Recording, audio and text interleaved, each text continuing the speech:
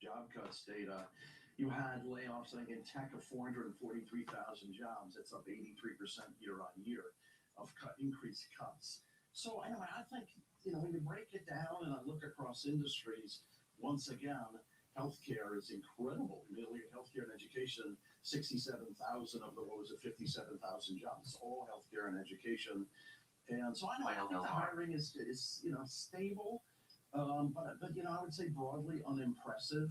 And one man's opinion. That's part of why I don't really understand significant raises in interest rates relative to this. I think it's I think we're in an employment dynamic today that is just okay. And I'll say one thing about you saw that the hiring, maybe we don't have enough people because the labor force declined, but you've seen a persistent decline in average hourly earnings or wage or earnings data, and that doesn't suggest that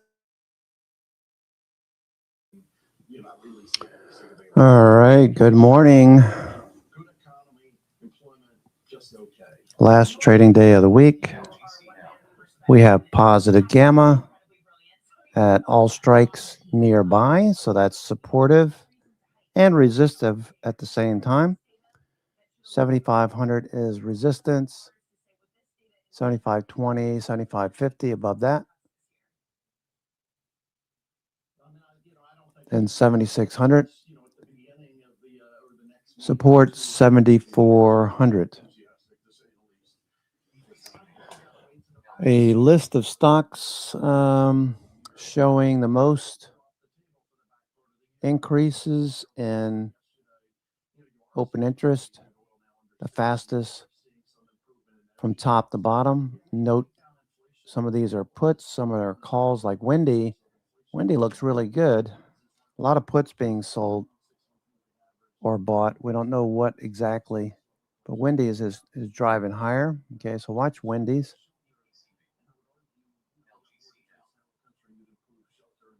Weekly time frame, changing trend. So maybe this is a change for, literally a change for Wendy's. Okay. Moderna, this is a big one, calls the 72 strike. Taiwan Semi, the 230 strike, put. Okay, a lot of these are puts. SOC calls. What's that? That's a bank, right? Society General, SOC. No, Sable Offshore. Okay, never mind. Sable Offshore, big change in call volume there. You want to play a bet on this one? I don't know why it's down. You might want to check that out before you buy anything. What's ORA? GLW, I heard that one was active this morning. GLW.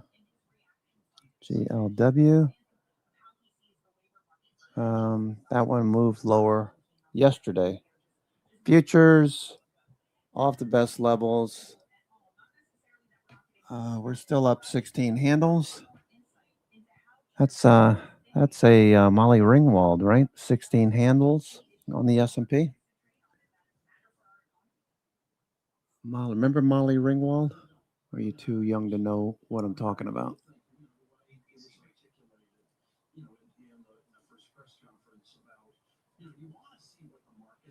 Oracle, Microsoft in the lower half of yesterday's range right now. Intel in the lower half of yesterday's range, but moving higher.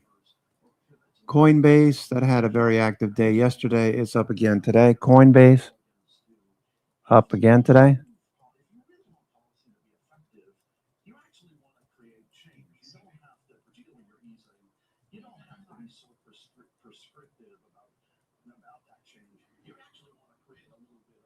Coinbase. That's Rick Reeder talking in the background. I don't know if you can hear him.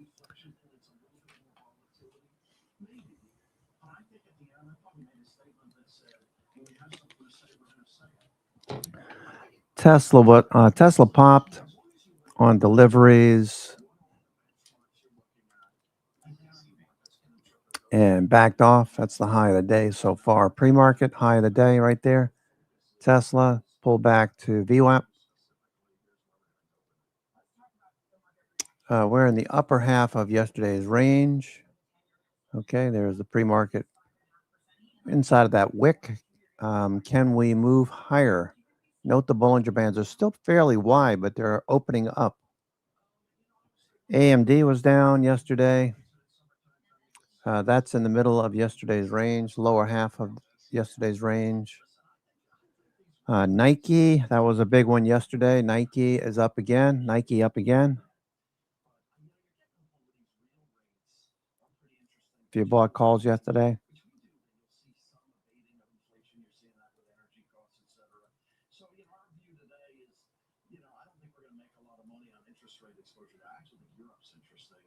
Nike's up again.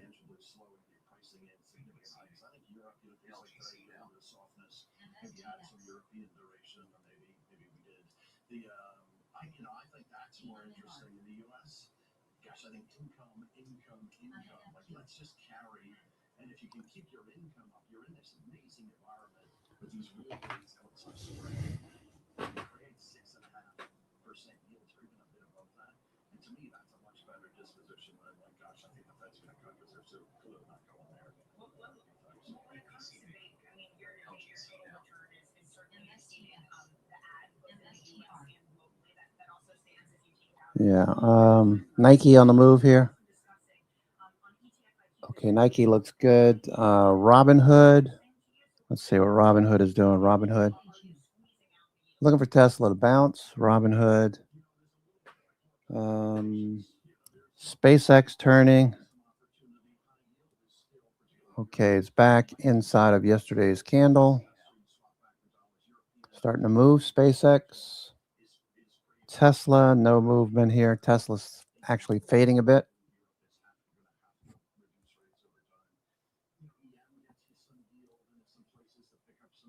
It's above the 200-day.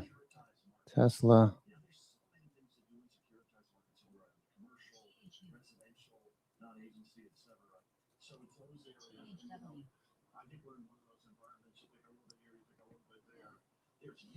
All right, TSLL.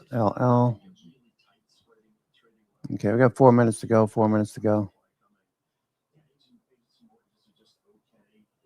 TSLL. Let me just look here. Let me go to 60-minute. 60-minute Tesla.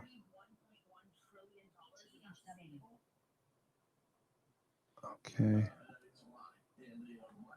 Looks like that 15 area, 1520, something like that, 1520, then 1570.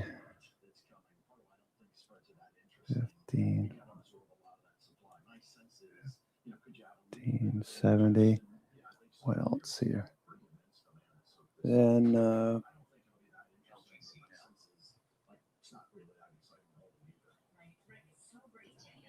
1650.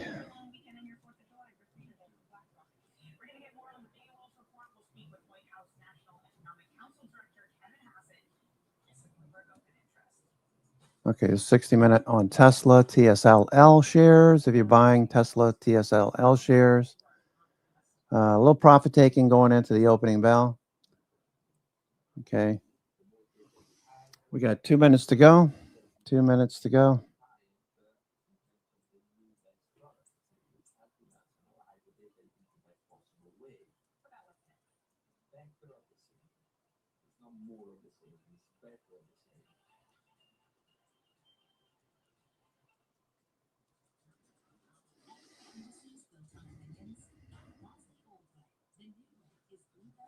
By the way, we canceled our trip to DC for the weekend. Both kids have jobs now, summer jobs, so uh, that's cool.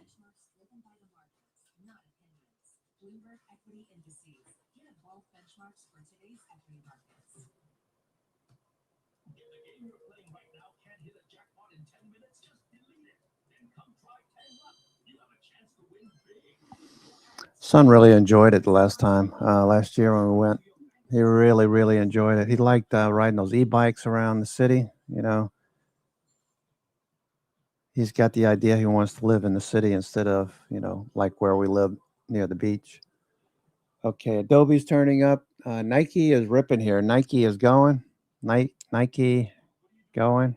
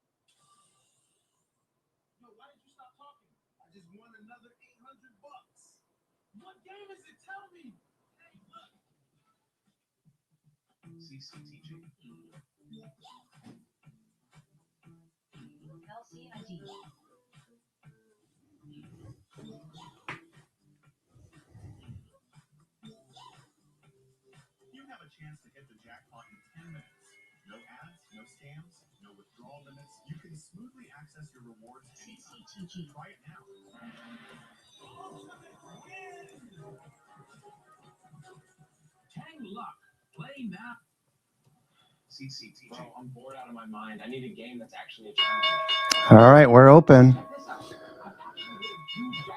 Okay, let's see what we're going to take off. Any profits we want to take this morning? SoFi up again. Okay, looking for SoFi. High tick alert.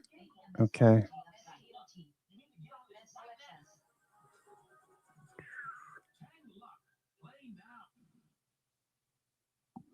Okay, watching Tesla, Apple,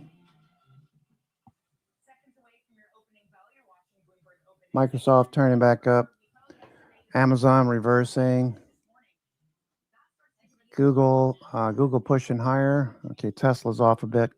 Tesla, Google, give it a few minutes. Got the opening range. It's probably going to be a little bit slower action today. A lot of people have already taken holiday. I can say emphatically, the golfers are out. I was talking to some people at the 7th Tee Box, which is right behind my house. They were from Texas. Texans coming to visit. It's not hot enough in Texas. They want to come to Myrtle Beach. It's supposed to be 88 degrees to 90 degrees today. Tesla reversing. Tesla popping here. Tesla. All right. Tesla turning.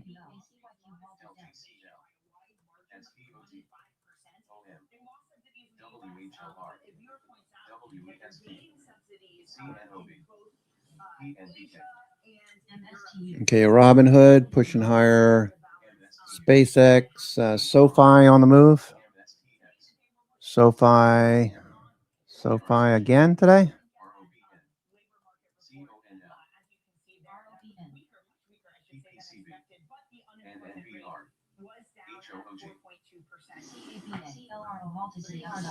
Okay, so let's take a look at the 10-year yield, US 10-year. 10-year yield needs to fade. If you're trading IWM with Mondo, you need that 10-year to fade. Okay, nice little pop. Mondo got this out of the gate, so this is good.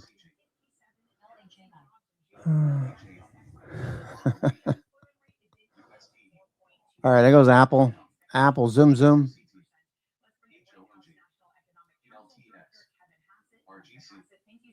Apple going. SoFi up. SpaceX down. Strategy's up again today. MSTR up again with Coinbase. BITX. Okay. BITX.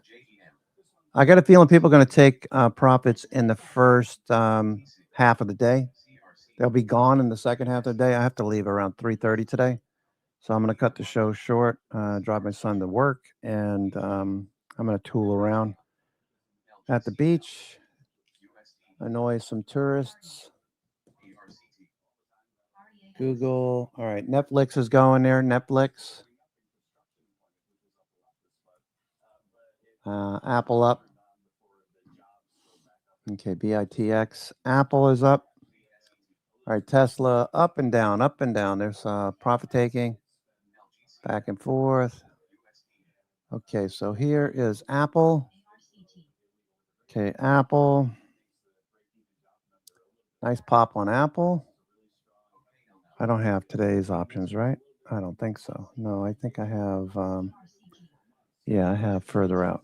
August, July 17th. Okay, 300s and 310, 315 call spreads.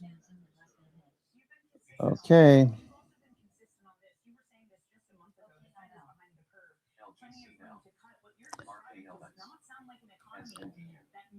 The media, the mainstream media is losing their mind over Kevin Warsh not giving them forward guidance and other things that Powell used to give.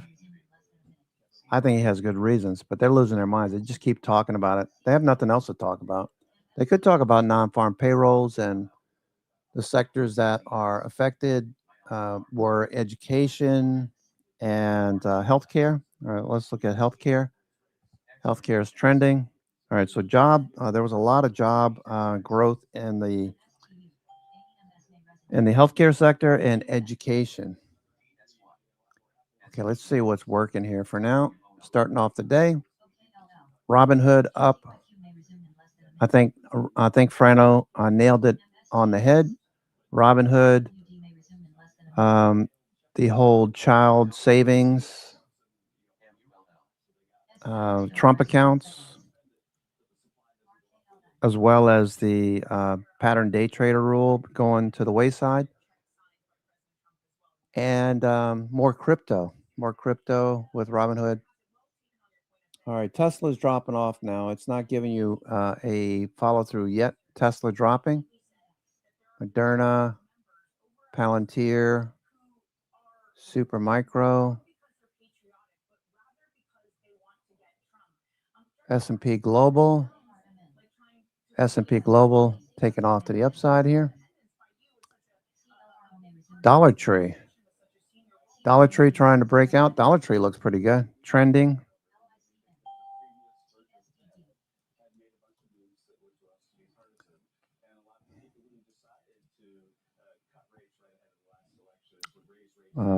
BlackBerry, Nokia, those are not following through yet. Those are consolidating recent gains.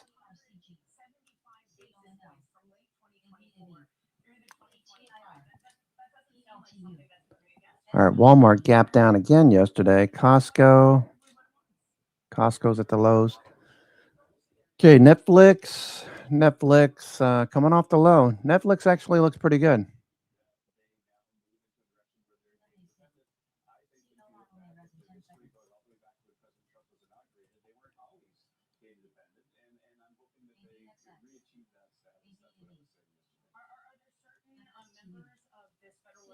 All right, day 9 on Netflix, okay? A la Listar.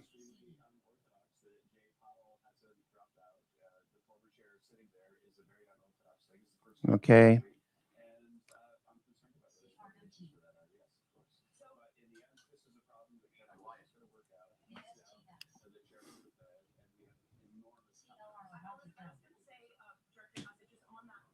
Okay, Goldman Sachs, Wells Fargo, those were moving higher yesterday. Wells Fargo.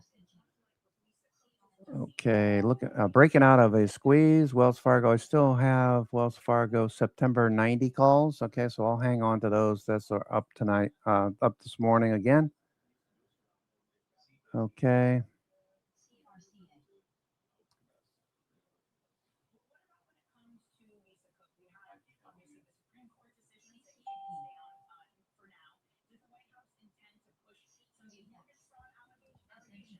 Okay, Apple on the move. Apple going. It's above the 50-day. Apple above the 50-day and running. 50-day, day 2. And running now.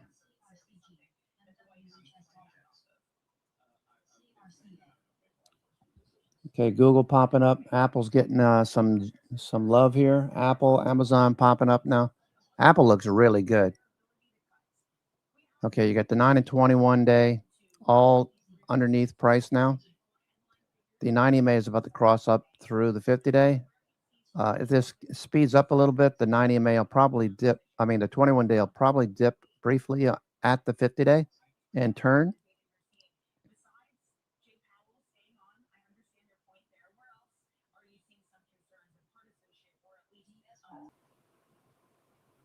Good to see you, Frank. Doc, good to see you. Back in the saddle again. Coin still going. Coin going a bit. All right. Oracle. Nice pop on Oracle.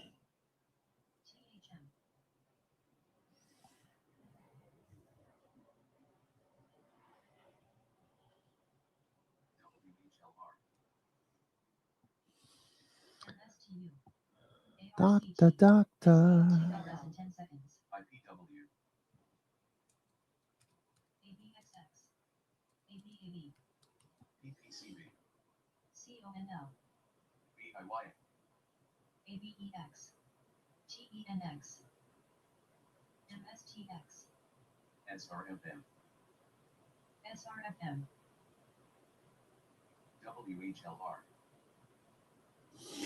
All right, looking good. Apple at the call wall. Apple's at the 300 call wall.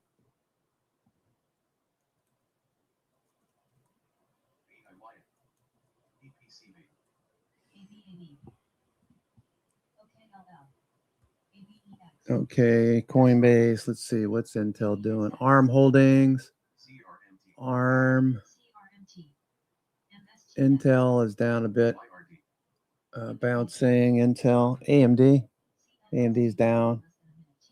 Okay, NVIDIA.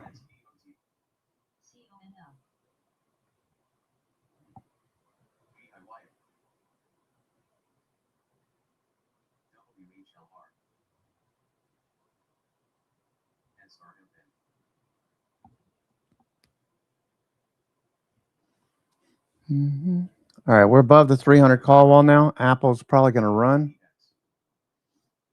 Okay, it's 941. Looking for the opening range. Let's see how it goes in the first 30 minutes. Nokia, NVIDIA.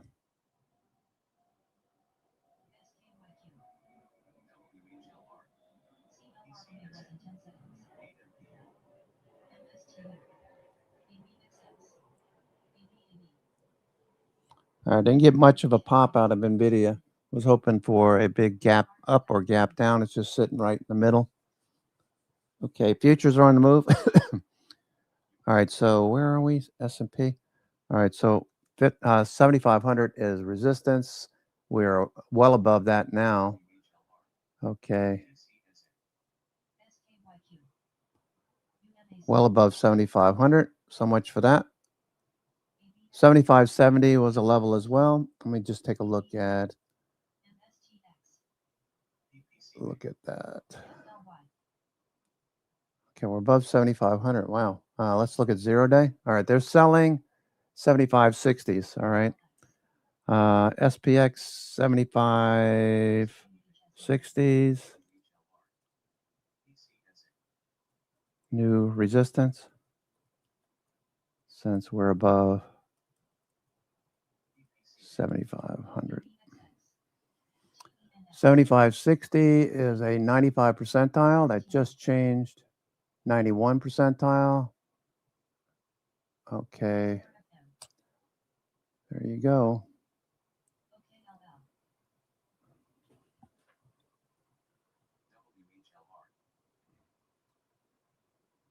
All right. Tesla just dropped like a rock. Well, not really unexpected, but was hoping for more upside. Futures ripping here. Futures ripping.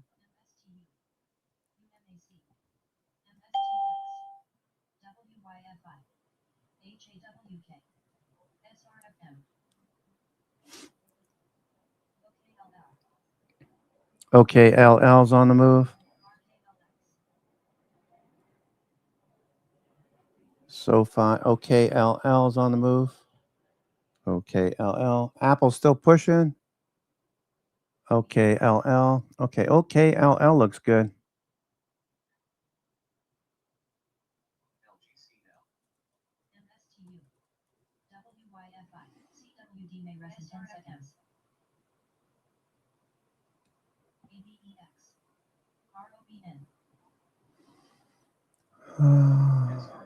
$5.99.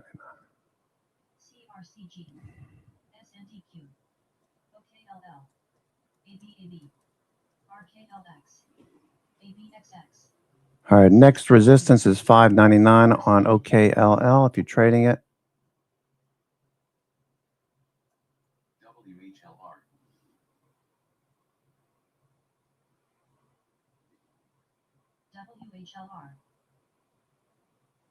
OKLL on the move, 60-minute, 20 MA.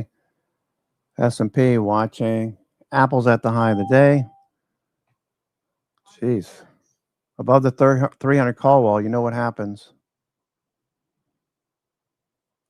Yep.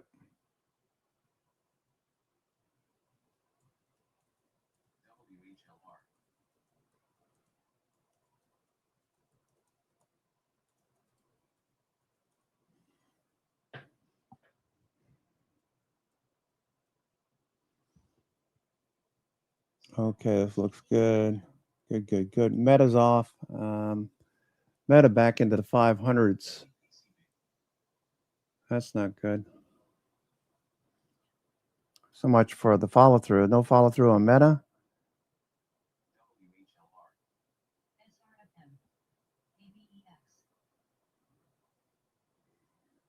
Okay.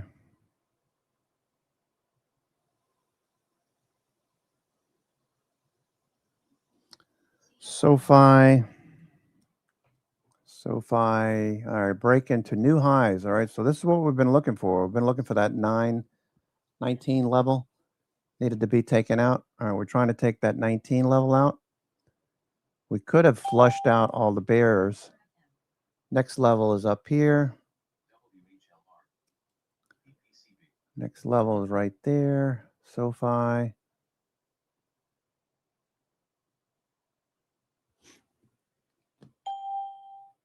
Google on the move. Google catching a bid here. Google looks really good. This is day 5 on the reversal. We had a push lower.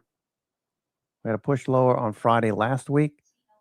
Then we opened up Monday and ran higher, as you know. Looks like we're headed to the 50-day. Google headed to the 50-day.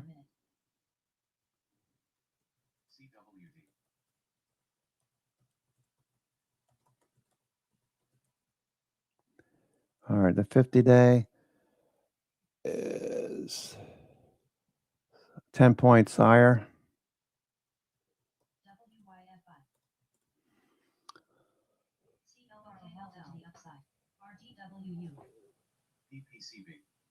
SRFM may resume in less than a minute. ABXX. CWD. RKLX. Okay, S&P, nice move on the S&P. LUNL.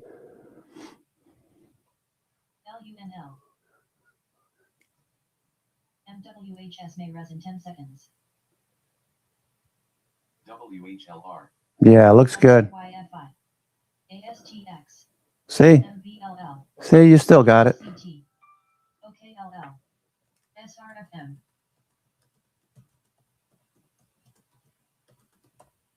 CWD.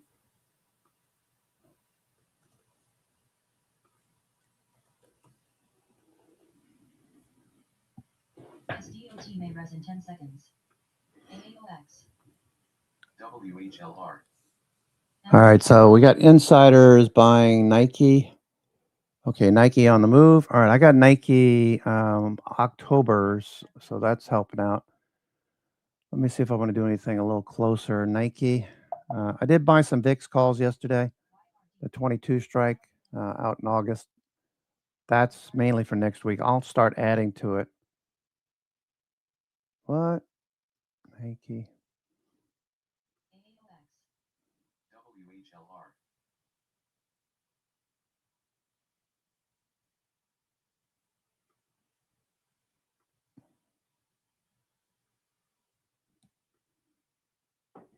Nike going. SRFM. LUNL. Nike, Nike, Nike. All right, let's see where Nike is headed. Nike. All right, Nike, if you bought the 40 strike calls yesterday, I sold half. I'm going to roll some to October 45, which is where I have my largest position. Nike. OKLL. SRFM. WHLR. RCAX. RKLX. RDWU. UMAC. WHLR. CCTG halted to the upside. Okay, Nike. All right, watching and okay, Nvidia starting to go. Nvidia going. Watch Nvidia. Nvidia popping. TCMA less than 10 seconds. PPCB. ABXX. Okay, let's get through 200 there. Let's catch a bid in all of these. We got to get Meta up, back up. Meta's got to get back up here. Nike, Apple. Apple's at the highs. What do I want to do with Apple? Do I want to take anything off? OKLL. Okay, LL's on the move. SRFM. UMAC. MBLL.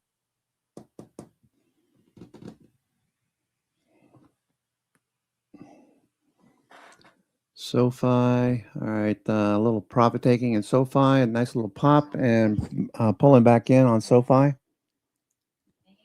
The banks, Wells Fargo. Okay, a little profit taking first thing. Goldman Sachs, AEMS. JP Morgan. Those were higher yesterday. Okay, those are higher again today, but they're some profit taking. PPCB. SRFM. Okay, Robinhood. UMAC. A little profit taking on Robinhood, gapping up. Do I want to add to Robinhood? Let's see, Robinhood. Okay, I got September. Oh shit, I'm already in the money. I got the 110, 115, so I got to get out of Robinhood. I'm just gonna go ahead and close these for now. Robinhood. Okay. Robinhood.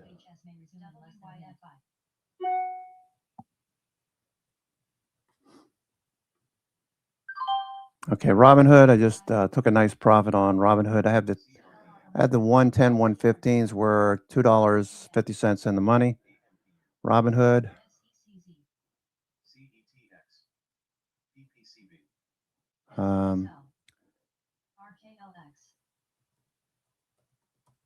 ILLR. SDOT may resume in less than a minute. WYFI. OKLL. MBLL. NVIL. CRDU.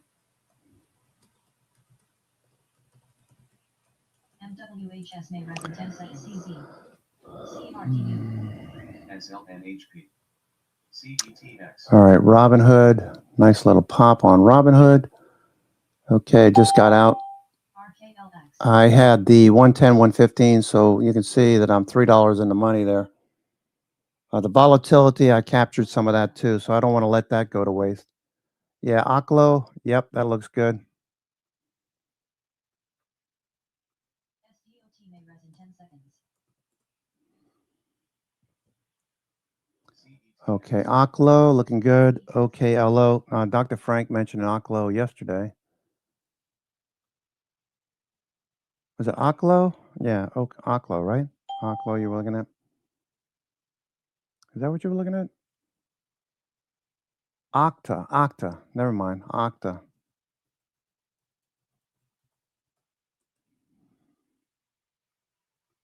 CSTE.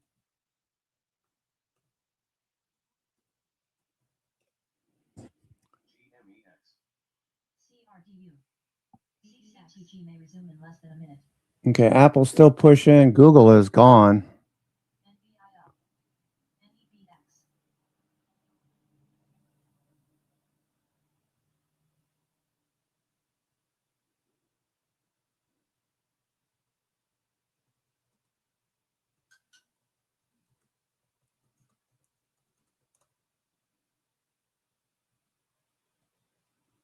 NEBX. GMEX. BEX.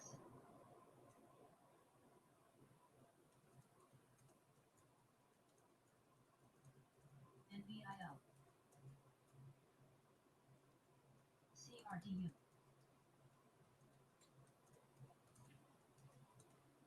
CCTG may res in 10 seconds.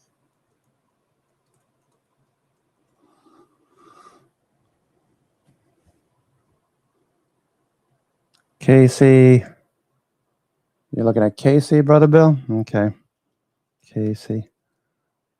Good.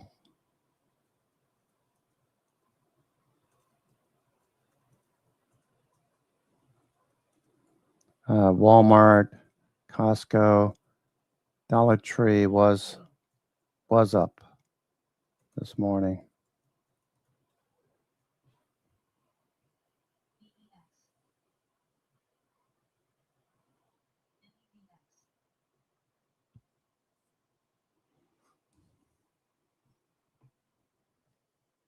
NEBX. NBIG. IPW. TE. CRDU. IPW.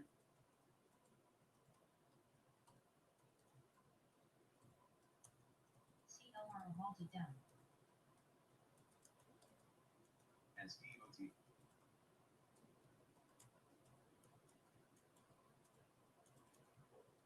NBIG.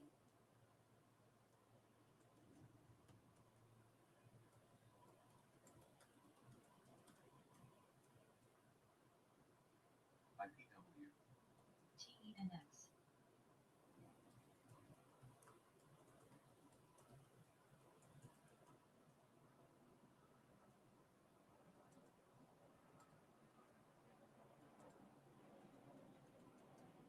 NEBX.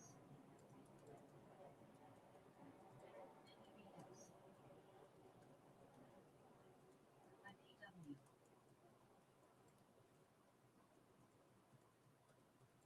IPW. RTWU. NBIG. TE. OKLLWHS may resume in less than a minute.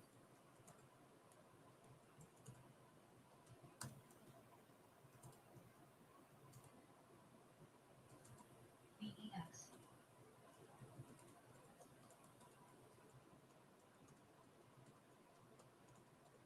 IPW. SDOT. IPW. RTWU. NBIG.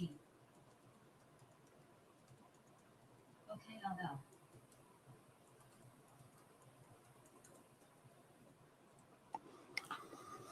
PPCB. BEX. BIRD. All right. So Robinhood still pushing here. All right, I got to buy some more Robinhood. Okay, we're coming into the opening range, so watch out for those opportunities. Okay, Apple, Robinhood, Apple. Okay, let's see what. Okay, Apple 300. It's above the 300 call wall. That's probably going to keep going here. 305, I believe, is the next call wall that Money Magic has, right? Money.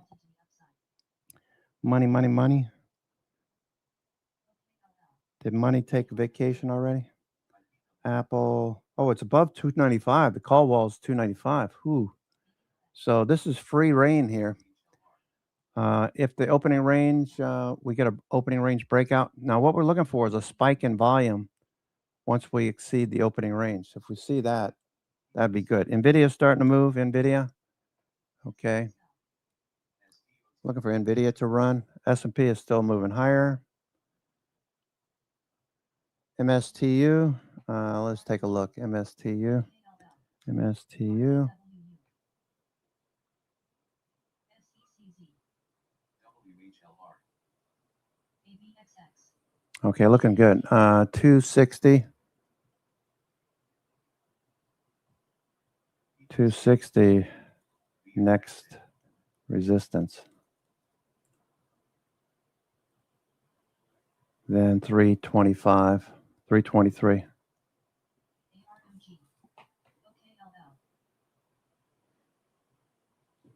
CCTG.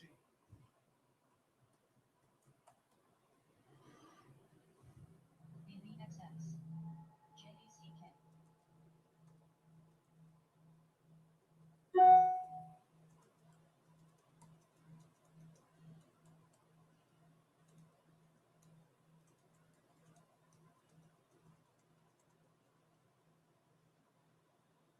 CLR may resume in less than a minute.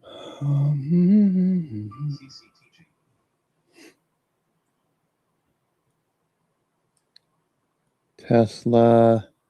Tesla giving back ARMG. 2 days worth of gains here. JACK. Wow. They didn't like the numbers on Tesla, apparently.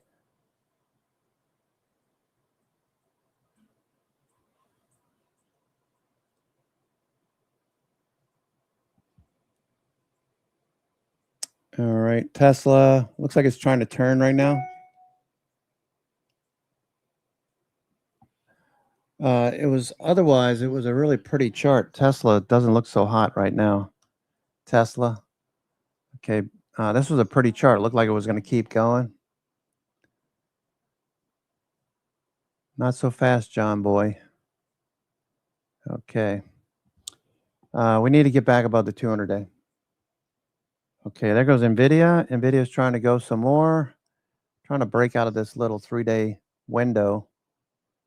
NVIDIA is starting to move. Okay, NVIDIA is starting to move. Let's see what we got going there. All right, let me look at Trace. Okay, hedge flows have dipped. The markets are moving higher. That's kind of odd. So we'll see if dealers buy the dip here. NVIDIA is still pushing. NVIDIA is still going. All right, here goes NVIDIA.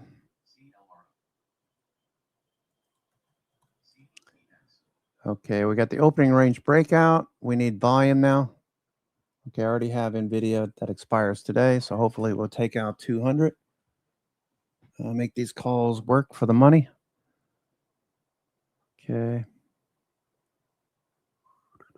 MWHS may resume in less than a minute.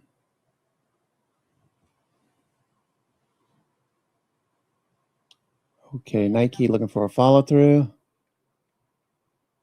ARMG. Okay, Robinhood still going here. Robinhood is kicking it.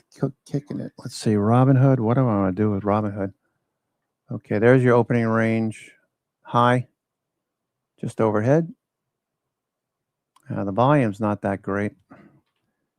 Apple, on the contrary, there goes Apple. It's above. We know what the dealer's going to have to do. We're above. I should change this. It's actually 295. 295 call wall. I don't know what Brent has. Brent might have 300. Okay, looks like Apple wants to go. Apple, maybe some cheap calls. The 305s for today. Apple. Apple. Let's see what the 305s are going for right now. Apple. 305s are $1.60. 305s are 55 cents. Okay, I'll buy a few of these. 60 cents. CCTG. AS1. Okay, Apple, just bought a few of these. I got filled at 58 cents. The 305s for today. That's a 28 Delta. Should have actually bought the 302.50s. That would have been a better. 302.50s are $1.74, so they're more than twice as much. But they're in the money. Okay, Apple. Looking for a follow through.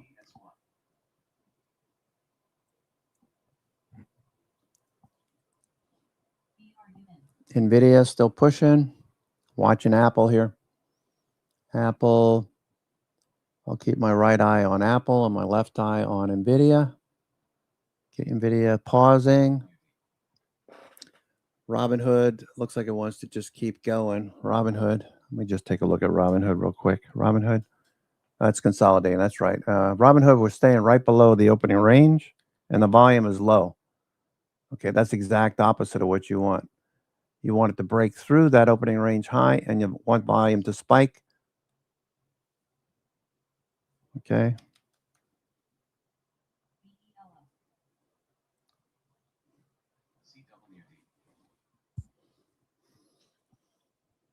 Tesla still hasn't turned yet. SpaceX is still, SpaceX did bounce back to 160 and change. What's Cerebras doing? CBRS, Cerebras. CBRS.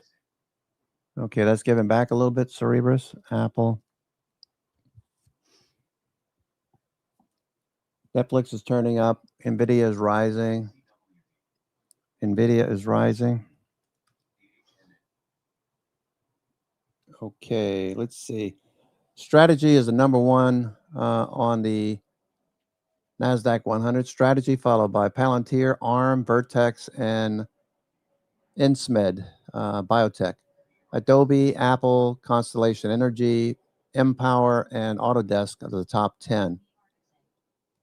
Over on the S&P 500, Moderna, Robinhood. Moderna had some big trades. I think those were puts, though. Moderna, call, okay. Moderna, I don't have the exact strike. Oh, you know what? I got to turn on Discord Pulse. Okay, so Moderna. Okay, you see these right here? That was yesterday. A 64,000% increase in vol over OI. Let's look at Moderna. Moderna, yeah, it's ripping. Holy smokes. Something's up with Moderna. Remember when this was trading at $40? And then it got to 50 and 60. Now it's 80. Okay, they're chasing that one. Apple hanging out at the highs. Nvidia. Okay, Nvidia looking for a break higher. It's above the opening range. Volume spike there. You get this symbol whenever there is a 1.5% increase over the first 30 minutes volume on the breakout. So when you break out, if it's on 1.5% times the first 30 minutes, you get that symbol. The orange line is the opening range, obviously. Opening range high, took that out. We're looking for a follow through. Okay, Netflix is turning up. Netflix, this is day 9. If you know who Lee Star is, this is day 9 on a reversal. They're looking pretty good here. Netflix, okay. Netflix, I have Netflix shares. These are down a bit. Netflix, let me just check this out. Netflix. MWHS may res in 10 seconds. Netflix shares, those are up a lot. Okay. CCUP.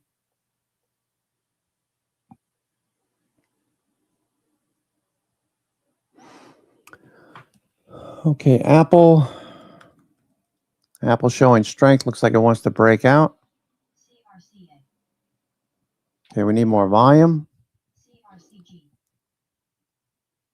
MFPVB may res in 10 seconds.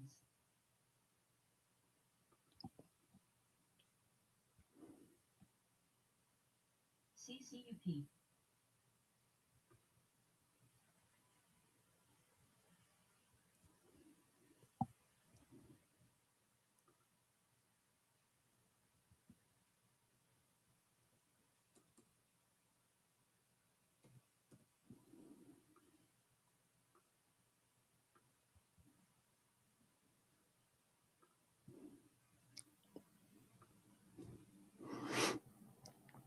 Apple.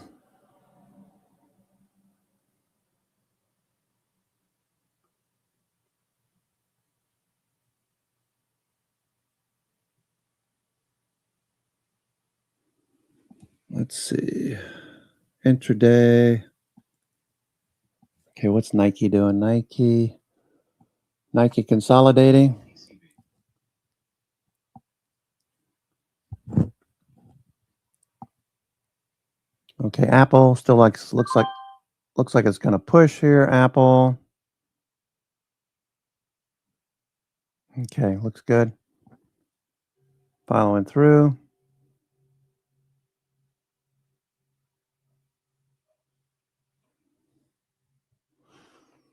NVIDIA, a little consolidation, a little profit taking. I suspect people are going to take profits in the first half of the day. Okay, so if we get these opening range breakouts, they're not going to be like a regular trading day. It is Thursday, but we're off tomorrow. So a lot of people taking vacation. I can attest to that. Golfers outside. I was talking to some guys from Texas, Austin, Texas, in town for the weekend. It wasn't hot enough for them in Texas. They had to come to Myrtle Beach and roast. They had their early rise though. They had a 8 a.m. Tea time. So USD. all right, futures are pulling back in a little bit now. Okay, don't chase. Look for a little dip. I'm looking for a dip in Robinhood. Let's see, Robinhood. Okay, it's testing in the opening range. Robinhood, it's gapped up here. Okay, Nvidia pulled back a bit. Netflix looks like it wants to go. This is day 9. Now Netflix already have a position. Opening range is up overhead. Apple opening range, breakout, and following through now. Apple opening range breakout.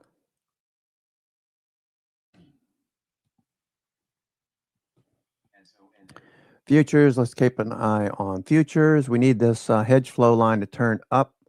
Prices easing up to the 75.60. It's a 99 percentile, 75.60. Okay. You know what? Let me just delete that and enlarge this a little bit. Let me go here. BOR. HOOG. MWH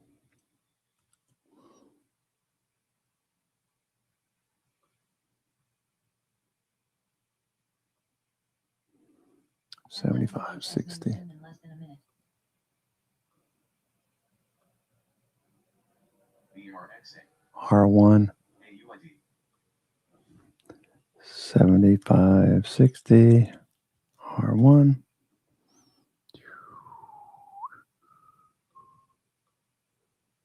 CRCG. AUID.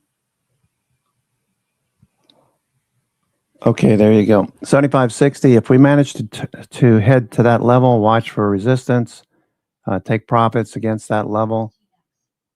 BRXA.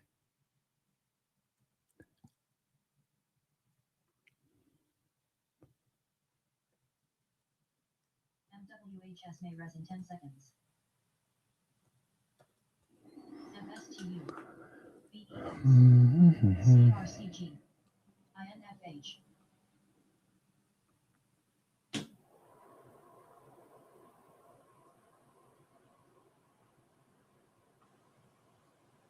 MSTX. ROBN. 75.60. CONL. UMAC.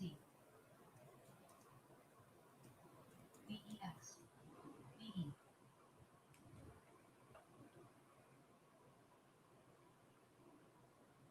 MSTU. CRCG. PPCB. MSTX. LGCL. VEX. UMAC.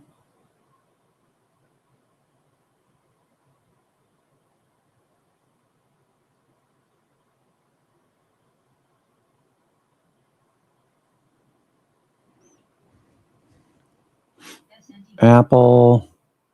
Okay, a little profit taking on Apple. Okay, watch.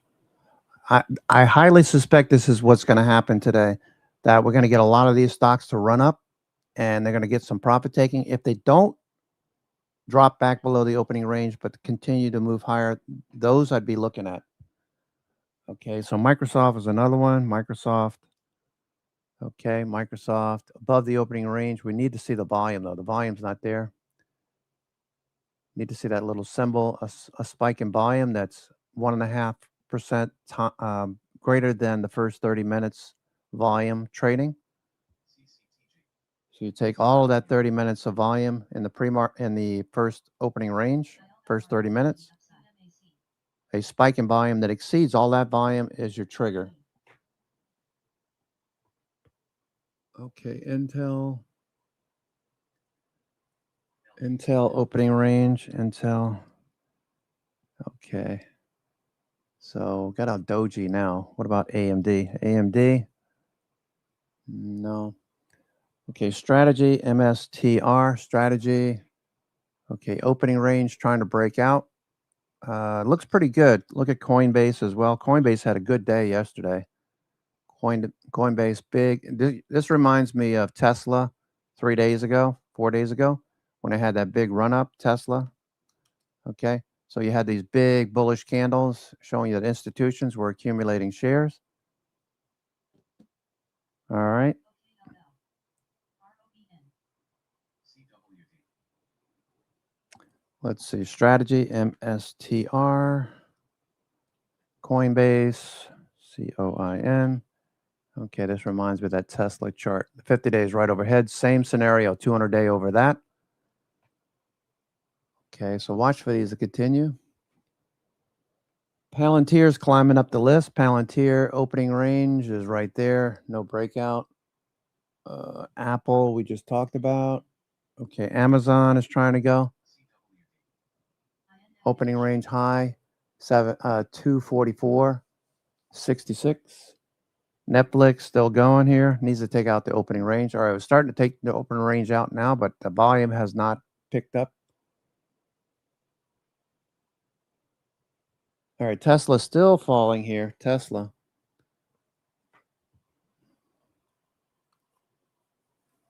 Okay, a $544 million trade on Apple.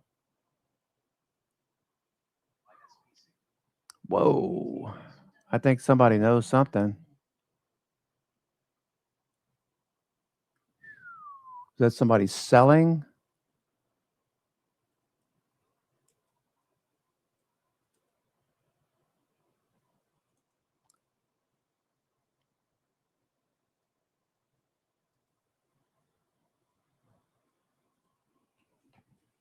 $544 million trade on Apple. VRXA. Yeah, I'm watching Nike. Okay, there goes Robinhood. Robinhood's showing strength. Robinhood, do I want to buy more Robinhood? It's at the high of the day. Not really. Okay, let's see if this pulls back a little bit. Netflix, CBTX. Meta. Meta's disappointing. Meta had a nice rip yesterday, giving back a lot of it. Okay.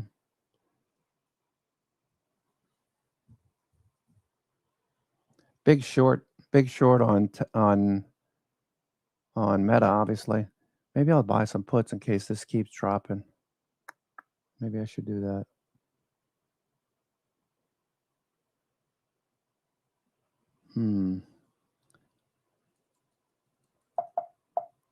Meta. They're going to be pretty expensive. Meta for next week. Nah, I'll leave it alone. I'll leave it alone. Okay, Oracle opening range high and currently diddling with that. Same thing with Intel. I'm having a lot of problems getting through the opening range high. ARM Holdings pierced opening range high and reversed. Apple, I gotta agree. I think Apple, they know something. Trade Apple. Apple. Let me go a little further out in time. Apple. Let's see, July, August. Apple. That's 50 days to August. Apple. Maybe I'll do a spread. Make it a little cheaper. Let's see. The 50 delta is 53 delta is 305s. Okay, I'm gonna go ahead and do that. Buy 305, sell 315. 315. That's gonna be $4.55. I'll buy a few of these. Apple. Know that this could pull back. All right. Know that this could pull back. Apple. For better entry. We're at the high right now.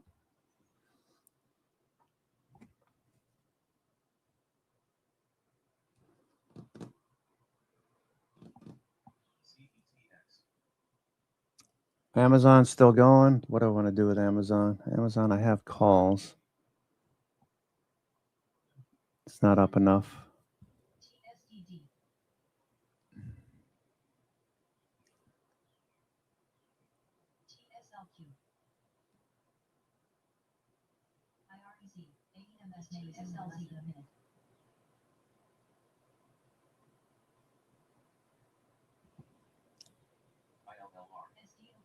Apple, I got the 300, so I took those off. Apple took the 300 calls off. I have those for July.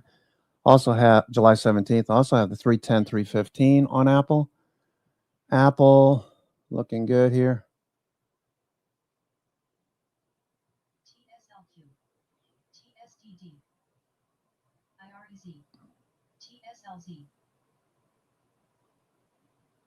Okay, so the dealers are having to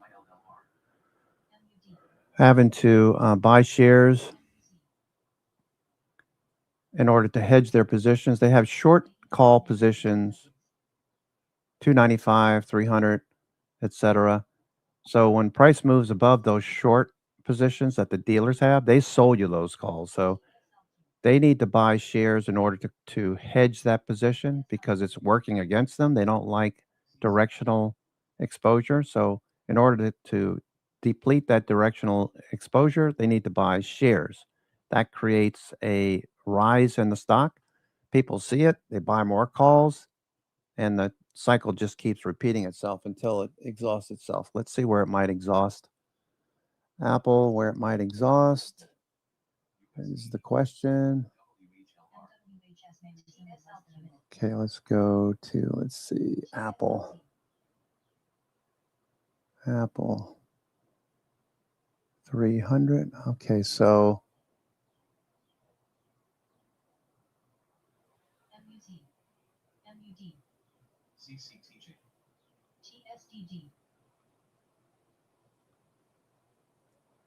okay.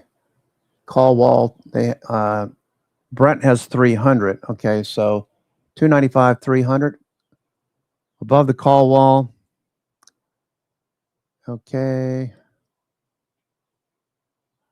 Above the call wall. All right, so it's above the 300 strike, above the call walls. Also have 300 level. Let me see.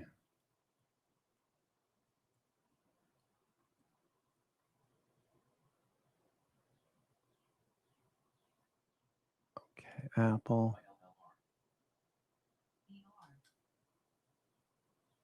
Three. Okay. I must have been looking at the wrong strikes. Here's 300. Wrong date. All right. So above 300, the dealers have to cover and buy shares. Okay. So that's a good thing. Apple.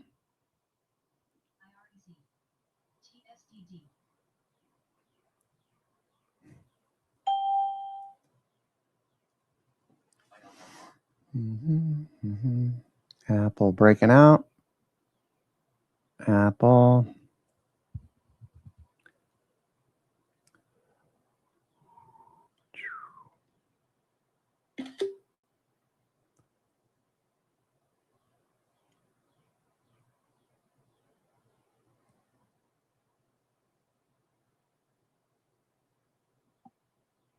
TSLQ. TSLZ. ILLR. NVIZ.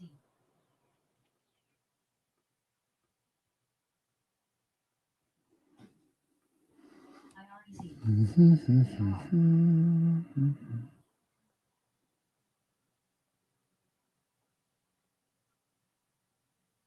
Hope everyone's having a good morning. I'm your host, Cousin Vinny, coming to you from theclosingprint.com. I hope you're having a good day. TSLQ. Okay, watching. All right, so that's the 300 call wall right there. So, TSDD. all right, Apple coming back in a little bit.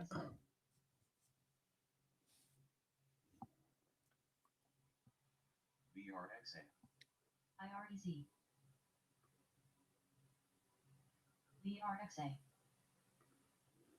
No follow through yet in Apple. SOXS. MUZ. IMTE. TSLQ. TSDD. TSLZ. VRXA. NVIZ. SDOT may res in 10 seconds. MUD.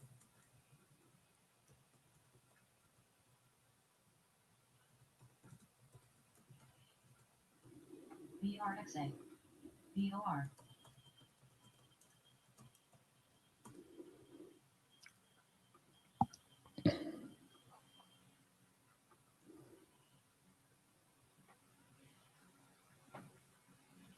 SOXS. MUZ. VRXA. TSDD. Let's see. Apple. Let me see. VOR.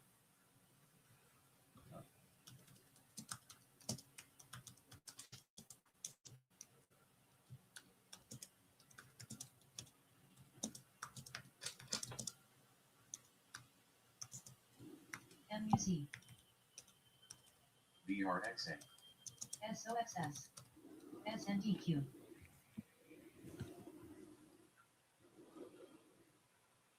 NVIZ. MUD.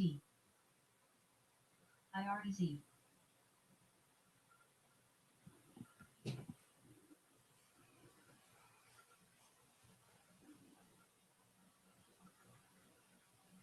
SQQQ. MUZ. MWHS may resume in less than a minute. SOXS. SNDQ. TECS. NVIZ. MUD. QID. IREZ. TSDD.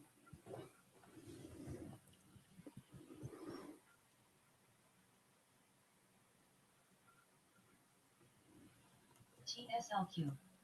SQQQ. MUZ. SSG. SOXS. SNDQ. TECS.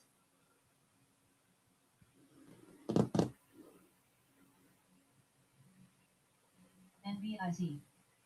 LGCL. MWHS may res in 10 seconds. SDOT. All right.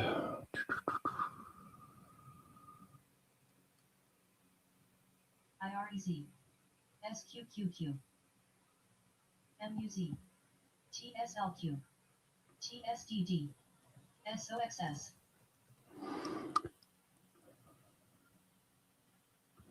All right. So futures dropping off here. Futures dropping off. NVIZ. LGCL. Looking for a follow through. All right. Apple. Do you want it? No, I'm back fasting again. Thank you.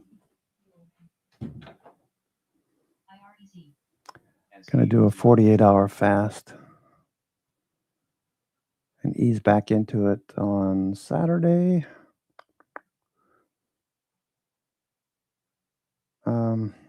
Okay. LGC now. SDEV. TECS. SDEV.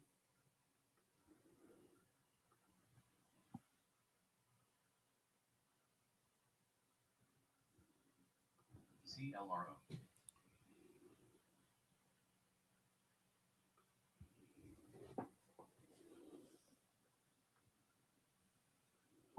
All right, it goes Apple.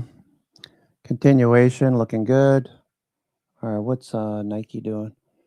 Nike fading that pop. Okay, Nike. SDOT. SDEV. COPR.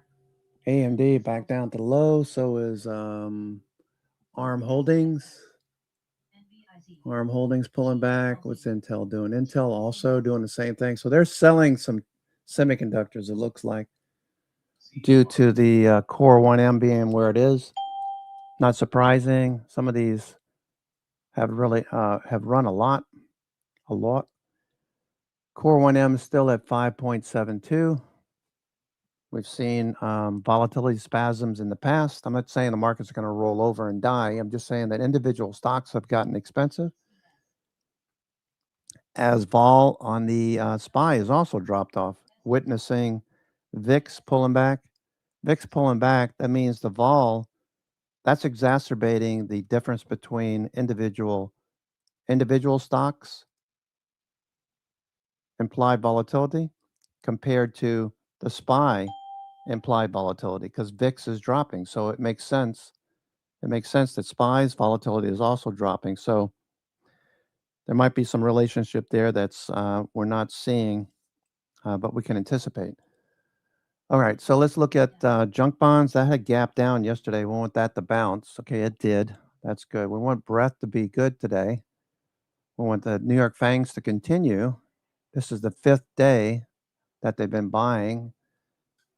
Okay, there goes the S&P starting to bounce. Apple is still going here. Apple going. Apple is going.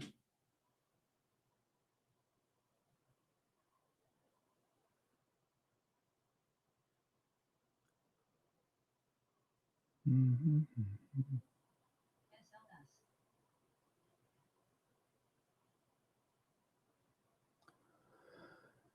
Oh boy. Let's see. Apple's still running here. All right, that looks good.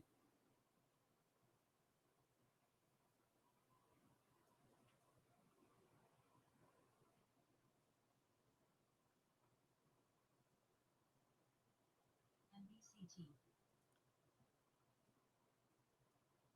MWHS may resume in less than a minute.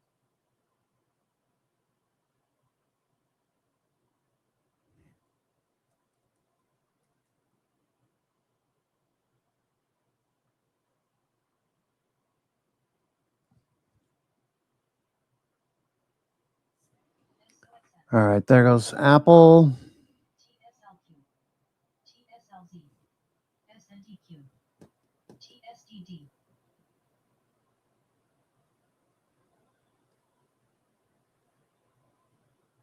MUD.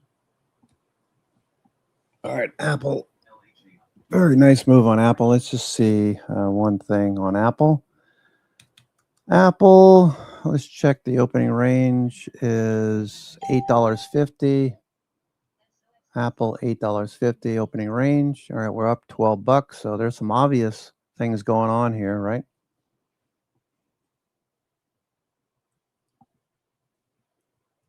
SDOT. JDM.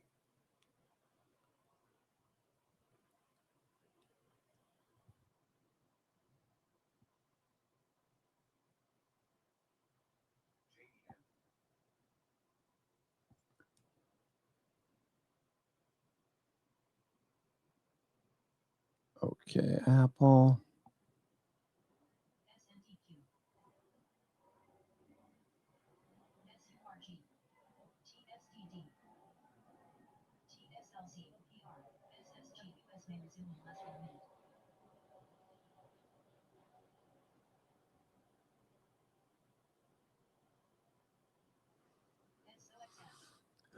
MUD.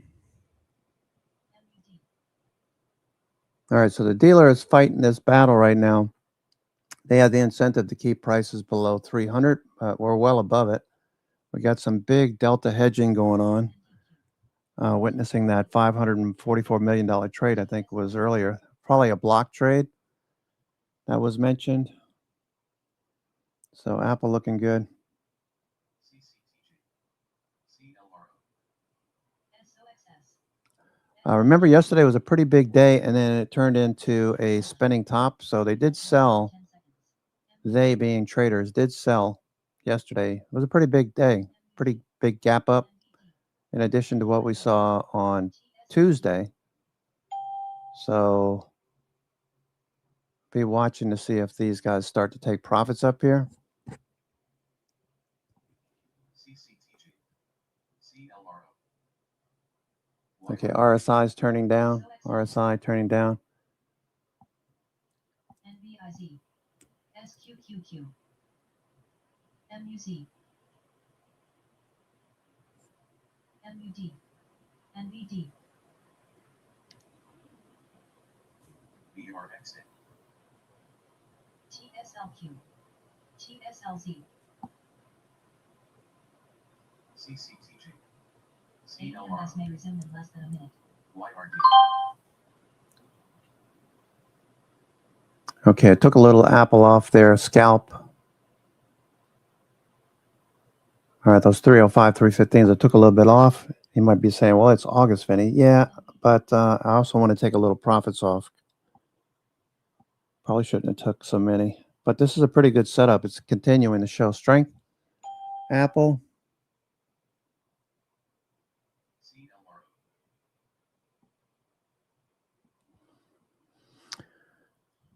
I don't want this to go green to red. That's the main thing. Plus, we're buying at the high. So a little dip here would be actually good if we get a dip and then a buy. Let's continue to watch what else is working, though. Strategy turning back up after a little dip. Vertex, VRTX. Vertex Pharmaceuticals. That's pretty active. You can see what's going on here. Opening range breakout. Look at all those big spikes in volume. That's got to be institutions. I'm not going to buy it up here, but that's good to see. If you bought it, Palantir, nice reversal. Palantir, ooh, opening range is way up there. Opening range, so this is probably going to stay in a doji or a spinning top today. Speaking of spinning tops, let's go see what up down volume is. 1.6 on the SPY, 1.5 on the NASDAQ composite. New York Stock Exchange is more than 2 to 1, so we want to go check out the New York Stock Exchange. Absolutely. Okay, when you're in doubt, you always want to check out the New York Stock Exchange, or just in general. Why? Because it's 2,400 components. 70%, the last time I looked, the 70% are US-based companies. About 25% are ADRs, American Depository Receipts, and about 5% are tracking stocks, ETFs, and REITs. Now, why is that important? Because it's a broad measure of market participation. Obviously, you wouldn't be bullish if this was dropping like it was over here in March, right? You would definitely, that first candle there, when it dropped below the 920 50-day, all in one day, that would have been, you would have been out and you would have been reducing your exposure. Over here, nah, this is bullish. Okay, let's look at breadth. We want to see it broad measure of breadth. Okay, we don't want just the NASDAQ, New York FANGs. Okay, so small caps are not doing that well. That's because the 10-year is elevated. Big caps, mid caps, no on the small caps, yes on the NASDAQ. Okay, so tech is good.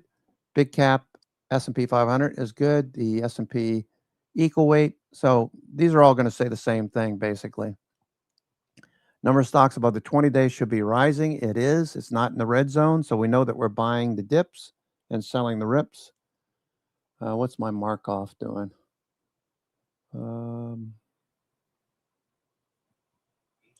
Markov is in state 1. Markov switches in state 1, which means we got a bullish trend. We can see that.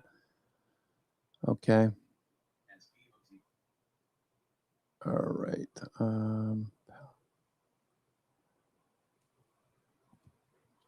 Okay, we're looking for a bounce. Looks like a bear flag on the S&P, so they could fade this. All right, they could fade this. We need to get back above VWAP.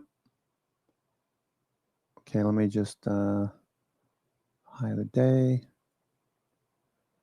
Okay, 50-day. We've had a nice run this week. I would suspect a lot of people are going to take some profits off. That's just my thinking. Doesn't mean that's what's going to happen.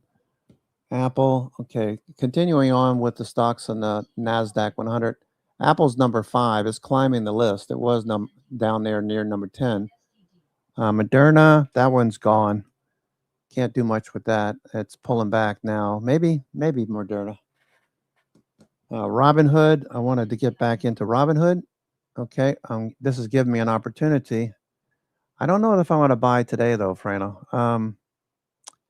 I like what it's doing. I like that it's bullish.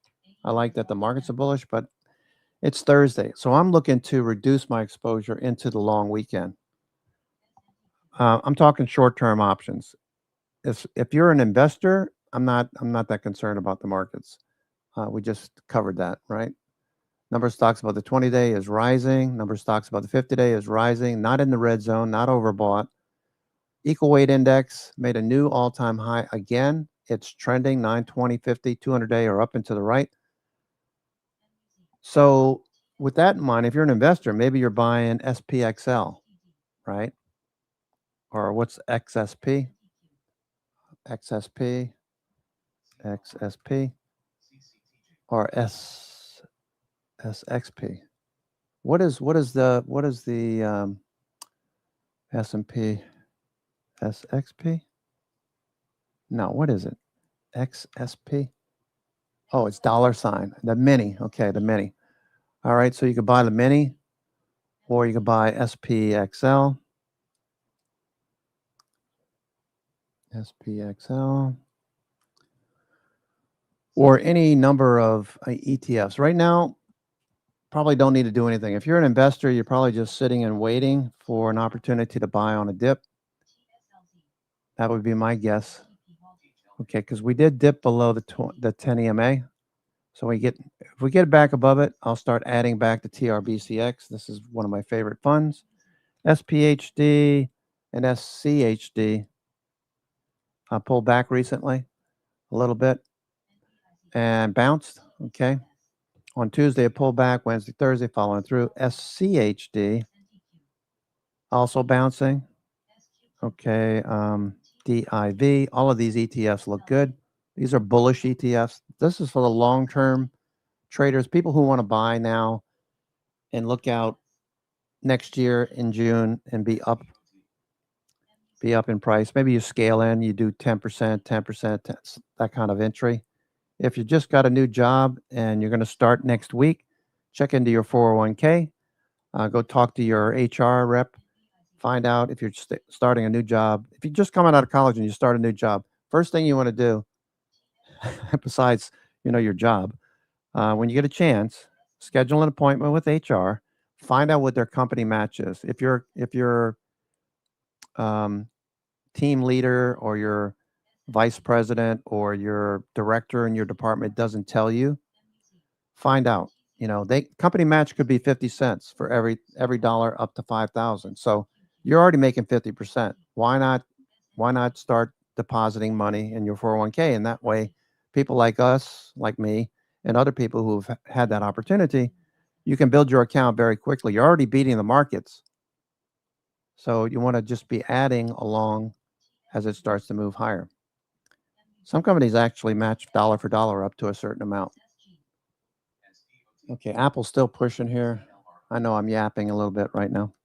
We're up a lot for the week. So I would be considering, if you're short-term options and they're expiring less than July 17th, so in the next week or so, I would be repositioning. I just did that with Robinhood this morning. It's a good thing I did it when I did it, because Robinhood did pull back. Okay, so I did it up here before it hit the opening range breakout. All right, so that's that. Apple, a day trade, Apple. Plus, I have longer term options in Apple out. And what did I buy? What did I buy? 305, 315, right? I just took a few off. That's right. I just took a few off. 305, 315. I'm going to hold on to some of these. That's out in August. Got plenty of time. A lot of good things happen on Apple, looks like. Okay. HLP.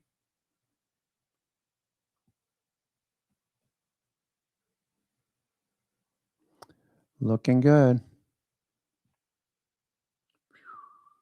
JEM.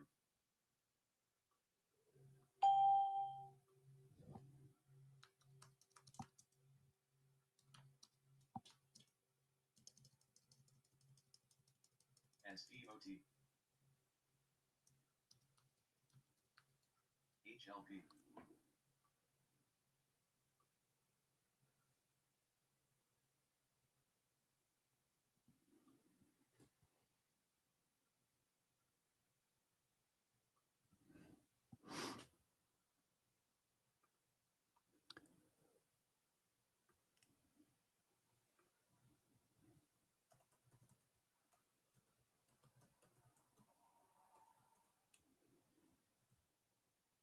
HLP.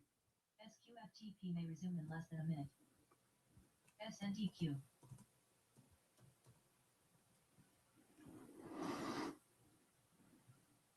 ACLZ halted. CLRO.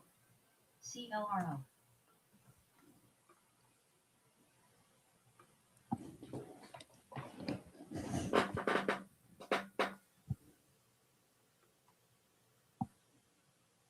HLP. Okay, Apple at the high. I might take a little bit more off of this.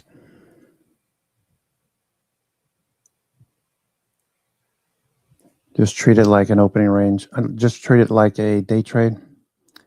Apple. Okay, futures continue to move lower. S&P is currently up 16 handles. 16 handles again. Molly Ringwald.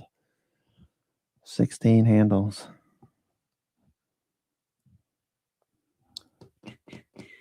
Okay, Amazon's still going here. Amazon opening range breakout, but it's not on elevated volume, so I'll pass on this one. Netflix day 9. Lee Star would like this one, although I'd probably be talking to him about the volume. Miss you, buddy. Yes, we're going to continue to talk about you. We finally got our Dr. Frank back in the room. I'm sure he would be chatting you up. Okay, AMD, Intel are the chips. A little bit of profit taking continues. Continuing on with what stocks are moving on the NASDAQ 100. Gilead opening. Holy shit, what happened here? Look at the opening range breakout here. Wow. Gilead, holy smokes. That's power. SNDQ. The power of love. Okay. Holy shit. NYLZ.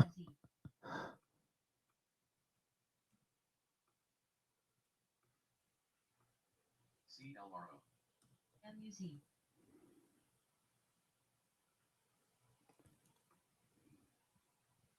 XOXS. BEZ. Volume. LGC. Gilead, IREZ. SNDQ. the orb signal keeps firing because of the volume.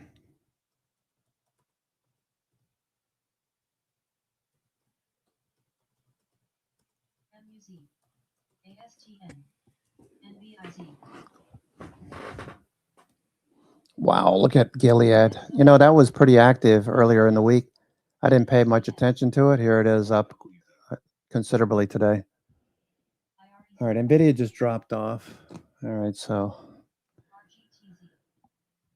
NVIDIA. CORD.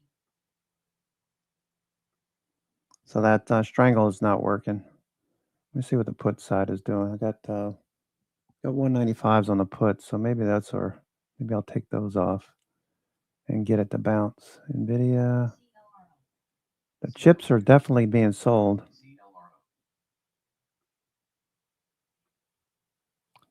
The puts. All right, I'm just going to take the puts off. What salvage these 50 cents. Okay. All right, so the puts I just took off of that NVIDIA trade. Hopefully it bounces. I can salvage some of the cost. All right, Microsoft looking okay. Microsoft. The volume is what needs to pop. Look at the difference between Microsoft and look at Gilead. You can definitely tell the volume keeps spiking as it's running higher. Okay, so I'm not going to chase Gilead, but I just want to point out the difference. Microsoft. Okay. Google looks like people taking profits. I got a feeling people are going to take profits in the first half of the day. And the second half of the day is going to be very slow. I'm going to take off at around 3:30. I'll close the room at around 3:30 early. I got to take my son to school to work. He's got evening shift, and I need my car. So Amazon. Such a good kid. Robinhood. What's Robinhood doing? Okay, it's dipping. Should I or shouldn't I? Robinhood. Let's see. Mizuho added Robinhood to its top picks. Kept an outperform target 115 to 130. Already hit from 115 to 130. Okay. So that's Mizuho. Okay. You know what? I'm going to buy a little Robinhood here. I'm going to go out again. August, Robinhood. Got a dip. Okay. If it doesn't work, it's okay. I'm looking for upside. August. Robinhood, the 120, the 125. Okay, 125 by 125. 130. That's good for now. 125, 130. So that's a two, more than a 2 for 1. More than a 2 for 1. That's a 45 delta. Okay, I just got filled at $1.60.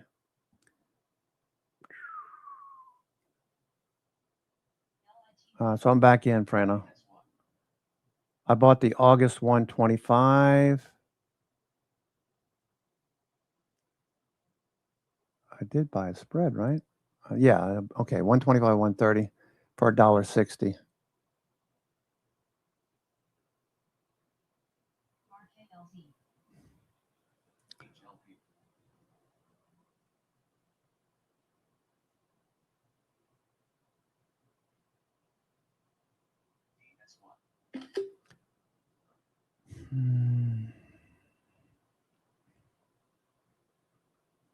Okay, could wait a little bit longer for this dip. Okay, just keep in mind. I'll add to these. Robinhood could fade a bit more.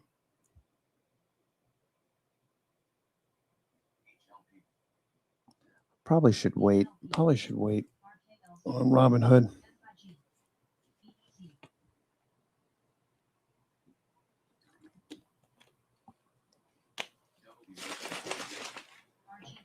Moderna, Robinhood, UHS. Let me see. Apple. Apple's starting to flag. Can maybe take some Apple off. How about the 305, 315 call spread on Apple?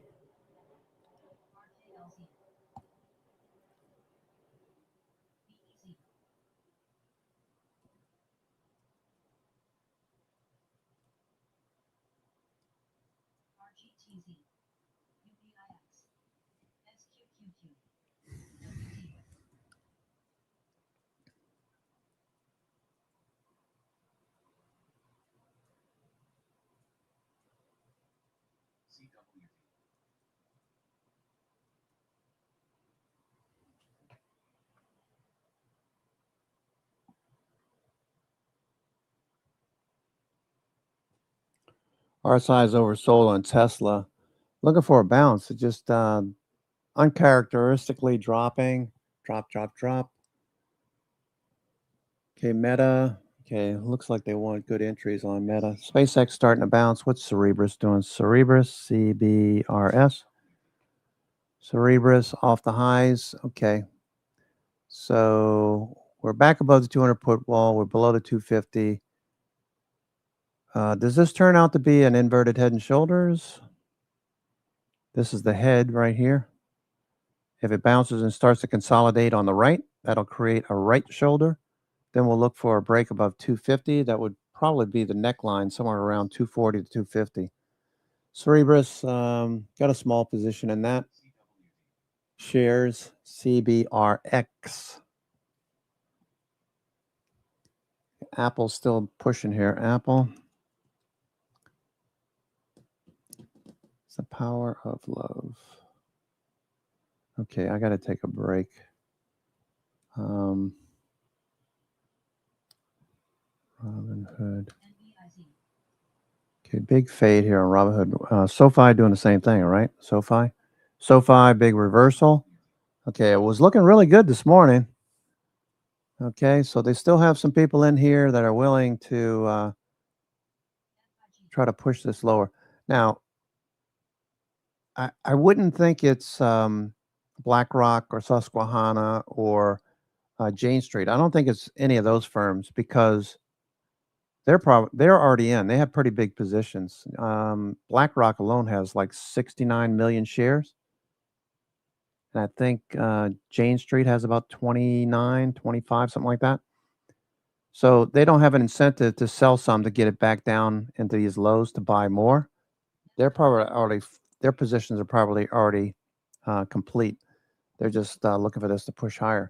Now, can they manipulate this by pushing it higher? I don't know. Maybe.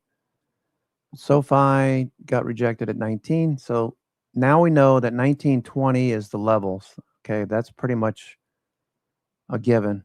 We get above 20. The measured move is $5. All right, so 25 would be the next level. In between that level would be the 200-day at 22.25 or so. 25 is above that. So once this gets going, I have leaps on this one, so no big deal. Netflix looks like it wants to go. All right, so go Apple. Let's go again. Apple, let's keep going here. Apple still running. TSLZ. Okay, what's Coinbase doing? IWM is lower. Why is it lower, Vinny? Why? Let's take a look at the US 10-year. US 10-year trying to stay above the 50-day. This needs to roll over. If the 10-year rolls over, IWM should find a bounce. But it's been pretty active. IWM has been pretty strong, right? It's trending. It just may be ready to start consolidating a little bit more, maybe come back to the 21-day like it did back here in the third week of June. But the New York Stock Exchange, that looks okay. It's a little off the high of the day. Okay, so they may be taking some profits here. The RSP, the equal weight, is making new all-time highs. The SPXEW, S&P 500 equal weight index, looks good. The NASDAQ Composite, COMPQ, there's 2,700 components in this. Last time I looked. Okay, that's trying to hold on to the 50-day. We know Core 1M is down at 5 and change. RKLZ. Cayman, what are you looking at? MUZ. MUD. Yeah, Meta. Yeah, it's not performing. Netflix, Apple's still going here. So the comp looks okay. We looked at breadth. Everything looks good except for small caps. Big caps, mid caps, and the NASDAQ all look good. New York FANG looks good. Okay, so we're losing a little bit here. We could turn this into a red day. Watching the watching S&P. S&P S&P cash, looking for the hedge flows to turn. We're right below 7,500 right now. Okay, 75.60 was a big level, and they sold that. Okay, Apple is still going. Apple super strong. Apple super strong, looking good. Apple. Okay, Apple. I sold the 300s. I still have the 305 315s, and also have some 310 315s. Okay, those are looking good. Apple still going. Wow. Look at the volume on Apple. This looks good. All right, so Apple's nice, but you also got stocks like Gilead that are ripping. Those triangles are telling you that the volume keeps coming in above average.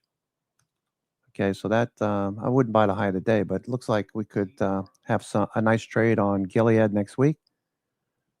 Apple, wow, what a recovery! What a recovery, huh? Off of that drop. Okay, last Thursday we gapped down. Why? You ask? Do you remember? Because they raised their prices. They raised their prices. So what's happening? You know what? Think about that. Think about it. Because Best Buy has inventory. So if you're looking to buy a Mac in particular, any kind of Mac, they have inventory. So what are you going to do? You're going to buy what's in stock, or you're going to wait for a couple of months, and once the stock is gone, you have to buy the new computers at a higher price. I imagine a lot of people are going to buy. I mean, this is not enough to make Best Buy move higher, but just something to think about. Okay, Apple's still going. Wow, this is really nice. I want to take a little bit more off into strength because this is just crazy. I got August now too. So, all right, let me sell some of these 310, 315s.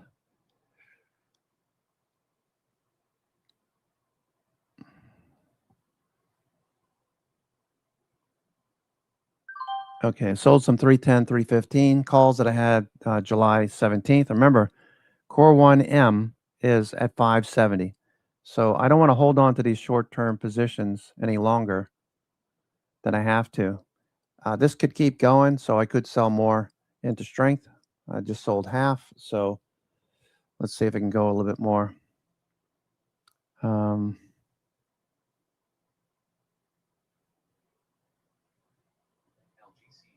couple of weeks ago, if I recall right, I think Dollar, you remember that? I think you asked me about this trade. A couple of weeks ago, I bought the same strikes for July 17th. I had the 310, 315s, and the markets pulled back like shortly after I bought.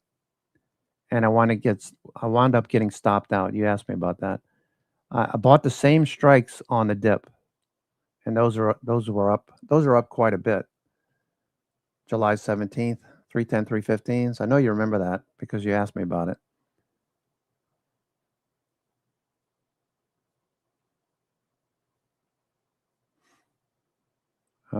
Google pulling back. Okay, Apple's still going. Netflix is still going. Okay, Netflix, I got a number of shares. Netflix common, not the ETF. Let me see what that's looking like right now. Netflix. Okay, so got a little red candle there. Maybe I'll take a little bit more off of that. This is day 9. Lee Star, a la Lee Star, day 9. Rick looking down on us. Okay.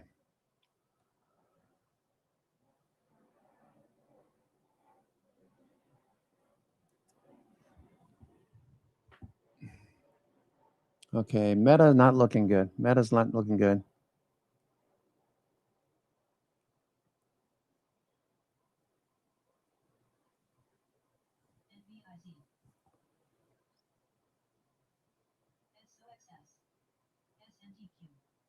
Okay, Meta, I'm going to take this position off.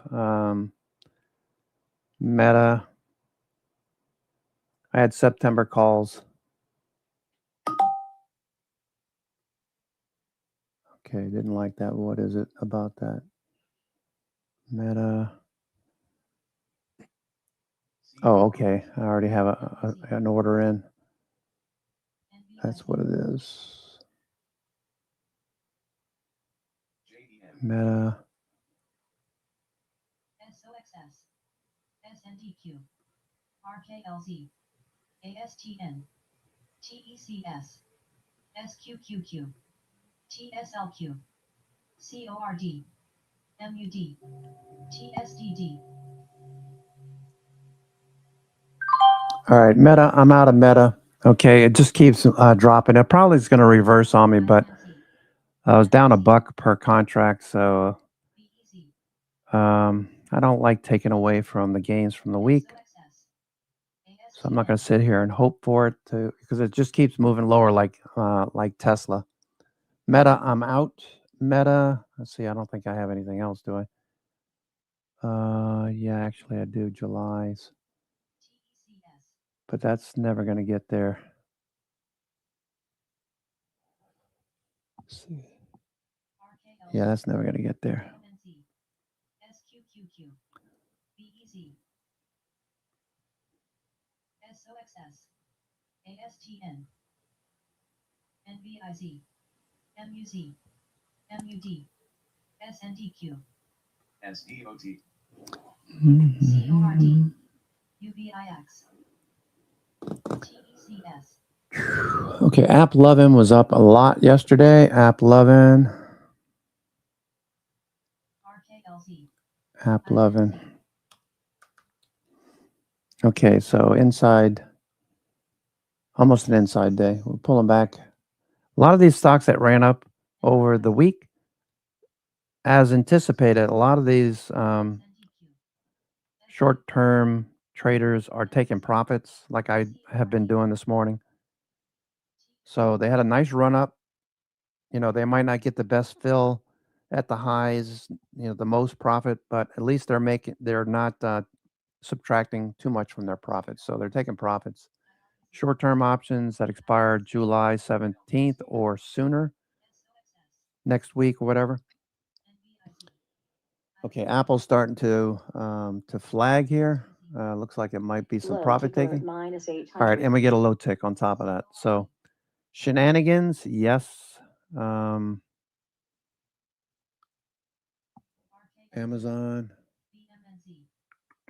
All right, so I would reduce exposure. I know I sound like a broken record, but we've had a really great week. You know,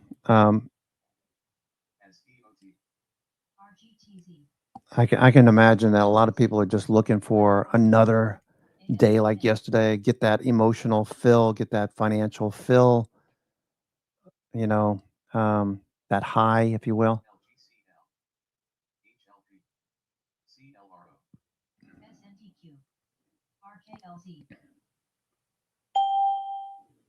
Okay, Robinhood's probably pulling back more, right? Yeah, so Robinhood's pulling back more. So I should have waited. That's all right. I'll add at a lower level. Robinhood, Wells Fargo. Let's see, the banks, those were looking okay yesterday. Profit taking, trying to break out Wells Fargo. Okay, so the defensive stocks like Gilead, big moves. Do we see a follow through? Gilead on the opening range breakout screen. You saw what that looks like. Okay, nothing but buy. Now we're seeing some profit taking. Okay, so look for B and C pivots. If you're thinking about Gilead, what about Pfizer? Pfizer. Okay, J and J. Okay, same thing.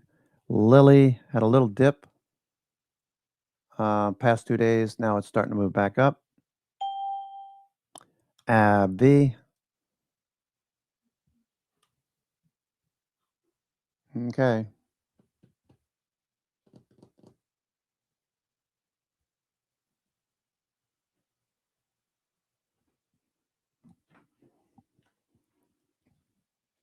What's up, boy?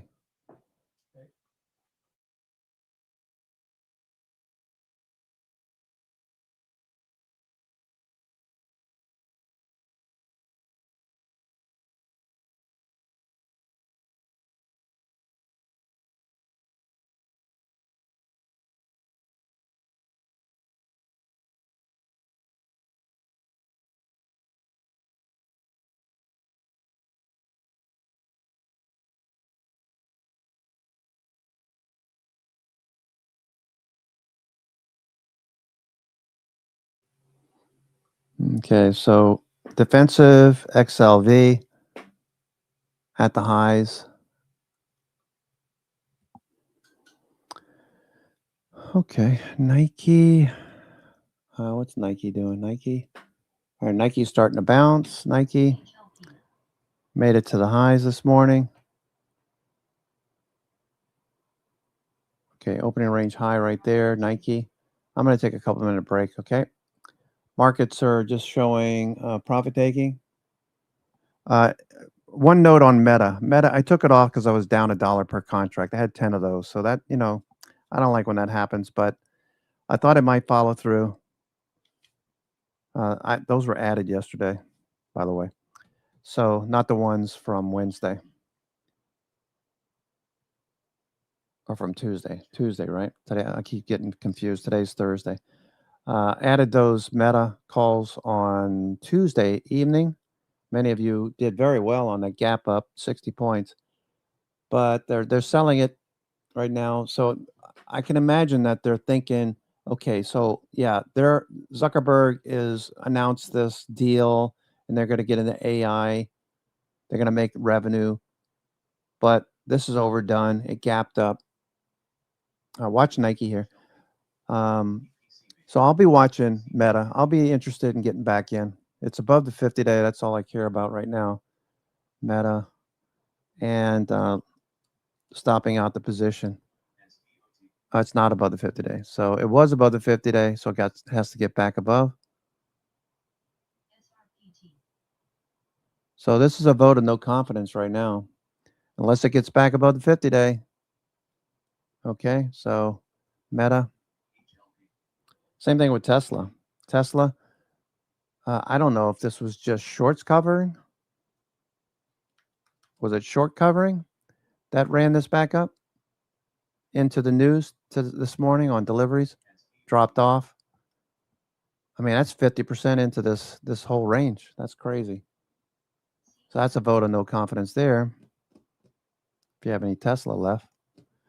VIX, what's the VIX doing? VIX is moving up a little bit. All right, VIX. I did buy some August 22 calls. I like the 22 strike, only because that's been resistance lately and it seems to get up to that level from a low. So giving myself enough time with Core 1M being where it is. Core 1M is down here below 8. Below 8, that tells you that we could expect volatility, spasms, volatility in you're paying up on options. If you're trading options, it's one thing. If you're just trading shares, maybe you don't have to be so worried about it. If you're trading options, though, especially if you have calls and they're very expensive, the implied volatility will get crushed very quickly. So your stock could be up there at the highs like Micron. It's not anymore, but the chip's coming back. The stock could be up here like it was last week, have very high implied volatility. Your options are super expensive, and any little pullback, any little volatility spasm, and your options get crushed. Okay, so you have to be careful. Let's go to New York Fangs. All right, so let's see where all of these came from. Okay, so where is? Let me put Micron on here. Micron. Okay, Micron's way over here. So let me do this. Let me get out of this list. Let me go to Micron alone. Micron. Okay, and then let me enable, where was it? Okay, so 10 days ago, it was way up here. Very expensive. 120% realized volatility, 107% implied volatility. So what do you do in that situation? You sell call spreads. Then now you're selling put spreads because it's getting cheaper. It's pulling back. Over here, the volatility was so high. Once core 1M dropped below 8, you start losing implied volatility, and this starts to pull back. And that's what you're seeing with Micron right now. Micron's pulling back. Oh, you didn't see what I was looking at here. Okay, so this is where it was over here on the right. This is where it is now. So it's losing implied volatility. That's coming out of your options as it drops off on the right. Okay, so New York Fangs are mixed. New York Fangs are mixed.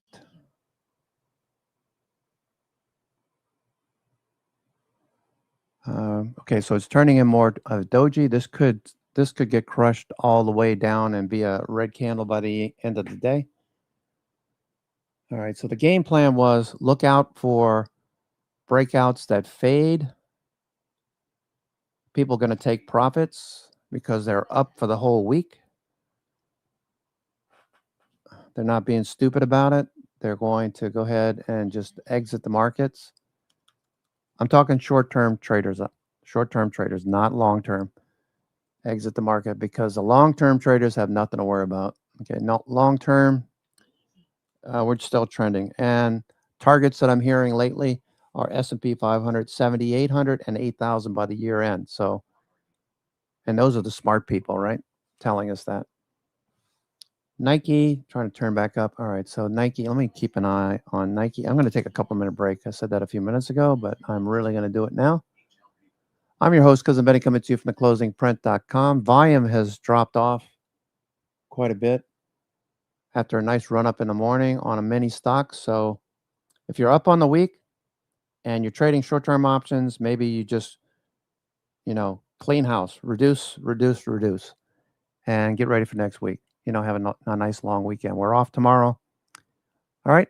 I'll be right back. Give me a couple of minutes. I'm just going to go make a cup of coffee.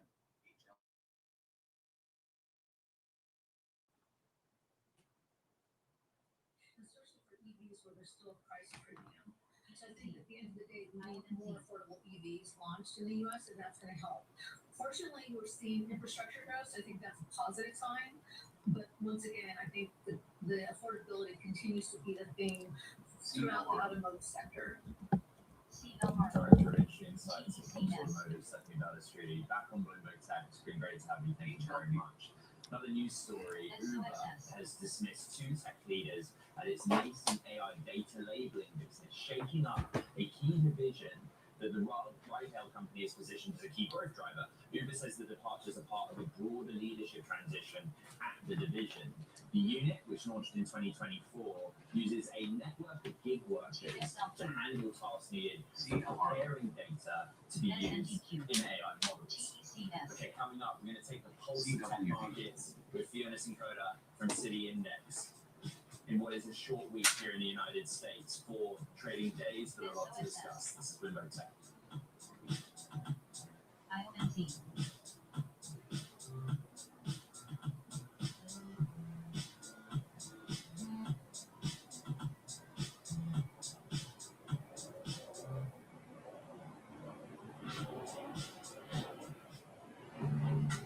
One of the things I've spoken is how focused you are on the customer. The more data you have, the better service you can give to your client in terms of the new best product. Essentially, it's helping us analyze the data in the best possible way. What about what's next? It's better of the same. MITGB may resume It's not less than more a of the minute. same. It's better of the same. SOXS. At United Bank, banking means more than financial solutions. It means rallying around the causes that are important to our customers, employees, and communities. While we've grown in size and presence, we have never forgotten our roots. By giving back to our local communities and funding business development, we help fuel economic growth. Our success is your success. Because As to us, this is home. United Bank, member FDIC. You are not gonna believe what just happened! I was just in the middle of going for a walk outside and messing around on Jackpot Go. Hey, child! SOSS. I wasn't even SQQQ. texting MIDDB may res in 10 seconds. RGTZ. This is straight up crazy! And look at this right here! I seriously cannot believe it's for real! Jackpot Go. Play now. Hi, my name is Wally. This is my wife, Becky. We are standing in our new remodeled showroom at Sun Space in Myrtle Beach.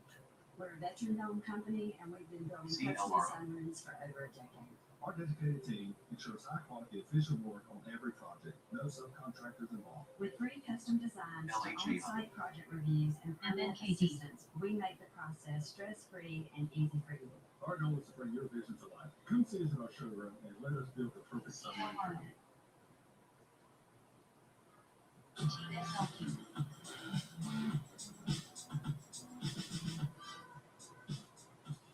US hiring slowed sharply last month. The number of payrolls rose by just See, Elmar. 57,000. The jobs market is facing headwinds from the Iran war, but also downbeat consumer sentiment. When it comes to tech's impact, these figures show manufacturing construction jobs rose, possibly linked to the AI build-out, while, as we discussed yesterday, big tech firms have been cutting roles to offset AI spending, kind of competing dynamics. This is what markets look like and how the technology sector has kind of reacted in part to that job there. The NASDAQ 100 is down 1.4%.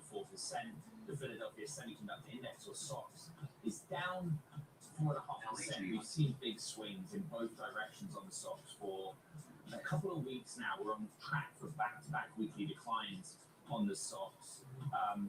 For the first time since March, the NASDAQ 100 on the week still up a percentage point. I say on the week, it is a short week. It is a holiday in the United States tomorrow, Friday, July 3rd, because of the July 4th holiday.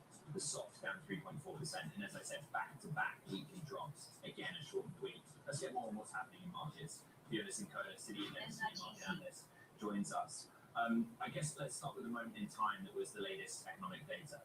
And what I did not say in a bit of a ramble just then was, now the market's recalculating what they think the Fed will do this year, pushing back the idea of a hike to December. Why is that important? But I mean, the fact that we've got the market getting lots about what the Federal Reserve could be doing with interest rates is sort of helping investors sort of reassess where they're positioning. And the reason this is important is because when you have higher interest rates, you often find that this weighs on high growth tech stocks just because of their future valuation. So they're less valuable in the future if we've got higher interest rates. Now, the fact that we've got those interest rate hike expectations decreasing is usually beneficial for tech stocks. So we would usually expect that to see an increase in the tech stocks. But that, interestingly, is not what we're necessarily seeing today. And I do think that this is potentially related to, some concerns over that sort of AI trade, the really strong rally that we've seen in memory stocks and chip stocks and tech stocks. We're seeing some profit taking, as you've mentioned. We've seen a couple of weeks now where we've seen some lower closes, and I think this is all just coming ahead of earnings season. I think we're just seeing this recalibration, a repositioning, because obviously, investors are nervous that there is a potential for this rally to have overextended, and so I think that's what we're seeing play out right now. One of the drivers of this market has been semiconductors, but in particular memory. And something that keeps coming up time and time again on the show is that if you take Micron as a case study, it's quite reasonably valued, based on forward 12 months price to earnings. And the question for everyone in the market is, well, what happens next, right? Does it continue to go on the run that it has been? Is that where you look, kind of at a sort of fundamentals and valuation level? Yes, I think you've got to take it to quite a few things into account. You look at the fundamental valuation, you also need to look at the technicals. Is the rally overrun? Is it in overbought territory? But then we've also got to have a look at the bigger macro picture as well, as we for Federal Reserve rate hikes or not, I think also does have some sort of implication. Amazon going some more. Taking all that into account, Amazon. what we have seen, as you said, is this phenomenal rally in the memory chips, memory stock Breakout. as well. So I think there is naturally going to be Amazon breaking out. stocks don't just go up. But if it is considered to be reasonably priced, which is what we're seeing right now, then that does leave a potential for further gains. Another big technology news. Okay, Amazon breaking out. Here's we're looking at Nike. We're looking at Nike right now. Amazon. Okay, a little pop to the highs and retreating. Apple looks like profit taking. Okay, nice run up today. 308. That's a pretty good move. Just shy of 308. Netflix, day 9. Okay, you don't need to chase it. Probably going to be a multi-day thing. Start to trend in the opposite direction. Got really oversold.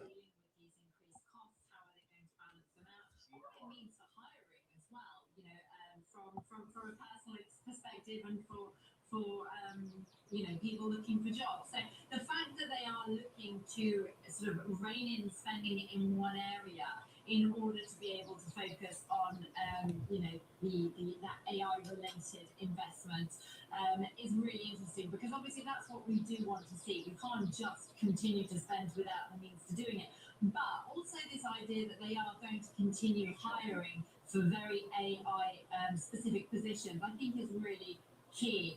And I think this is just something that we are sort of thinking about more broadly, is, what does employment, what does hiring look like in this sort of new AI world? There have obviously been some sort of changing perspectives. Does it mean loads of layoffs? Such as Oracle, we've seen them laying off staff and citing the reason for job cuts as AI. But then you've also got Federal Reserve Chair Kevin Warsh. Netflix, Adobe. Okay, Robinhood looks like it wants to, what is it going to do? Robinhood here. Robinhood starting to turn. All right. Oh, I'm looking at an hourly chart there. No wonder. Hourly. No. Thank you very much indeed. Coming up, Judson Althoff, CEO of Microsoft's commercial business, is joining us.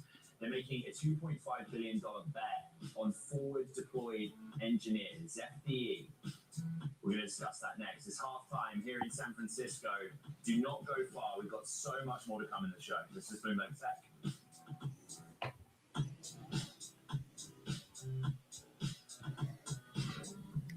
Okay, Coinbase made a high and retreated. It's had a good week as well. I wouldn't be chasing anything. I'd be looking for dips to buy.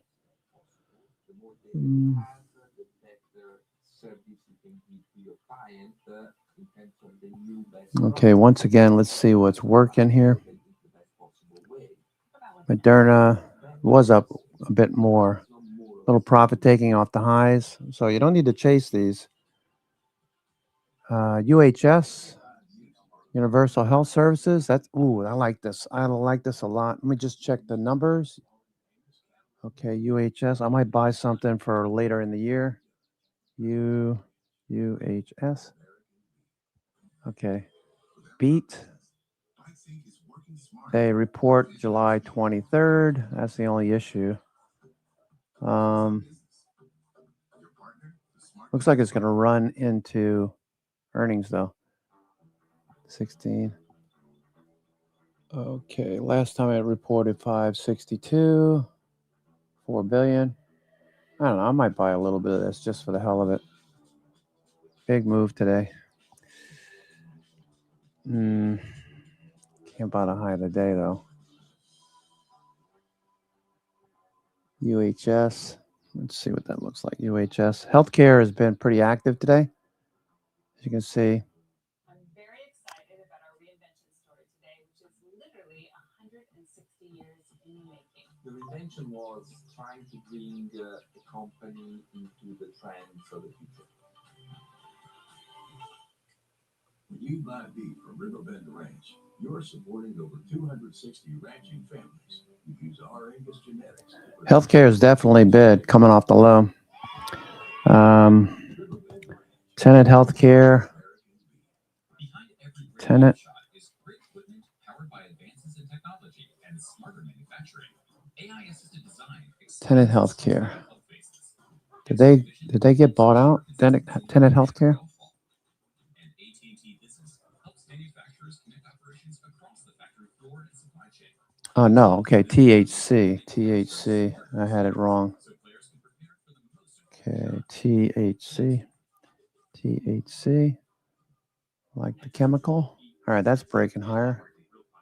Okay. All of these healthcare stocks are breaking higher.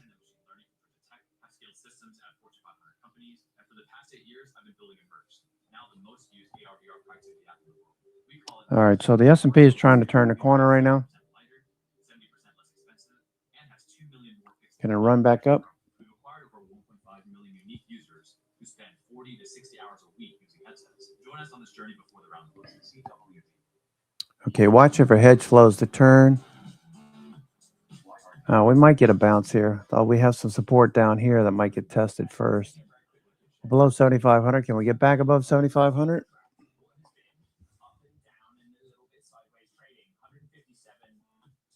All right, Tesla's starting to turn. The opening trade was 150, and now we're getting more information. One of the key questions asked about Elon Musk is it valued properly? Next week, investors may get a clearer picture when a host of new research price targets come out from the banks that worked on the IPO. Bloomberg's Carmen Reinecke is here with the deets. Carmen, what do we need to know? Yeah, so what we need to know here is just exactly how Wall Street is going to justify this huge valuation that we're seeing on SpaceX. So we have a little bit of an indication here, right? We've gotten some analyst research in the weeks since the Blockbuster IPO from banks that were not involved in that process. So we know now we can see that the price to sales ratio for SpaceX, which has always been quite high, is trading much higher than its peers. The group known as SSPX celebrates the ancient software defense company that is often called out as having one of the highest valuations in the S&P 500, and Microsoft. So, for example, Microsoft trades at a much lower price to sales ratio than SpaceX and is expected to bring Tesla's starting to turn. the revenue this year as SpaceX. Okay, Tesla's starting to turn. For SpaceX, more than $300 million. TSLA, Tesla. Are people going to try to run this back up? What's TSLL doing? TSLL. That SpaceX could swing to a slight profit by 2028 and see its revenue growth go up more than 800% by 2030. So other estimates that we're seeing so far are seeing this more than quadruple into 2028 as well. And this is really going to be key to what we're looking at when more of these estimates and analyst reports come out next week. So it should be Tuesday. That's 25 days since the IPO. This is when the quiet period ends. And Tesla starting to turn. We'll be getting our, analyst research from banks that underwrote the IPO. So that includes Goldman Sachs, Morgan Stanley, Bank of America, JP Morgan, and 18 other banks that participated. Back to you, Ed. I wonder if they'll be bullish when they come out with those reports. Members Carmen Reinecke, thank you very much indeed. Microsoft is mobilizing 6,000 people in a new unit aimed at helping enterprise clients better utilize AI. We're talking forward deployed engineers, FDE. It's a step we've seen from other tech firms quite a lot recently. So what's driving the move? What impact does Microsoft hope to see? Judson Ott, CEO of Microsoft Commercial Business, joins us from Microsoft's members in Redmond, Washington. I think the best place to start with this, Judson, is what was Microsoft trying to solve for, right? What was identified among, the very diverse and wide base of NVIDIA's starting to turn. we say, okay, we actually need these people to go in and We did touch 195, so those puts I bought would have brought in a little bit more money. Let's see if they get any kind of bounce in the day, in the next couple hours. Tesla trying to turn the corner. S&P is trying to turn. Okay, we need to see that hedge flow turn up. Okay.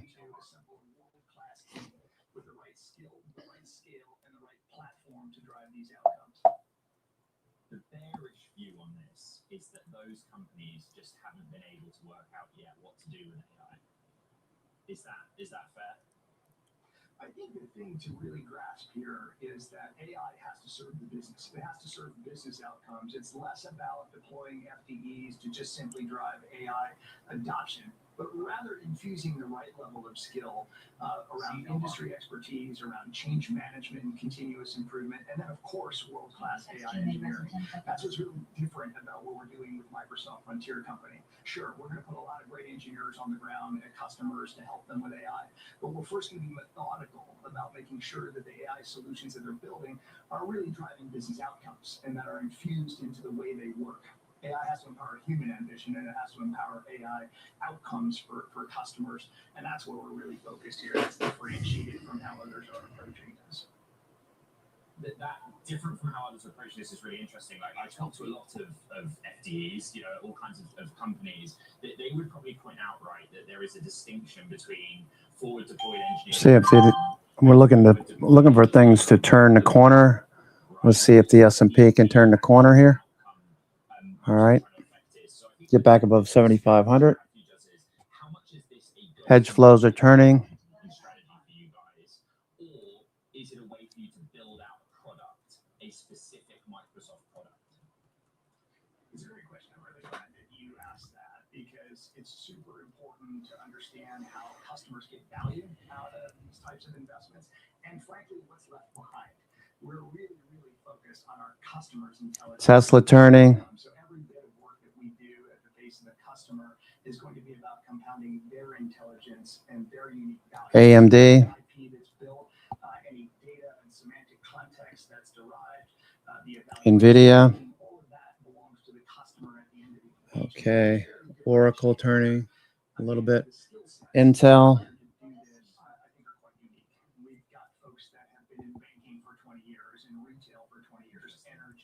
Okay, S&P. Let's run this back up towards VWAP.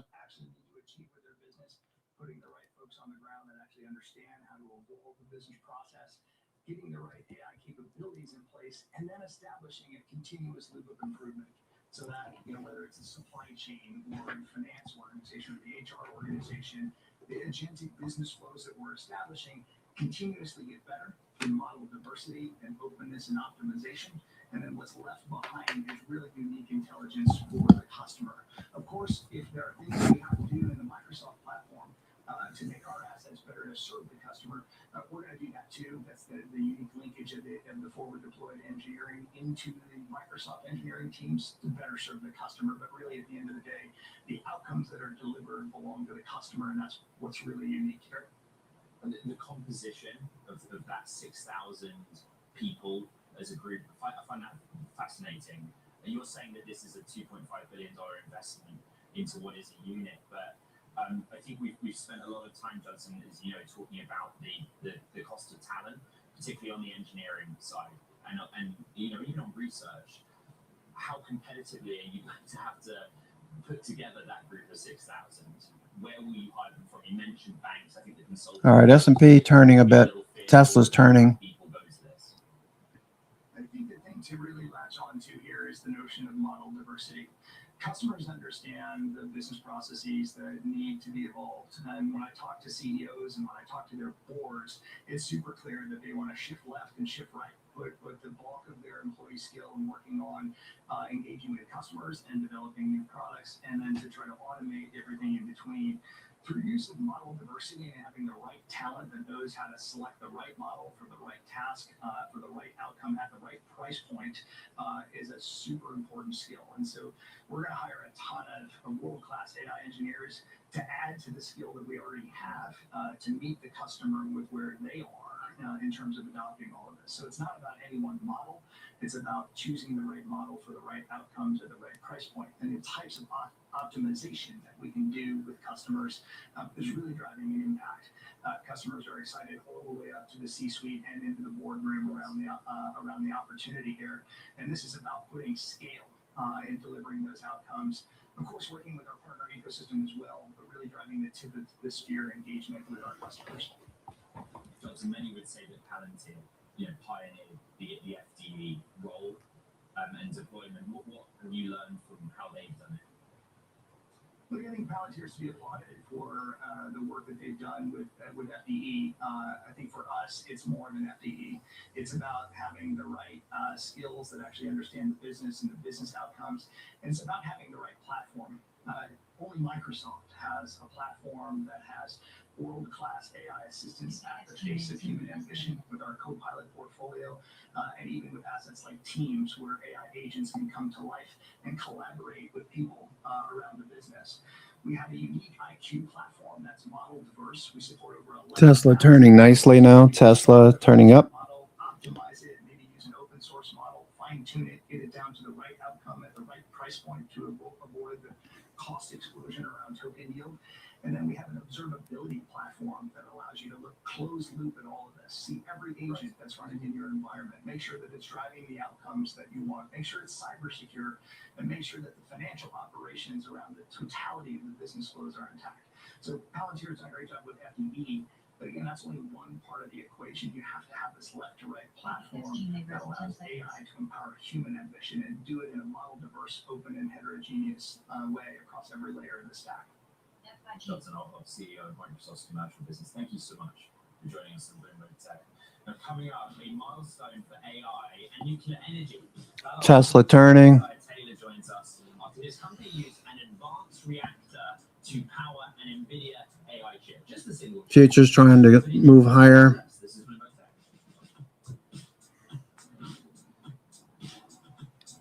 I'm very excited about our reinvention story today, which is literally 160 years in the making. The reinvention was trying to bring the company into the trends of the future.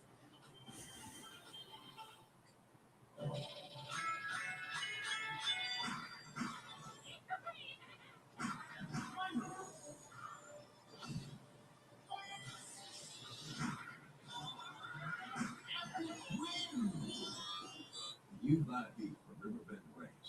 You're supporting over 260 ranching families who use our Angus genetics to produce the world's most flavorful beef. Riverbend Ranch, real American beef.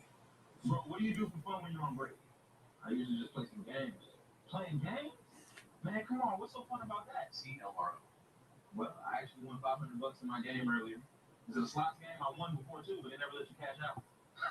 Man, you must have played a fake one. I just cashed out $500 in my bank account yesterday. Yo, why did you stop talking? I just won another $800. What game is it? Tell me. Hey, look.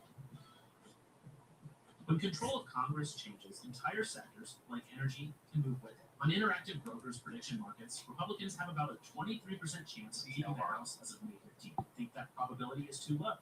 By yes for 23 cents. Think it's too high? By no for 74 cents. Each correct prediction pays exactly $1 per contract plus interest.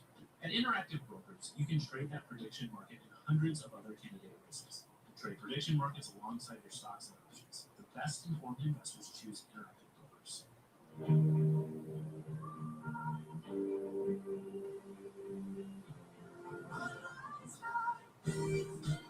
See, Elmar.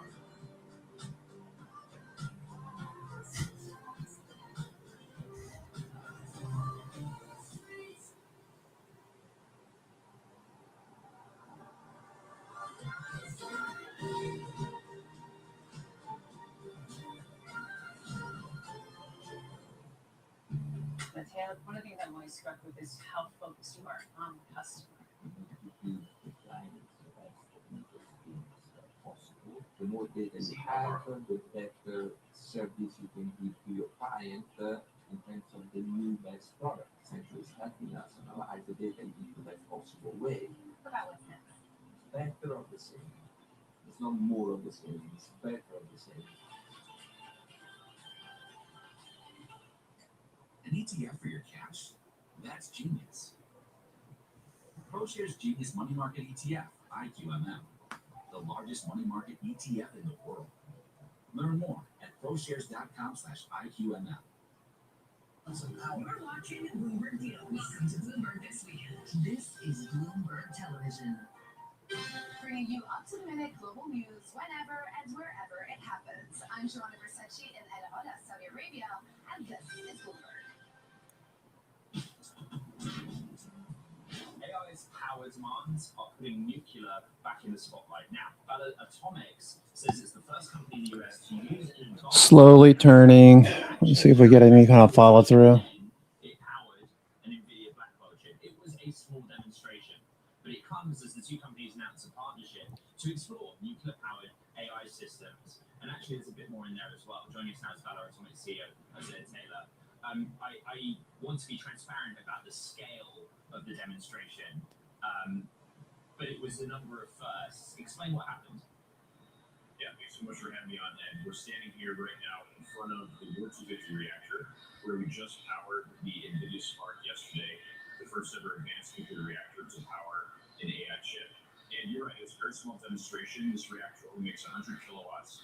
That's very intentional. It's part of our philosophy. We like to move quickly in small steps, right? So it's a small demonstration, but it is a big first. It's also the first time an advanced reactor has been built in American soil outside of the National Lab System. And yesterday, we actually became the first ever startup to make nuclear electricity. So a bunch of awesome historic things in a small demonstration. We're really proud to partner with NVIDIA to do it.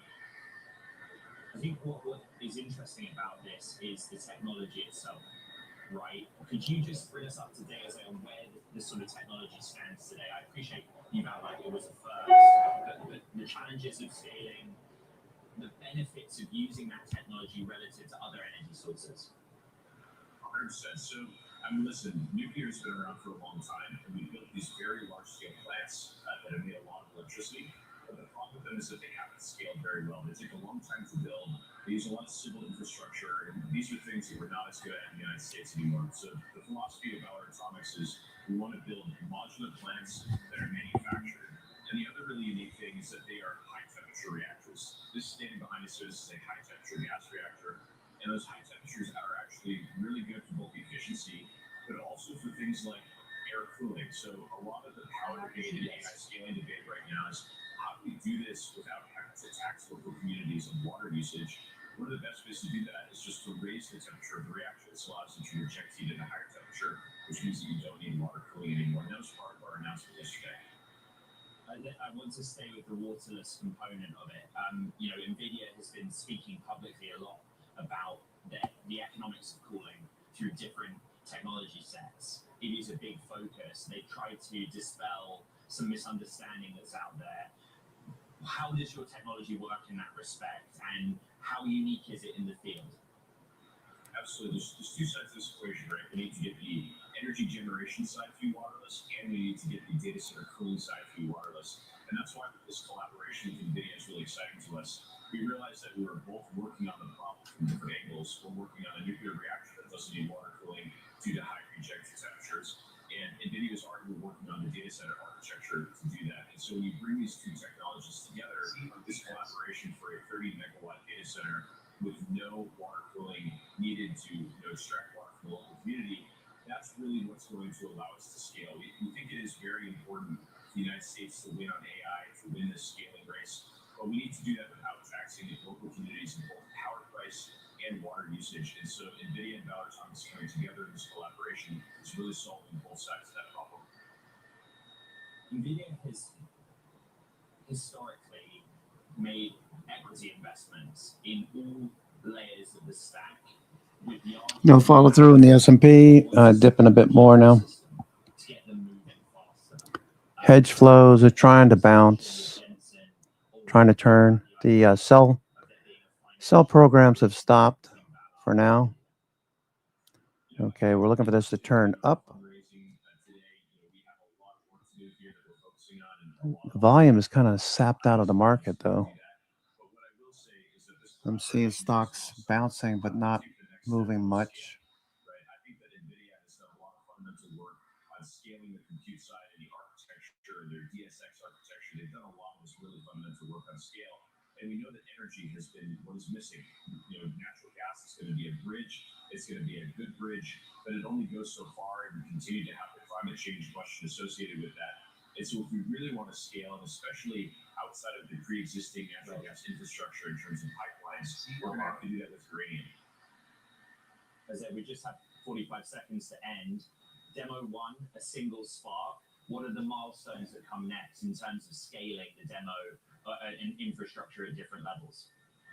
Yeah, Ballard Atomics likes to take small steps quickly. We're going to go build another reactor. The next one is going to be a lot more powerful than this one. And we'll take the next step in demonstration on the compute side as well. So stay tuned in the next 6 to 12 months.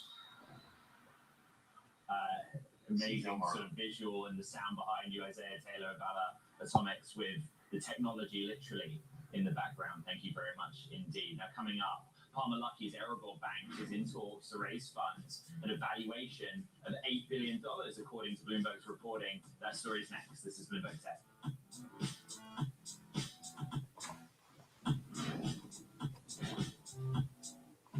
Matteo, one of the things I'm always struck with is how focused you are on the customer. You need to give the client the best user experience possible. The more data you have, the better service you can give to your client in terms of the new best product. Essentially, it's helping us analyze the data in the best possible way.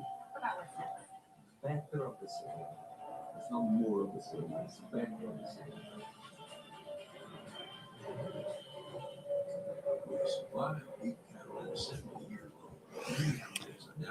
All right. Future's testing a low again.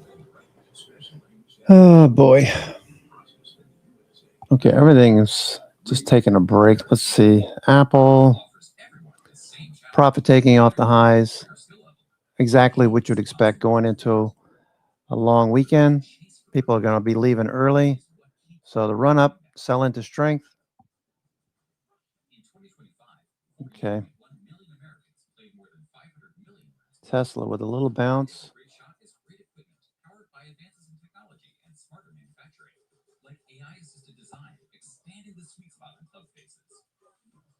X-ray vision ensuring consistency in every golf ball. 92% of manufacturers say smart manufacturing will be the main driver of competitiveness in the next 3 years. Reliable, secure connectivity from AT&T Business helps manufacturers connect operations across the factory floor and the supply chain, so golfers can prepare for the most important shot, the next one. In a coalition like this, one of the topics we need to tackle are actually the barriers to change. But the real lift is in demand reduction. So if you can go after demand reduction first and really reduce the energy load as much as you can, those elements pay huge dividends. The human side of this, overcoming people's mental models that say end use efficiency is too expensive, it's too hard. These are all wrong. And so we've got to show them how to do these things because they exist and are possible today.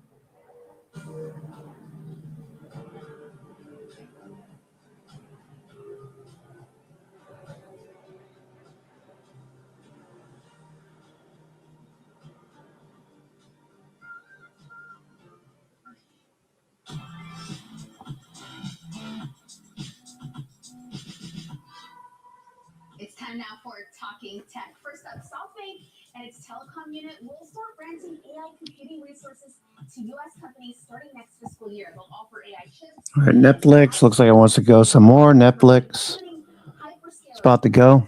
In competition with companies like CoreWeave and Nuix and potentially Meta.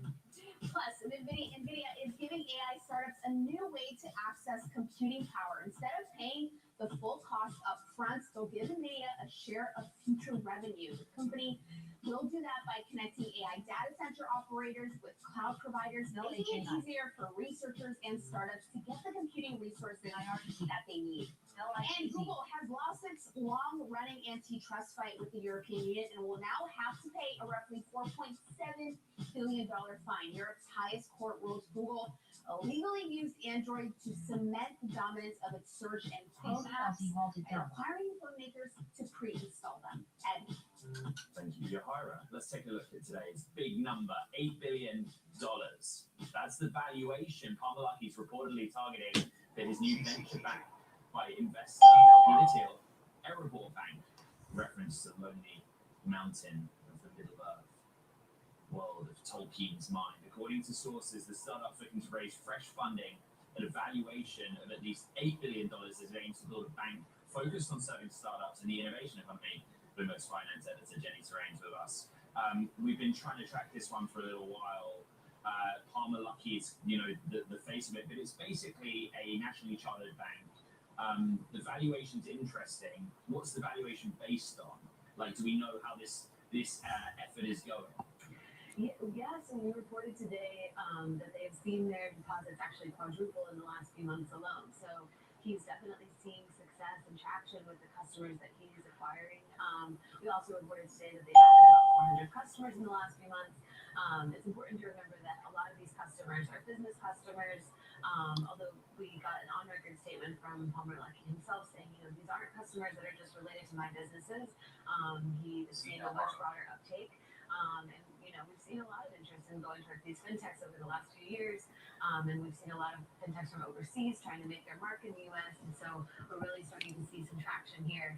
And it'll be interesting if we start to see some of the bigger banks, the JP Morgans, the Bank of Americas, start to fight back in any way.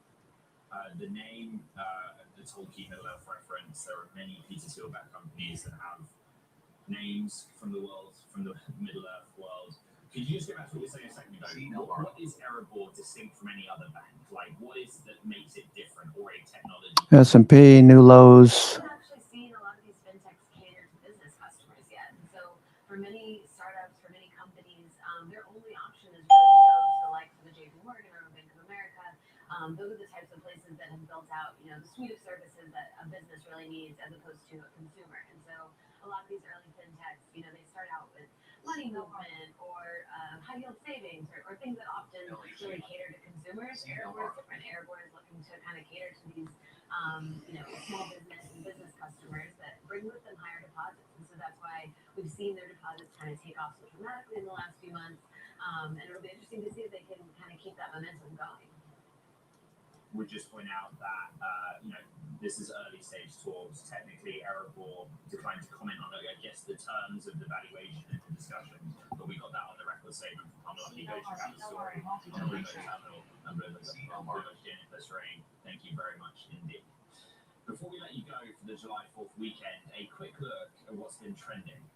Following Balogun scoring again, this time on Google Trends after the US striker and top goal scorer for the team so far at the FIFA World Cup earned himself a red card.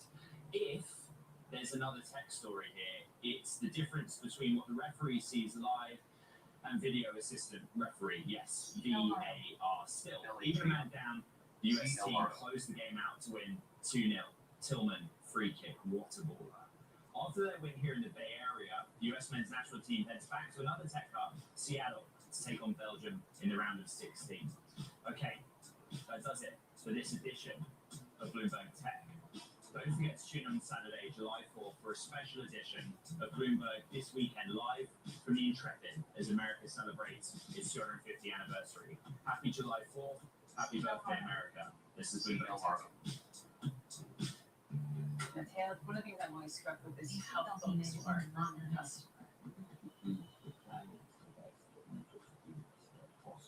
The more data you have, the better service you can give to your client in terms of the new best product. Essentially, it's helping us analyze the data in the best possible way. Looking for Nike to continue push back above VWAP. Netflix is still going. Netflix is looking pretty strong. Whoops.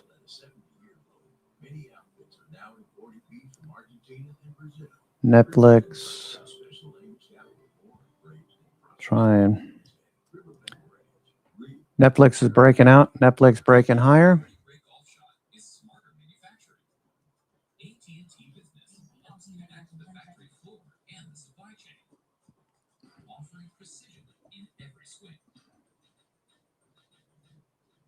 Behind the bright lights and adrenaline of pro sports is an equally exciting world of negotiations and deal making. That's what we cover each week on our podcast, The Deal. I'm Alex Rodriguez, former baseball player turned business executive. And I'm Jason Kelly, a journalist at Bloomberg. Over the next couple months, we'll hear from all-stars like Jay Williams, I want to be an owner one day, Billie Jean King, learn the business, Paul Rabel, don't chase trends, get ahead of them, and so many more. I'm very excited about our reinvention story today, which is literally 160 years in the making. The reinvention was trying to bring a company into the trends of the future. summer grilling unforgettable with beef from Riverbend Ranch, raised the way nature intended, with no hormones and no antibiotics, and delivered straight from our ranch to your table. Riverbend Ranch, real American. What if you could have the greener grass on your side? Every workers' comp insurance company has the goal of cutting off your medical coverage as soon as possible and paying you as little as possible at the end of your case. After a work injury, you owe it to yourself to at least talk with an experienced workers' comp lawyer.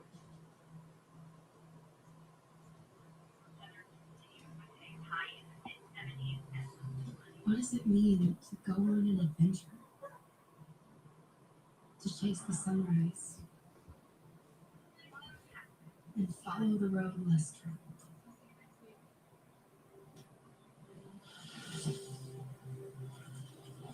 To see the same sky, but from a different place.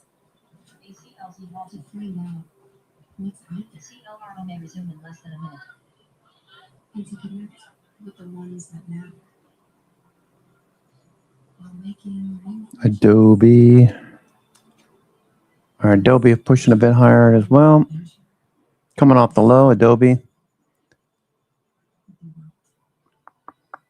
Just looking at stocks that are down on the day. Strategy. Okay, Coinbase. These all faded from the high. Pretty much what I'm anticipating for, you know, a really active week, very bullish week. A lot of stocks pushed higher. A lot of stocks pushed higher, only to see some profit taking into the last trading day of the week, into the month, into July 4th weekend. Next week is statistically, next week is supposed to be a little less bullish. Though looking at the New York Stock Exchange, there's nothing to be concerned about here. So we have to wait for follow through.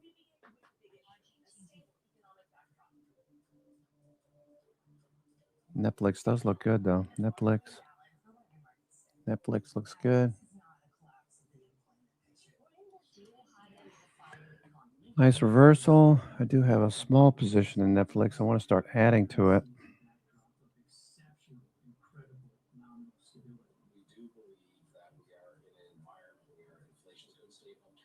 Inflation picture has gone along. Well, if the economy's doing well and inflation's a little bit sticky, that fair value for interest rates is drifting higher. The front end's telling you there's a hike this year. This market has backed out all of the rate cuts and now maybe even pricing in a rate hike or maybe even two. Our economists are expecting that we could see 3 rate hikes by the end of this year. Our call is for the Fed to keep policy on hold for the remainder of the year. We think they'll be looking to cut rates in 2027. Everyone wants the data and do what he thinks is right.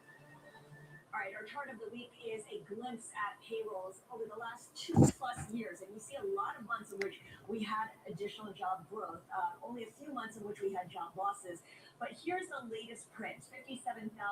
That comes on the heels of a blistering 3-month period in which we had a lot of job growth. That has certainly slowed down. And that 57,000 is roughly half of the consensus estimate and much lower than the whisper number. Now, when you flip it up and take a look at how markets are interpreting that, in the rates market, there was a quick repricing. And we see traders pushing out the prospect of a rate hike. The 2-year yield plummeting, coming down and now off about 5 basis points at 4.12%.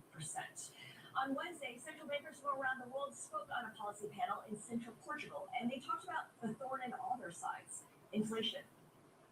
We've all looked around and we've seen that prices are too high, and I don't think I'm the only one on this stage that's recommitted to deliver price stability. I think risks, by the way, that we have to the upside on the inflation and to the downside of growth are probably more balanced than they were a few weeks ago. It is very frustrating. I was very much of the view that we were going to have inflation back at 2.0 targets. There's a lot of uncertainty out there. Those risks could shift quickly. If the situation changes, we're prepared. We're prepared to take action. Bloomberg's international economics and policy correspondent Michael McKee joins us now for more with Netflix still turning at the highs. Netflix. the idea of the labor market back in Okay, so ATR is about 250. It's up 3.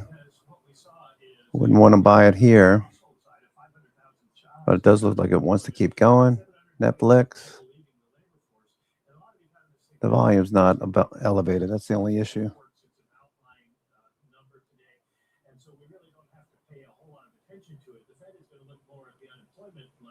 Which fell to 4.2%. So they're seeing what they think is essentially full employment. What they do have to keep an eye on, though, is wages. Wages have been going down. Average hourly earnings have been going down over the last several months. And now they've bounced back just a little bit up to 3.5%.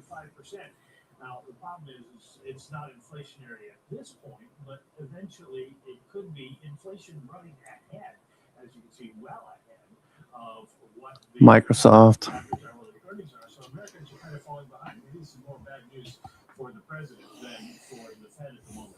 But Okay, Strategy is still a number 1 stock on the NASDAQ 100, though it has faded. Most stocks are doing exactly the same thing. ISRG. ISRG at the highs. because they see still some inflation concerns underway. So going forward, what data points, what economic data points now take on extra importance? Well, it's obviously going to be the CPI because that's really the foundation for what everybody looks at in terms of inflation. It has the most detail. It's also the one that Americans pay attention to. The Fed, of course, looking at PCE. And they'll be looking at PCE numbers in the services categories as well as goods because at this point, that's where the stickiness is. And they want to see that start to come down.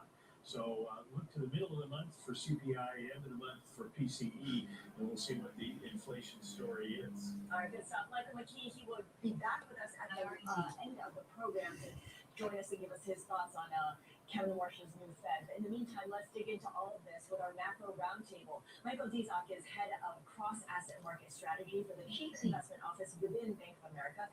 And we welcome Kelsey Barrow. She is a fixed income portfolio manager at JP Morgan Asset Management. So let's talk first about the reaction in the rates market. I showed the 2-year yield chart a little bit earlier. Kelsey, what exactly is being priced out following this June jobs report, and what's needed for the front end to rally further? Right. So the way I would describe this jobs report is a gentle reality check for the market. You know, the 188,000 3-month run rate on payrolls, which is what it was coming into this report, we were skeptical of that. It was probably too hot relative to reality. And now those 3-month and 6-month run rates have essentially come back to earth. And that risk that the Fed is going to need to hike in July has come down. But it doesn't. ISRG looking pretty good. That's moving up the list. Adobe off the lows over the last couple of weeks. Adobe continuation. Apple consolidating at the highs, hanging out pretty good. All right, Microsoft looks like it wants to do something here. Watch Microsoft. It might get a runner.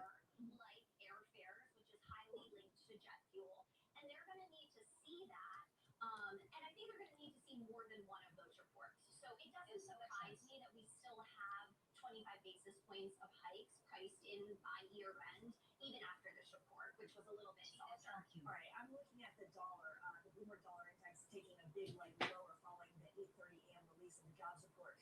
Matt, when you look at the dollar, you think about how strong it's been, the strength that it's been seeing since the last, let's call it 4 weeks or 5 weeks. How does this jobs report combined with what we're seeing overseas, what does that mean for the U.S. dollar and where it goes from here? Microsoft. We're in the rate zone. We've seen that uptick as you're pointing the dollar over the last couple months. That is likely to stay. At the end of the day, when you look around the world, Deckers Outdoor. Ooh, that looks interesting. Bouncing at the 200-day. Trending. All right, we'll look at this next week.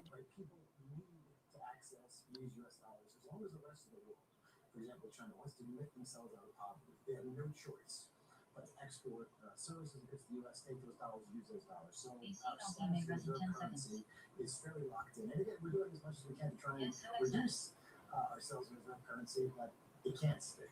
And so there's a slight strength of saying about we expect to continue to be range bound in this, but I think it's slightly stronger, higher throughout the year, not weaker. And of course, it very much always feels like the Fed is the central banker to the world. So when Kevin Warsh speaks, everyone pays attention. And he did speak this week. It's clear he doesn't want to offer any forward guidance. Kelsey, Kevin Warsh also wants a quieter Fed, less communication. Does that lead to more volatility and therefore opportunity for someone like you? I think probably it does lead to a little bit more volatility. I think we really do need to see what happens with these 5 task forces that Chair Warsh has created, and in a way that creates a little bit of a runway where we're going to continue to do the things that we always did in the past, at least through the end of the year, which is going to give the task forces time to come up with new things. Essentially, what I'm focused on is what is his framework. So I really caught on to this comment that Lagarde made in that same panel at Sintra, which is we've given up on forward guidance, but we believe we still need to give framework guidance. I think that makes sense. Like, you want the market to understand how central banks are going to react to certain data, even if we don't have high visibility on what that next data print is going to be. And to be honest, we don't really have a sense of what Warsh's framework is yet. That's what we're still trying to understand. Well, what we do know is that he doesn't want markets to spend their time trying to front run what they think the Fed's going to do. Matt, is that a reasonable request? I mean, it's not like this is something new. This has always been the case where the bond market is trying to figure out what the Fed's going to do and price that in. It's an absolutely reasonable request. Strategic ambiguity. Deckers. He doesn't want to be telling the market what he's doing and then trying to infer from the market what he should be doing. He's trying to take a step back, remove a little bit from Boston Scientific. And a tremendous downtrend. This reminds me of Bristol Myers there, Frano. Back in the day. Remember when that one was like just wouldn't stop going down over here? Back in 22, 23. Finally reversed in 24.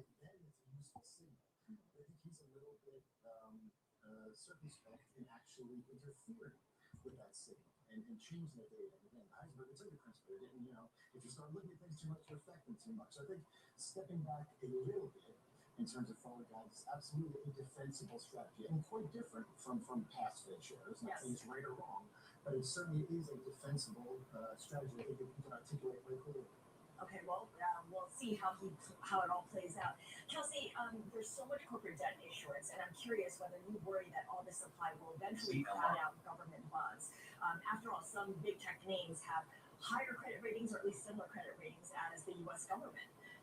Yes, so we've seen a lot of issuance in the corporate market, and the real change in terms of the nature of that issuance is that it's coming more from the hyperscalers, which are higher quality in nature, at least relative to other parts of the market. What I want to focus on when you take a step back is, yes, those gross issuance numbers are very high, but when you look at them as a percent of the overall index, they're actually right on top of the 25-year average. So this issuance is large. Apple still hanging on at the high. What is a very large market, the investment. Very good day on Apple. And then you have to look at both the supply but also the demand. And we've been finding that at these higher yield levels, all-in yield levels, even if spreads are tight, demand is still generally there. Particularly, we see it in the flow data. And so while some deals are going to have more price discovery associated with them than others, we do think that there is a reason that some of those credit curves are steeper for some of these issuers because of maybe the longer term risk associated with the debt. We ultimately think that there is demand for these yield levels, and it's being fairly well absorbed in the market. Okay, so now the threat list is still to treasuries at the moment. Kelsey, thank you so much. Kelsey Barrow of Acorn Asset Management and Matt Kazak of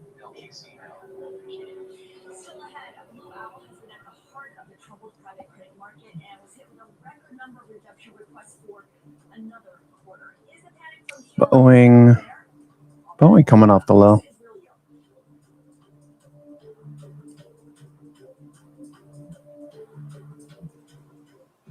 Mateo, one of the things I'm always struck with is how focused you are on the customer. the more data you have, the better service you can give to your client in terms of the new best product. Essentially, it's helping us analyze the data in the best possible way. What about what's next? It's better of the same. It's not more of the same. It's better of the same. 35 years ago, Riverbend Ranch set out to create beef better than quality. We used the highest quality Angus cattle in the S&P is trying to turn. Okay, there's Microsoft trying to take off. Watch Microsoft here. It looks like it wants to go. Microsoft. Not doing a whole lot today, but Microsoft looks like it wants to go.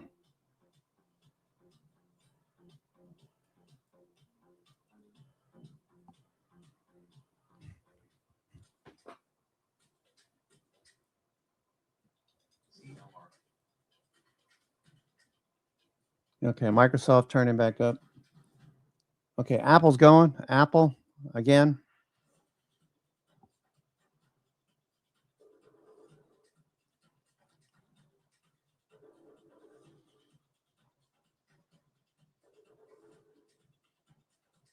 Apple's going again. All right, watch Apple. It's up quite a bit today. Big bullish candle.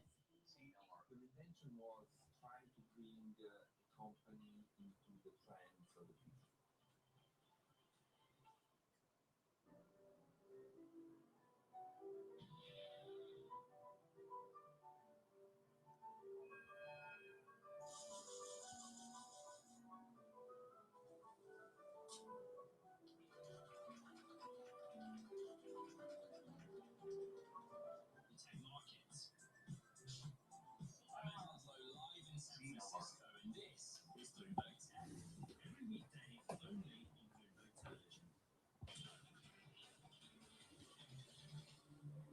I'm Scarlett Fu, and this is Bloomberg Real Yield. It's time now for a moment of interest. A pair of Blue Owl private credit funds hit with the industry's largest redemption requests, totaling $4.7 billion. And that has forced Blue All right, there goes Amazon. Amazon ripping now.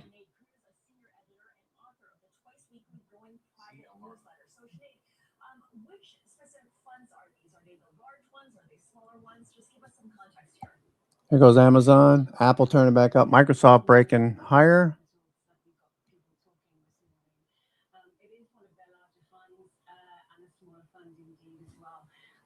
First of all, the Blue Owl Credit Income call, the larger of the funds, saw a smaller redemption request compared with last quarter. The same with their smaller Blue Owl Technology Income Core also had a number of requests to exit that fund. They're both exposed in a way to software, which is one of the key concerns of private credit investors at the moment. Yeah, that makes a lot of sense. So it feels like a lot of this is spillover from the first quarter when they had to gate the fund and couldn't fulfill all the redemption requests. Is that right? SOXS. Yeah, that's right. But as I say, the numbers look quite bad. But if you take a closer look, there are still reasons to be optimistic that maybe the panic might be starting to subside. The larger of the funds saw 3.6 billion in dollars and cents request, whereas the smaller funds saw 1.1. Now that compares with 4.2 and 1.2 from the previous quarter. So yeah, in a letter that Blue Owl sent to some of the shareholders today, they did give reasons for people to be optimistic about the future. And firstly, and most importantly, they pointed out that many of the investors who requested to pull their money were actually repeat requesters, people who had already asked. Okay, Apple extending its lead today. Secondly, they're pointing out that actually their liquidity levels are pretty healthy, and at least in the larger of the funds, they won't need. Okay, S&P trying to turn the corner. Apple, wow, Apple's doing a great job today. Apple. Opening range breakout, following through now. What's Nike doing? Nike. SpaceX is down. Nike. There goes Adobe. Adobe following through. Let's watch Apple for a minute. Apple looking good. Get its message across to its investors. Absolutely. I mean, they have been crisscrossing the globe in recent weeks to try and reinforce that message about private credit. Certainly, they are saying that their returns are still positive, that the asset class is still performing. And while there are headwinds, as there are headwinds facing many of the other fund managers within this asset class, lots of the questions about valuations and the future cannot be answered at this precise moment in time. So therefore, investors are choosing that maybe they should stick and see what the next few months brings. Sinead, thank you so much. Sinead Cruz is senior editor at Bloomberg and author of the twice weekly Going Private newsletter, a must-read for our Real Yield team. Now, still ahead, we've got our credit roundtable. We'll speak with Matt Brill, head of North American IG Credit at Invesco, and Winnie Caesar, global head of credit strategy at Credit Sites. But before that, buy now, pay later companies are entering a new kind of agreement with private capital titans. Critics, however, worry that this arrangement could face risks as consumers show signs of strain. This is Real Yield. NBIZ. Mateo, one of the things I'm always struck with is how focused you are on the customer. You need to give the client the best user experience possible. The more data you have, the better service you can give to your client in terms of the new best product. Essentially, it's helping us analyze the data in the best possible way. Better of the same. It's not more of the same, it's better of the same.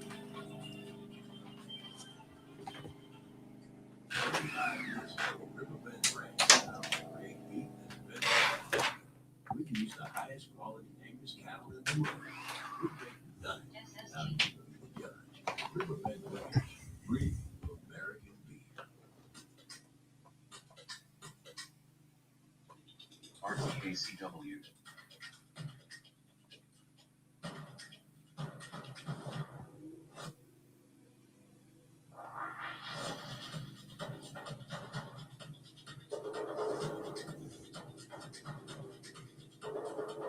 ACLZ halted down BIZ.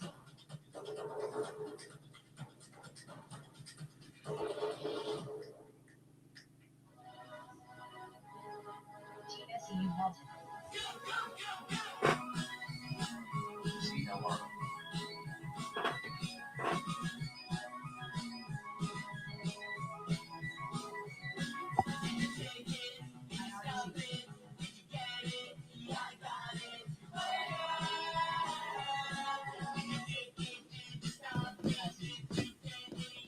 Amazon. Don't miss Bloomberg Insights Live weekdays.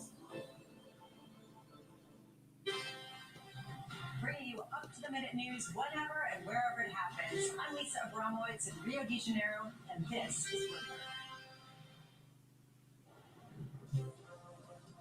I'm Norma Linda. Let's take a look at your midday movers. First up, U.S. stocks are giving back early session gains as investors rotate out of tech and into defensive sectors like healthcare and consumer staples. The move comes despite a core that expected June jobs report that eased expectations for another Fed rate hike. Among the biggest laggards, Micron, SanDisk, and Applied Materials are all sinking after the information reported that Anthropic has begun early-stage work on its own AI chip and has held talks with Samsung as a potential manufacturing partner. Meanwhile, Bending Spoons is retreating in its second day of trading, giving up some of yesterday's 40% debut advance. Apple. Man, Apple is so strong. Apple is climbing after Nikkei reported the company has asked suppliers to prepare for production of about 10 million foldable iPhones this year. That's up from an earlier forecast of 7 to 8 million. Those are your midday movers. I'm Nora Melinda. Just a quick check here on the markets. For those of you tracking equities, we're at session lows. The S&P and the Nasdaq down right now. The Nasdaq off by 1%. Yields remain lower, especially in the short end of the curve. The two-year yield down 5 basis points at 4.122%. Now, in this week's Big Take, Bloomberg has learned that investment firms, including Blue Owl, KKR, and Elliott Investment, are now pre-purchasing billions of dollars of consumer loans from buy now, pay later companies. These deals are called forward flow agreements, and they're raising concerns. Renee Ishmael co-authored the story, and he joins us now in the studio. Renee, great to see you. I guess my first question is, why are all these firms purchasing buy now, pay later loans that haven't even been made and benefits from that? Yeah, I think there are benefits on both sides. For the private credit firms, this is a great way for them to diversify away from your typical direct lending and move more into consumer credit, which a lot label as a growing asset class. I think on the buy now, pay later side, this is a really attractive way for them to move risk off of their books, which keeps them capital light, helps them diversify their sources of funding, and that's really supportive for their growth. Okay, so it sounds great right now, but this business model sounds similar to the lead up to the subprime mortgage crisis, where investors wanted to buy mortgages so that banks could keep originating mortgages to feed that beast. And it was this, I forget the technical term for it, but it just New York Fang is pretty. Oh wow, Apple wants some more. and it resulted in a lot of loans that probably shouldn't have been made in the end. And you're Still a doji. Yeah, absolutely. I mean, anytime Individual stocks aside. institution that's originating these debts, packaging them up, and then moving it in and around the system, you're going to get parallels to the lead up to 2008. But at the same time, you have to be very cognizant of scale. If you look at the mortgage market at that time, it was around $10 to $11 trillion. But if you look at just from a gross volume perspective, how big the NPL space is, it's really only between 500 and 600 billion. So much smaller, much different scenario. Okay, that's an important distinction. I think the word I was thinking of was flywheel effect. But what do ratings companies like Moody's think about this? Are they sounding concerned? Yeah, I mean, I think you have to think about the risk in a couple layers. First, you have the scale, of course, but you also have this idea of cyclicality. In good times, it's very easy for private credit firms to step into these deals. And Apple's still going. transactions. But what happens when conditions get a bit choppier? Will they scale back? And because these buy now, pay later firms have so much capital to work with, they essentially get to become machines where they can just focus on scaling their own platforms and getting these loans into consumers' hands. Now, we had decent job growth. It certainly was a drop off in June from the prior months, but the labor market is intact. Consumers, however, are under pressure with persistent inflation and living paycheck to paycheck. We hear about it in companies all the time. What are the buy now, pay later companies saying and showing when it comes to consumers being able to pay off their loans in time, service their debt, essentially? Yeah, I think a lot of them are saying that non-payments continue to be manageable. And at the end of the day, the people that are using the NPL, and this is a really important part for us to think about, they skew lower income, they skew younger. And here's an interesting fact. Last year, 1 in 4 BNPL users used BNPL services to purchase groceries. Wow. Yeah. That's probably not what it was intended for, given that initially it was like, hey, here's a way to buy a new outfit that you might not have thought about buying or planned to buy at this point. Renee, thank you so much. Renee Ishmael covers private credit and leverage finance for us here at Bloomberg News. Coming up, we've got the auction block. The pace of U.S. high-grade sales this year has been red hot, over $1.17 trillion sold so far in 2026. That matches the historic peak set back during the pandemic in 2020. I'm very excited about our reinvention story today, which is literally 160 years in the making. The invention was trying to bring the company into the trends of the future. All right, there goes Adobe. Adobe's still going.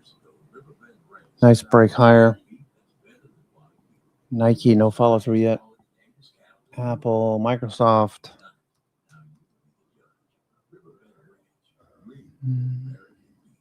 Okay, let's see what they have to say over at CNBC.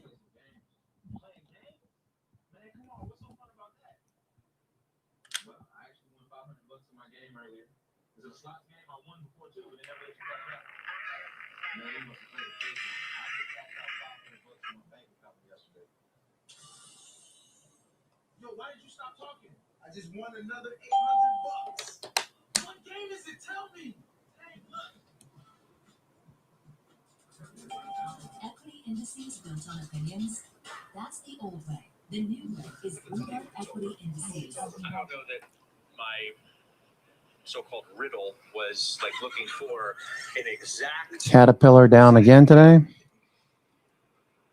More so looking for Wow. the idea of, look, a lot of this thing has been thrown up because Microsoft breaking higher. If Barry's right, you don't have to decide. You don't have to pick sides. This has been on the best stocks in the market list all year. But the moment, deservedly so on the best stocks in the market, obviously. But the moment Meta finds religion, like you're talking about in the previous segment, look out below, right? Because this is a third order effect. Microsoft's still going. It's not a hyperscaler. It's not a chip company. They're putting shovels in the dirt, actually building the data centers. The moment we get one of these hyperscalers saying we are having to pull back on our spending commitments, unless the other ones say, sorry to hear that, we will take that project that you have with Blackstone gladly. And you're going to go from $800 billion in spend this year in capex from the big four to $1.1 trillion next year. Microsoft looks good. If Meta pulls back, do we think Gemini Google cares? I don't. Yes, because they too are borrowing to do it. So Futures continue to move lower. already told us we might have to scale back the promises that we made. My big bold prediction that nobody's asking me for the second half of this year, OpenAI probably is the next one to start walking back those spending commitments that a lot of this is based on. All the $2 trillion of backlog that we're talking about, 50% of that is coming from Anthropic and OpenAI. The moment they have to walk some of that back because they need their financials to look clean to get out, I guarantee Morgan Stanley and Goldman Sachs are asking them to make those financials look better. That's the reason we're hearing about a delay. That is where all of this excitement over the possibilities of what would be, could be for these third and fourth order effects, that's where it's from. IREC, MUT, SNDQ.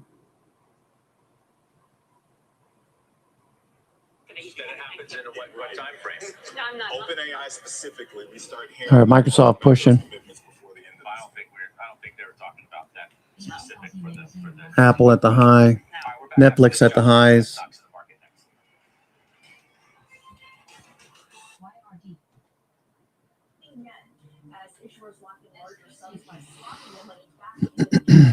I have to leave at 3:30 today. Take my son to work.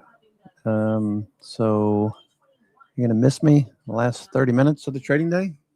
I'm your host, Cousin Vinny, coming to you from theclosingprint.com. It's July 2nd, Thursday. We're off tomorrow. Looking forward to the day of rest. Was going to go down to DC, but we've changed our minds. We canceled because both my kids are working. Micron Pulse, long dated, deep calls. Micron. So companies don't issue around the time of their quarter end and their earnings. So I feel like the market will pull back and tighten a little bit. Micron's pulling back. Long dated, deep calls. Especially, subject to the whims of the market and sentiment, that there should be some more price discovery. And again, the point is, this is a multi-year issue. SOXL, SOXS. Turn the corner, SOXS. Avgo Pose, long dated, deep calls. 0 DTE, call side. Size. SOXS turning up. Money coming out of chips into software still. SpaceX dropping down to 156. SpaceX.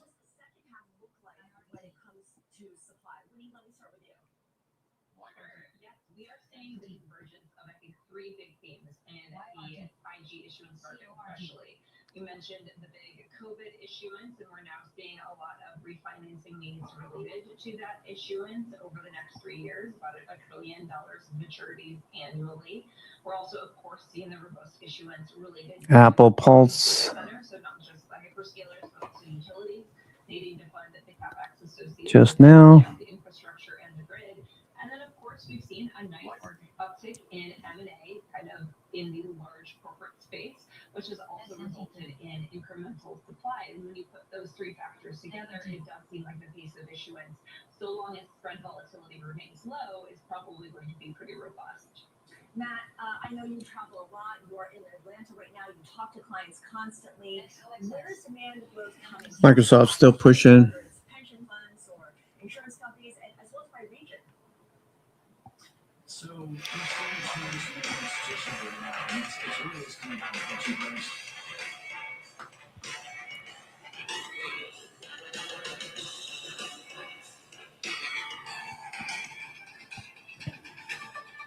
Apple. Welcome back to the Halftime Report. I'm Julia Borston with your CNBC News Update. Paramedics conducted CPR on someone experiencing cardiac arrest at a known address for Senator Mitch McConnell last month. On the same day, he was hospitalized. That's according to police scanner audio obtained by NBC News. McConnell's office hasn't disclosed the cause or whether he remains hospitalized, but says he is conducting Senate business. Zero CEO Ken DTE. Griffin bought out all 138 condos in a Miami condo tower, one by one over the years, and now plans to tear it down. Tesla turned back down. His planned multi-billion-dollar Citadel campus. That's according to Bloomberg, which says his campaign included repeated rounds of offers and personalized pitches to reluctant sellers. He ultimately paid roughly $125 million. And former NBA player Malik Beasley pleaded not guilty to charges stemming from an alleged sports betting scheme. Federal prosecutors allege Beasley manipulated game stats while he was playing for the Milwaukee Bucks to benefit gamblers. A judge released him on a $100,000 bond with his parents co-signing. Back over to you. Okay, Julia, thank you. You imagine being the last holdout? That's the move. Condo in the building? Be the last holdout? That's the move. Because then it's like, you want to do this or you don't want to do this. Exactly. So I like it. What's your best offer, Mr. Griffin? Yeah. All right, you got stocks in the market? Let's do it. Every once in a while, this happens, and I enjoy it. So, if you've been watching the Halftime Report for the last 5 years, you know that Live Nation is like a permanent portfolio holding for me personally. I own it through the ups and downs, but recently it's been a lot of ups, and as a result, the stock has joined the best stocks in the market list. And it's not a secret why it's here. This is a very one-of-a-kind business in the public markets. If you want to bet on humanity's continued interest in seeing their favorite artists and going to live events, like this Josh is pushing Live Nation. Live Nation looks pretty good on the 60-minute. Daily's a bit extended. Volume looks good. Adobe. S&P still dropping. S&P. Okay, S&P 500.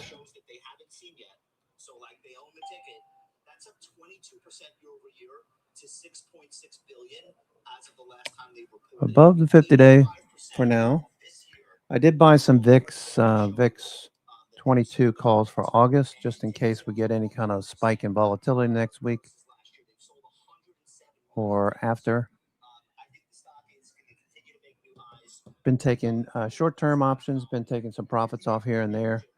Apple bought the 305, 315s earlier this morning. Apple's still going.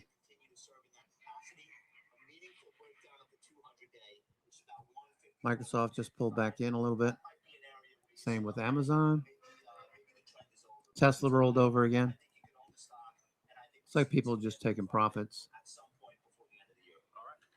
All right, up next, our halftime headliner, Altimeter Capital founder and CEO Brad Gerstner. Micron Pulse, long dated, deep calls, deep puts, SPS points. Of the week as well.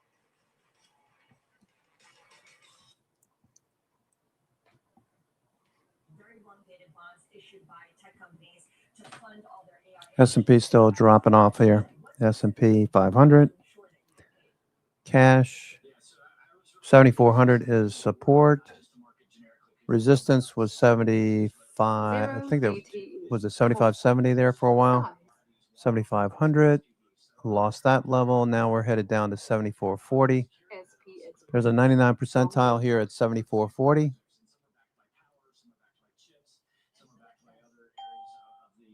Zero DTE. Coming into potential support area.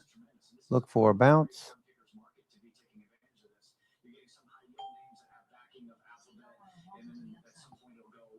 Watch for a bounce.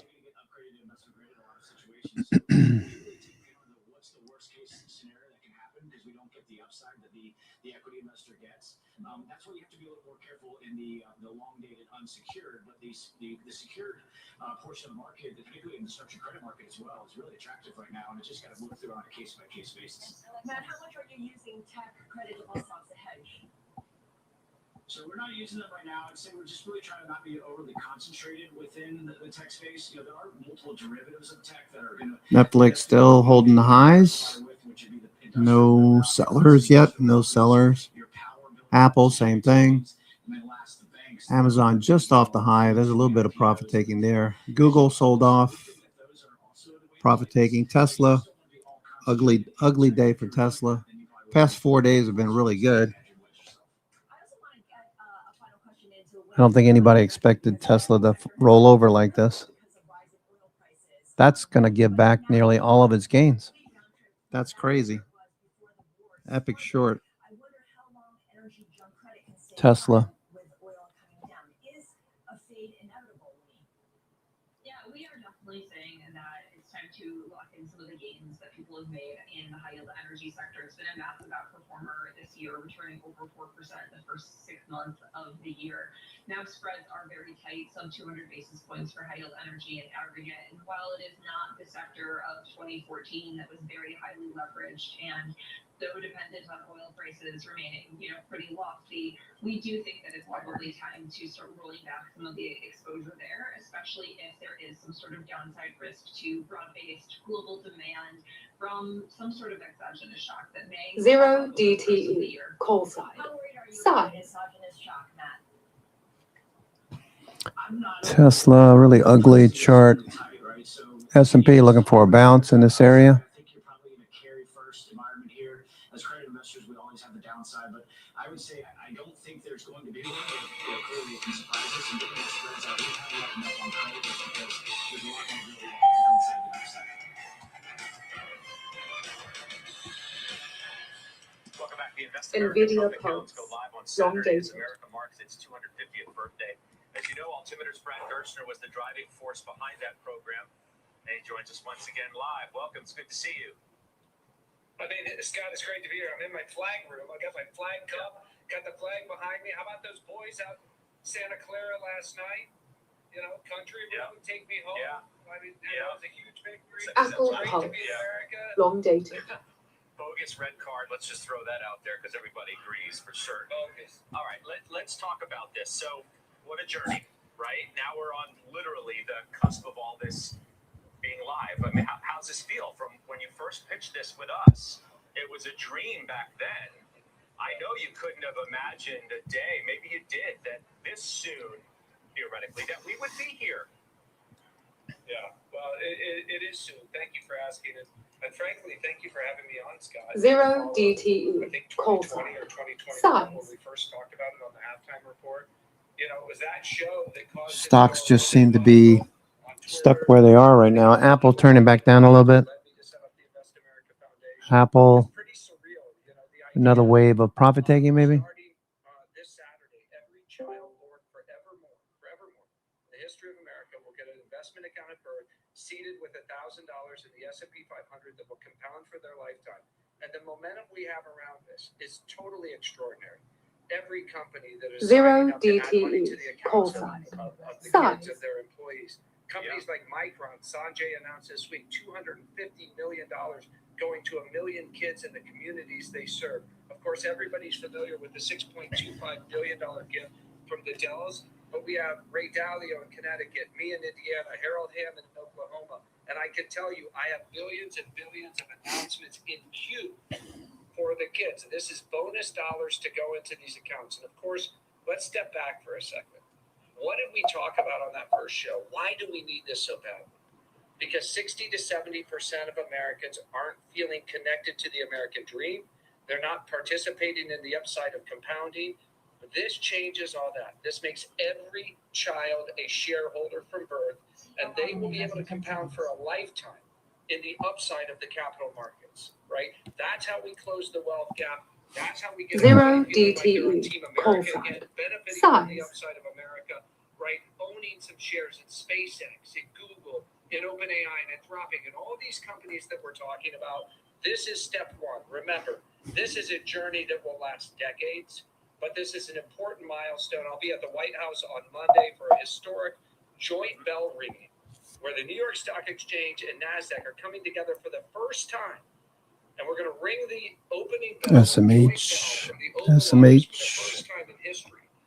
marking the celebration Size, for the launch of long these accounts. dated, So I deep couldn't be more puts. grateful for all the incredible partners along the way. You know, Monday I was in Philly with Senators Fetterman and McCormick. Yesterday I was in Newark at a Big Brothers Big Sisters with Senator Intel Booker. Pulse, And this long is a dated. real big bipartisan tempo. We would not be here without the leadership of President Trump. A lot of semis down. Semis are down. Okay, we're getting the bounce now. Getting the bounce in the S&P. ASP exports, long dated. Okay, we're starting to see a bounce right at support where you would expect it. Right here. 74.40. Look for puts to monetize now. Netflix still pushing.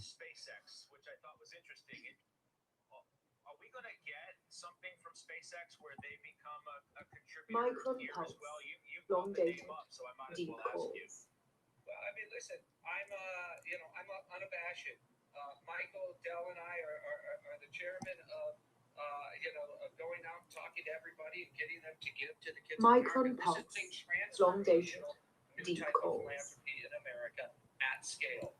Remember when Warren Buffett tried to give all his money to the Gates Foundation, was frustrated by the overhead and the lack of success and return on that investment. Now imagine that instead he could just Zero DTE. All right, so we're near support. Size, S&P 500 looking for a reversal. Maybe, maybe not. direct philanthropy, no middleman in the middle taking a rake of those proceeds going directly to these kids. And we know when kids have savings, when they have investment, they're more likely to graduate from high school and college. They're more likely to buy a home. They're more likely Netflix, to new highs less likely to be incarcerated. being So tested. yes, I have talked to SpaceX and Google and OpenAI and Anthropic and every one of our friends in major companies. And by the way, not just technology companies. I'm also talking with Dave Ricks and Eli Lilly and my friends in Indiana. We're talking to industrial companies. We think that every company in America has an opportunity to customize a giving program in a way that makes the most sense to them. I was talking to Ryan McInerney from Visa. They're matching for all the kids at Visa. But I said, Ryan, why don't you adopt 100 schools across America and give to every Goldman kid? Sachs, This unlocks a creative Morgan Stanley, Wells Fargo. companies we've already announced are the pioneers. So yes, I would say stay tuned. A lot of announcements coming. Okay. Zero That's a good DTE, tease, and we'll call certainly side. keep watching. I'd like to Size. use some of the time today, if I could, to talk to you a little bit Okay, about what's Home Depot doing? Home Depot recovering. All right, recovering. A little bit of selling yesterday into the close. Back to the 200-day or above the 200-day. Looking for Home Depot to continue trending. Zero DTE, call side. your take Size. on where you think we are in the tech trade as a whole. Mega caps kind of roared back to life this week. The chips still look a little bit upset, and that's going to be volatile moving forward as momentum has a bit of a problem in and of itself. What do you think? Well, listen, I think Josh Brown nailed it earlier in the program, which is Unusual strength in Apple. We don't usually see that. Apple's usually pops sometime during the day and then fades, or mediocre performance. Today has been really unusual for Apple. A lot of things going on. Do a little research over the weekend. That's the biggest price move I've seen in Apple in ages today. All right, so just looking back.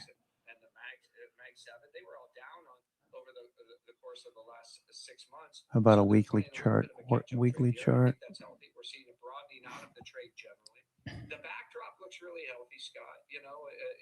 Reversal here. That one's pretty significant. Back in April of last year. Good time to buy stocks.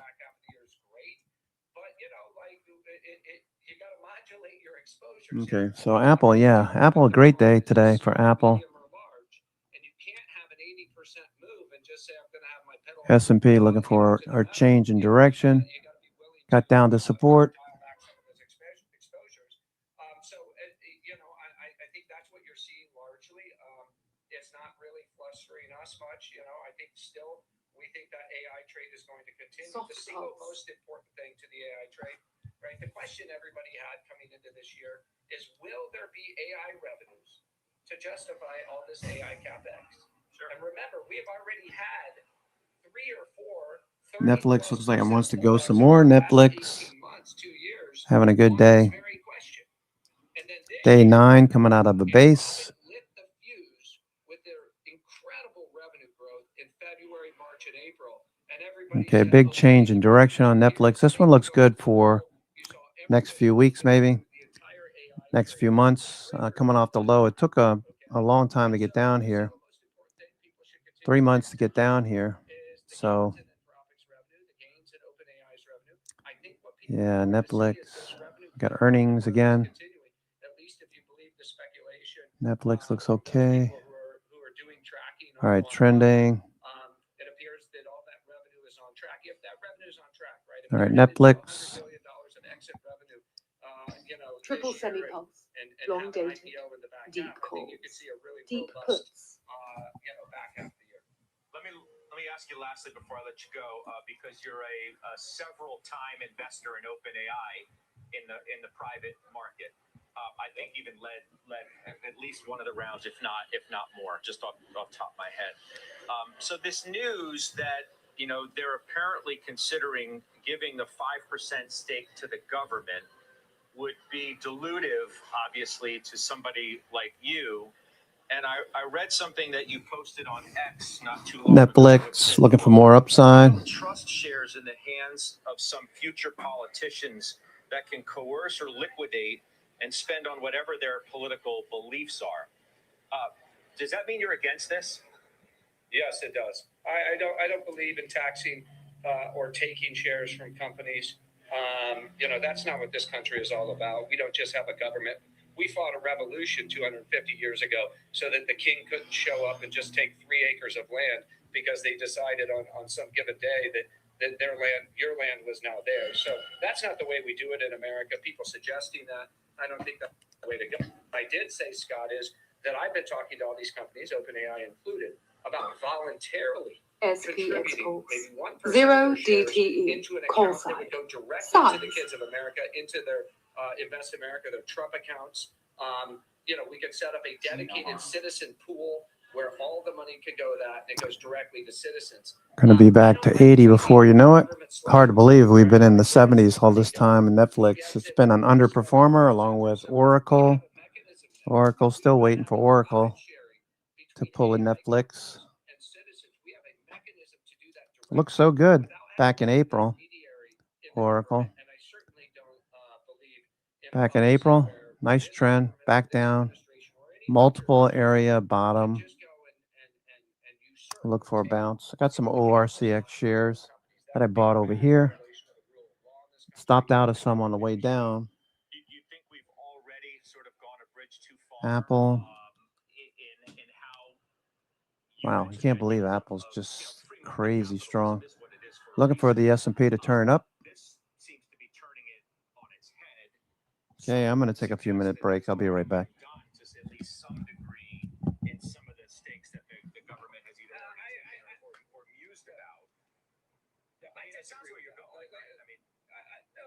disagree with that. I think the Intel stake, Intel was going to go bankrupt. The U.S. government intervened and saved a critical national resource. It's rebuilding, Tesla Pulse, the semi long dated, supply chain deep in the U.S. puts, That's critical Apple to our national Pulse. security. That was a smart investment. The U.S. has profited, handsomely from that investment. I supported that. That was a lot smarter approach than what we took under the CHIPS Act.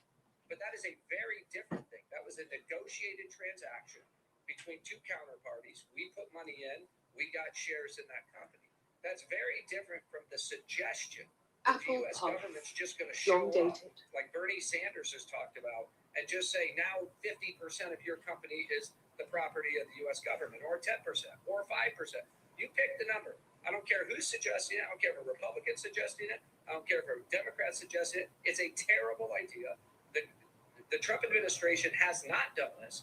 I hope they don't go down this path. I don't think they're going to go down this path.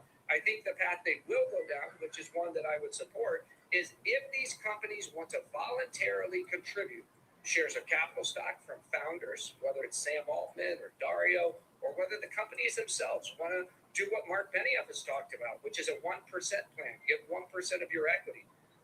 But it has to be voluntary. And number two, it should go directly to citizen accounts, no middleman. And if those two conditions are met, then I think this administration could really bring, a public-private partnership together that would be Tesla great for pumps. America. Long And I dated. think that's the path Deep they're looking at. I calls. certainly know there are people around the administration who are suggesting these other things. I don't think it has a lot of momentum.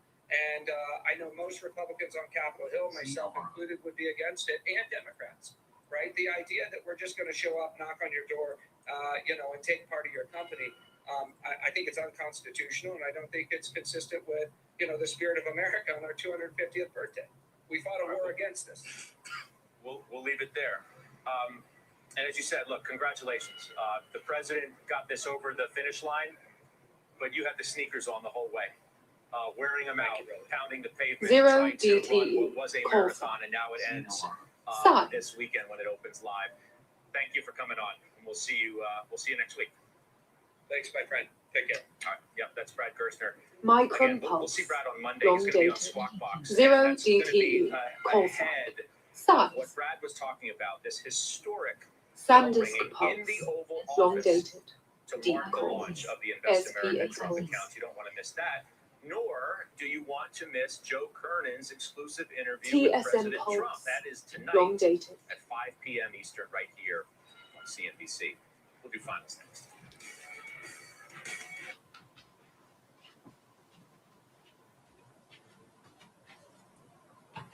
CF, SQQQ, RGTZ,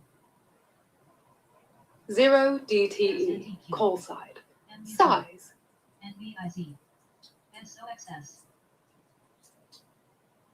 MUD,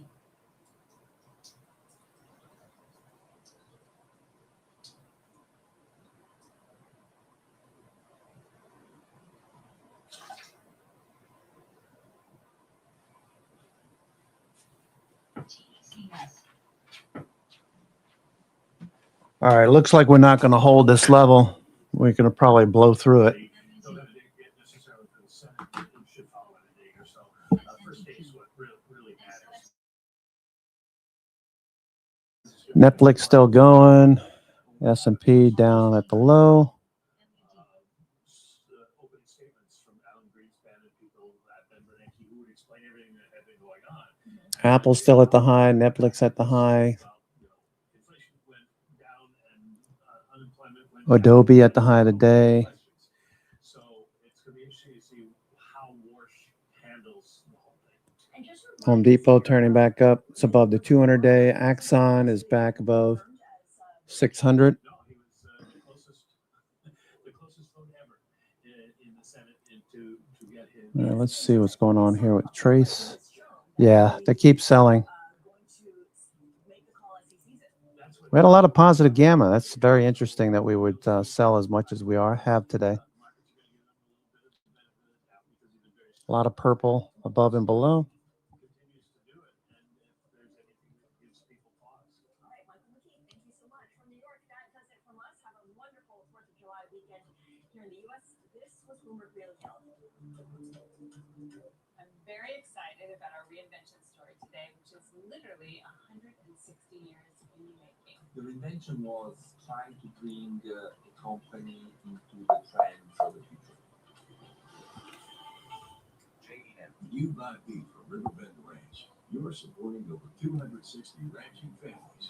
Futures at the low. Genetics to produce the world's most flavorful beef. Riverbend Ranch. New York Fang. Okay, so it is we are going to have a red day. We're back into yesterday's price action. I mean, the Tesla pullback alone. Crazy. Meta as well. Meta with a big pullback. I got stopped out of Meta. Okay, Microsoft turning back up. Microsoft, Apple, and Netflix moving higher. Very interesting. Close the week out. Professor Siegel, Tom Lee, Chris Harvey, and hopefully join me as well. As we wrap SB up exports. this first Triple quarter semi-pulse. Deep calls. final trade. What do you got? I'm going to go with Alphabet, Scott. Google Cloud remains one of the fastest growing businesses in tech, and AI continues to make search better. Okay. Who's got Netflix? That's me. The 1-year chart on this thing looks terrible, but the stock's back trading basically where it was in February when they walked away from the WBD deal. I think this is a great opportunity to get in before their next growth catalyst. What's been going on here? This stock hasn't done. It's been a real disappointment. SPX Pulse. I actually have Triple an alternative semi-pulse. take. I Long think they're going to dated. take a run at NBC Universal, and I think the market is going to love it. Netflix marketing into the parks business? Yes, the market wants to see them do something aggressive, and I think that's a better deal for them than the Warner deal ever was. So I'm long, and I hope they do make a bid for it. All right. Target must be Stephanie Lane. It is. I did some channel checks. It's been a while since you pitched this one. I did some channel checks All right. in LA this week. Oh, and yeah? the product is great. The traffic is strong. Same store sales positioned to grow mid-single digits, trading at 16 times forward estimates. All right. And, well, Nike, good week. I'll just put a question to the group. Did I literally call the bottom of Nike? What do you guys think? Want to go around the table? Well, remains to be seen. The week suggests you might have. All right. Thank you, guys. Have a great fourth. I'll see you on the bell. Triple bottom on Nike.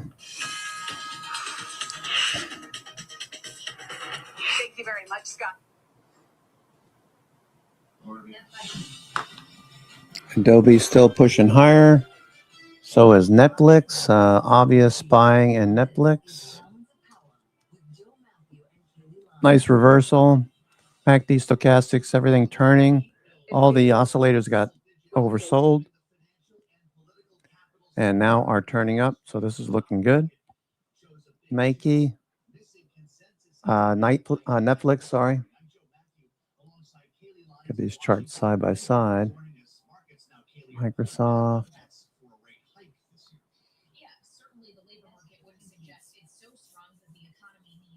Apple is a little profit taking there, but it looks like it's holding up very well.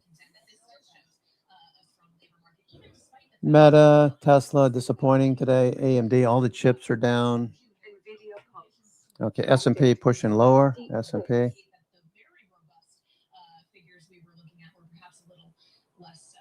Participation down quite a bit, which is why we see a lower unemployment rate, but also the pockets of weakness are somewhat confounding, with hospitality, for instance, not reflecting World Cup, not reflecting the incredible demand that airlines and hotels have been reading, and not seeing that explosion in construction jobs either, with data centers popping up like weeds. So we do have some questions. We certainly do. We'll get more into the data with Bloomberg's Michael McKee in just a moment. But you mentioned hospitality, Joe. Of course, a lot of hospitality workers were supposed to be the beneficiaries from the One Big Beautiful Bill Tax Act that passed last year, signed into law by the president on July 4th, almost exactly 1 year ago. Of course, it was signed on no tax on tips. There is a question, though, as to how much the aggregate consumers feel the benefits of that in the aftermath of higher gasoline prices from with Ron.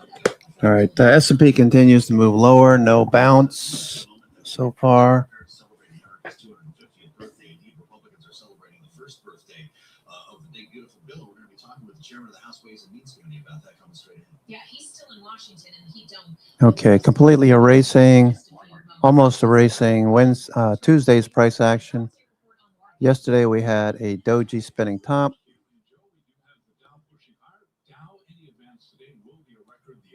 S&P dropping more. TSM Pulse. We've got NASDAQ down 1.4%, the NASDAQ 100 index down 2.3%, and the SOX, that's the Philadelphia Stock Exchange Semiconductor Index, now down by 6.3%. That sell-off in chip makers certainly weighing on the market. Short-dated bonds are rising as a slower... 0 DTE. Call size. Size. Dropping pretty fast here. Okay, so we had support right in this area. 0 DTE. All right, we're through this 99th percentile level, 74.40. We're dropping below that. S&P dropping.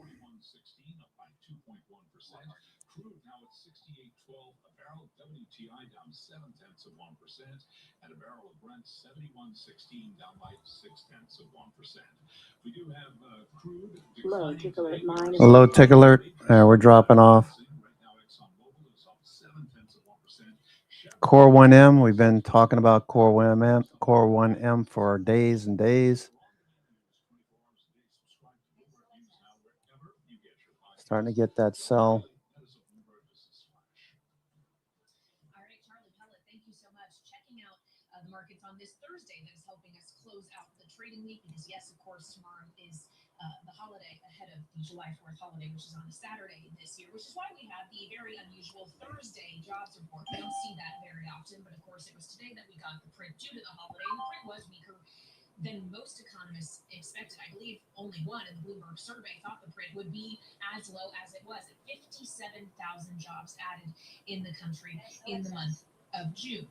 And downward revisions, as we mentioned, to the prior 2 months as well. So it paints a picture of a labor market that perhaps is not as strong as the White House would like to settle. Pushing a bit lower now. We did hear the National Economic Council Director, Kevin Hassett, saying that this is still a strong labor market. Zero DTE, call side. Size. I think this is a really strong, healthy job market, and that this was a little bit on the other side of expectation, but the trend over 3 or 4 months is consistent with our view that, again, that we're growing about 3%, and that we're going to have a better second half of the year as those factories turn on the lights. Interesting that we want to spend some time on this with Michael McKee, Bloomberg's international economics and policy correspondent, with questions about why the number could be so far off. And in fact, if there is strength under the hood, as Kevin Hassett suggests, Zero DTE, call side. BI, by Size. the way, was far beyond the market consensus at 200,000. Was it the biggest decline in leisure and hospitality? Okay, watching hedge flows. Let's see what happens here. We're right at this 99 percentile level. We got a temporary buy signal right now on the S&P. Micron pulse. Long dated. Deep calls. We're at minus 362, minus 382 signal.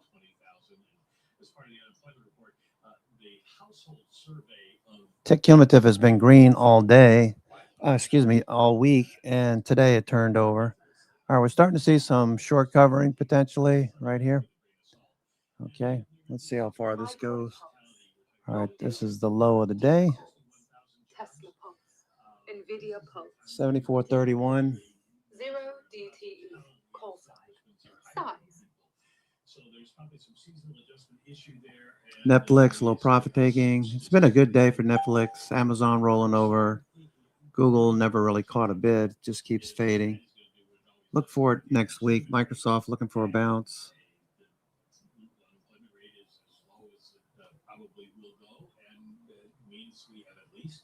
Zero DTE, call side. Size. Well, so if that's S&P. Palantir pulse. Long rate dated. hikes this Deep year, calls. then might, but maybe not call for rate cuts either. Is the economic picture we're seeing painted here one that suggests that actually rates probably are where they need to be right now? I think that's going to be Tesla got smoked. The bears got smoked in the previous few sessions, but man, today, Tesla way over. Zero DTE, call side. Size. There is sticky inflation on the services side of the economy that is not related necessarily to either tariffs or to the war. And if that continues, there'll still be some hawks who are Wait a little bit longer. We start to see some stocks turning up after 2 o'clock. It might be an opportunity right now. Still lunchtime. Let's see if we get any kind of bounce out of the S&P.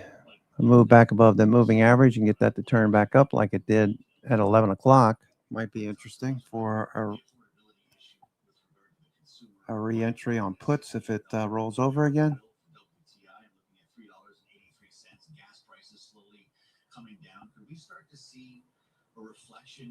SPX pulse. Long dated. Deep That's something to calls. watch for. We thought we might see that in the Conference Board Consumer Sentiment Index, confidence index. It came out earlier this week, and we did not. But it may have been just Core 1M climbing back to 6.3, still very low. Core 1M still at 6.3, but climbing as expensive calls get crushed in this pullback after a 3-day run this week.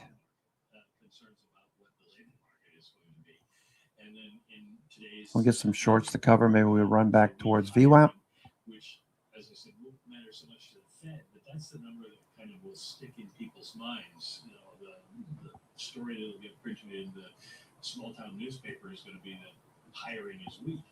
And so that's an issue for the president. And then the whole question of average hourly earnings, while they ticked up a little bit, is still well below inflation. Americans Okay, let's see if hedge flows turn up or not.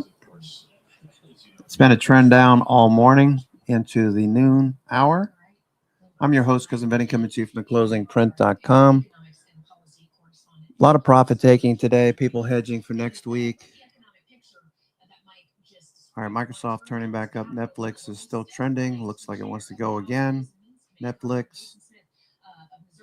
Is joining us. You might be one of the very few people left in the rotunda after the House went home for the July 4th recess a bit early. Mr. Chairman, it's good to have you back on Bloomberg TV and radio. I hope you find yourself in a well air-conditioned space, as it is very hot here in the Capitol.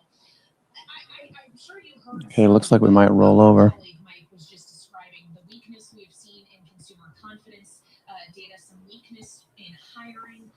Specifically, economic data that does not paint a picture of an economy that has reaped massive benefit from the One Big Beautiful Bill that was signed almost a year ago. Should we not be seeing that show up more materially? Is it just short covering, or we're gonna bounce?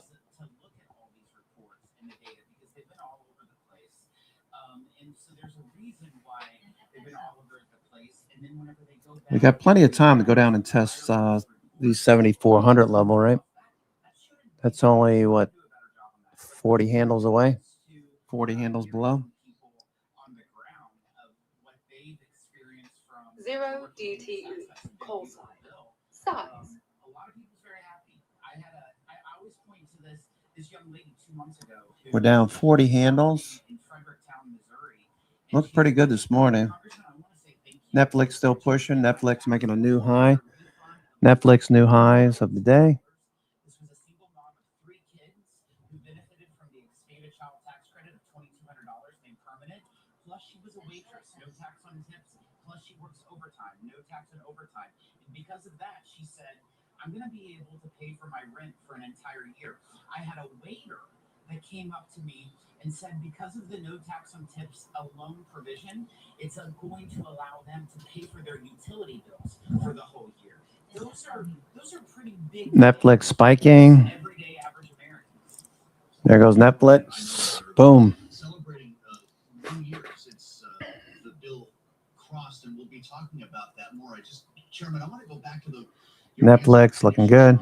The jobs report today. Are you concerned that there's bad data in the system, that these anomalies are because of a poor response rate, that we're not actually seeing a reflection of the economy in these reports? I absolutely have concerns with the data, and that we need to make sure that the data gets better, because consistently the reports are revised every Netflix, go boom. And I think that's because the data's just not been proper.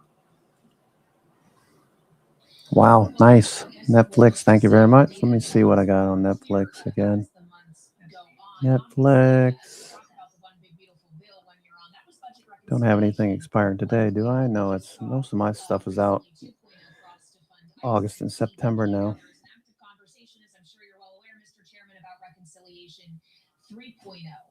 How quickly is there a real chance of that getting done when currently nothing is able to get across the House floor to certain colleagues of yours who want to 0 DTE, call sign. You know, I'm focused on legislating. I'm focused on accomplishing great pieces of legislation, putting them on the president's desk. We did that in the One Big Beautiful Bill, which was a partisan approach. It was a reconciliation bill. Now, on the Ways and Means Committee, we're working on a lot of bipartisan things. For example, the First Lady's Fostering the Future initiative to help foster kids who are aging out. Netflix, wow. Passed out of the Ways and Means Committee and the House of Representatives, with every single Republican and every single Democrat voting for it. We're also working on some bipartisan tax issues and bipartisan trade and bipartisan health care. That is what we need to deliver to the president's desk. That's what we can accomplish over the next very few legislative days that are left. Okay.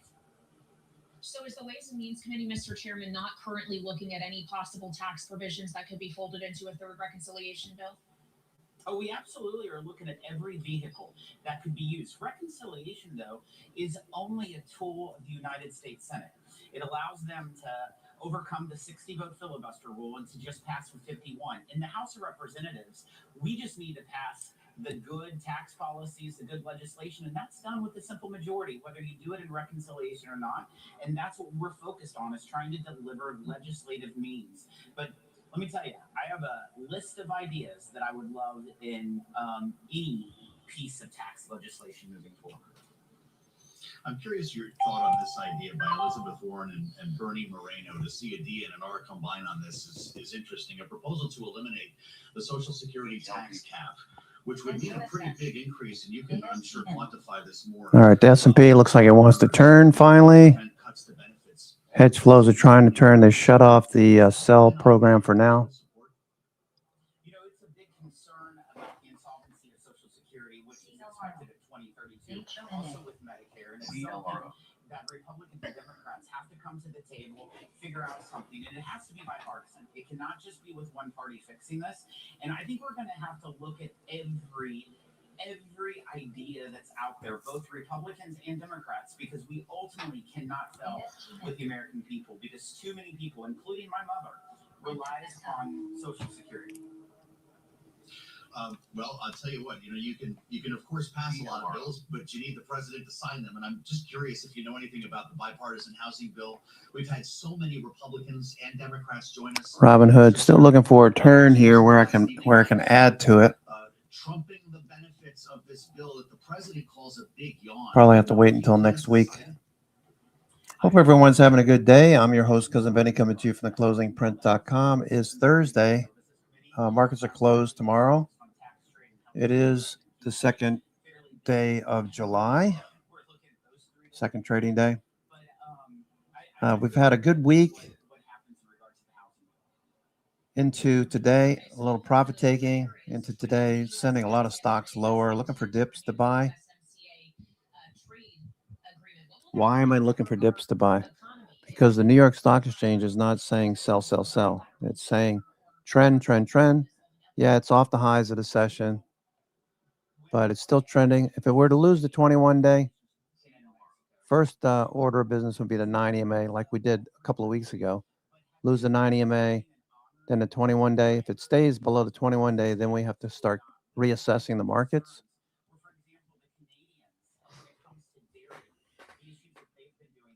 We also had issues with Mexico when it came to corn. I represent a very rural congressional district, and these issues are very, very important to my people. And I appreciate the administration's not just going to sign off on it. They want to continue negotiations. They're not saying we don't need a trading relationship with Canada and Mexico. They're saying that we need a better trading relationship with Canada and Mexico, and I'm 100% behind that. Mr. Chairman, we've only got a couple of minutes left. I'd love to get your take on this story about the government potentially taking stake in another company or maybe several companies, as OpenAI has reportedly opened discussions about giving the government a 5% stake and might include other firms as well, like Anthropic or Alphabet. Is there a national interest in doing so, or does that run counter to your conservative values as a lawmaker? Well, I don't know much about. Okay, Microsoft is going here. Okay, Microsoft's playing nice this week. Microsoft's going. We need to make sure that the United States is the leader in AI and not China.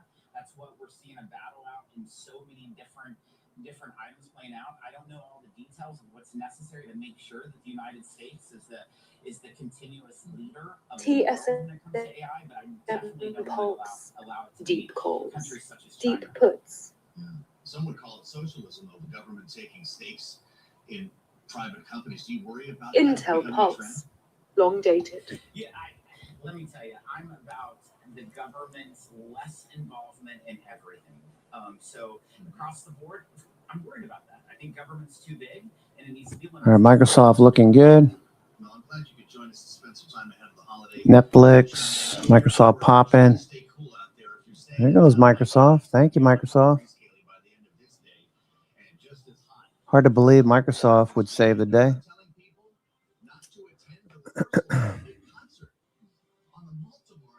Netflix higher. Beautiful. Netflix. I bought a few more shares of Netflix. Netflix common, not the 2x. The actual Netflix. I bought some more shares on this move. Day 9, looking for it to follow through. If it drops back below 75, I'll stop out of those shares I just added, but looks pretty good so far. Netflix looks like institutional interest is picking up now. ProShares Genius Money Market ETF, IQMM, the largest money market ETF in the world. Learn more at ProShares.com. SPX Pulse, long dated, 0 DTE, call sign, size.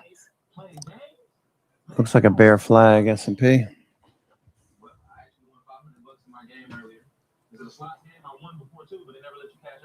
Micron Pulse, deep calls. Yo, why did you stop talking? I just won another $800. What game is it? Tell me. Dang, look.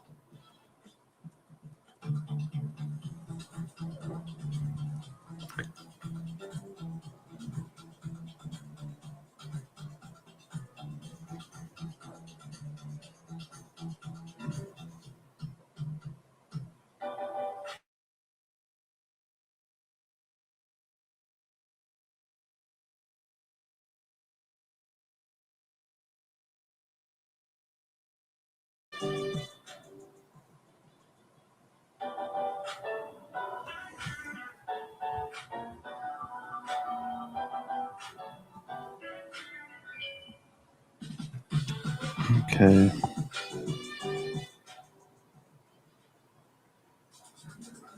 Equity indices built on opinions?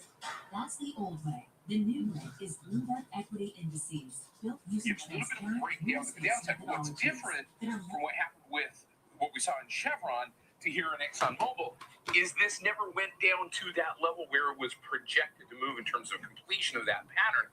In fact, it stopped right here at that 200 period moving average, finding a bit of support over the 135 mark. We get a little bit of a bounce today, not a strong one. 0 DTE, call In sign, terms of the RSI, size. but that's breaking out of kind of this longer-term downtrend in momentum and sentiment, as indicated by that relative strength index. So a bit of a bounce, maybe a little bit more of a neutral perspective here. Implied volatility is slightly bleeding off just a little bit going into this earnings announcement.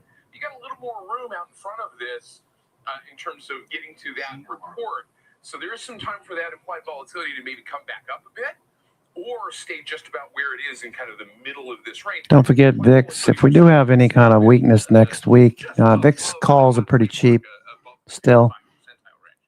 You can buy some VIX calls. I bought the 22s for August just in case there's any issues. Let's see, Home Depot. What's Home Depot doing? Home Depot, HD.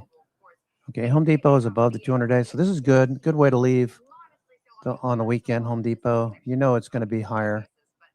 0 DTE, call sign, size. All right, watching S&P here. S&P, if it rolls over, we could be heading down to 7,400 to test that level. Microsoft looking really good. Microsoft popping. That's good. Need to get Microsoft back up towards the call. The 400 level, the call wall, the 50-day. It's been acting very strong, like institutions are buyers. Microsoft.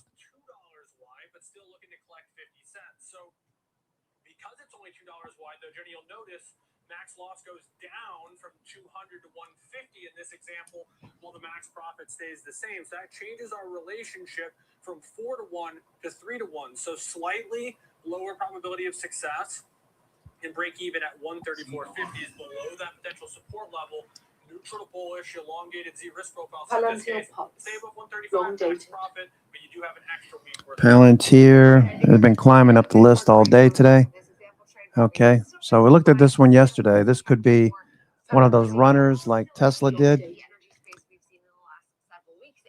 Moving back up, Palantir back to 132.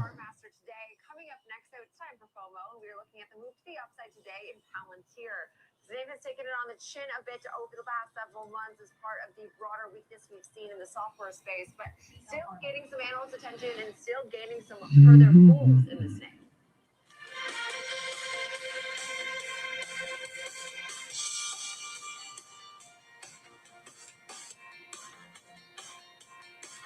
For instant reactions, earnings breakdowns, and hot takes that teach you about stocks and markets. Follow me on X at @NPetalides and connect with me, Nicole Petalides, on LinkedIn, Facebook, and Zero Instagram. DTE. Call side. Size. Netflix. Man, what a day for Netflix, huh? Unlocking the power of Thinkorswim, the award-winning trading platforms. RSI's been hanging out up there near 70. Prices extended from VWAP. We're at about 2 standard deviations from VWAP. The green line, the green shaded area, that's 1 standard deviation. Okay, Microsoft seeing a little profit taking now. I'd like to see Microsoft much higher next week, along with Netflix, Apple, Amazon, Google. I'd like to see Tesla and Meta recover. All the chips are down, so I'd like to see those bounce as well. What's Taiwan Semi look like now? Looked pretty ugly earlier. Yeah, yesterday, pretty big down. That's the thing about Taiwan Semiconductor. It does have some volatility. It does move back and forth, but still trending. So it needs to stay above the 50-day. Gotta believe it will. Oracle's been a dog. Oracle. Intel's pulled back. That hasn't done well. Microsoft. Microsoft, nice turn on Microsoft. Double bottom on Microsoft. Similar to Netflix. We did overshoot this area here, but it's back above. Looks like it's going to continue. Netflix. All right, a little profit taking on Netflix now.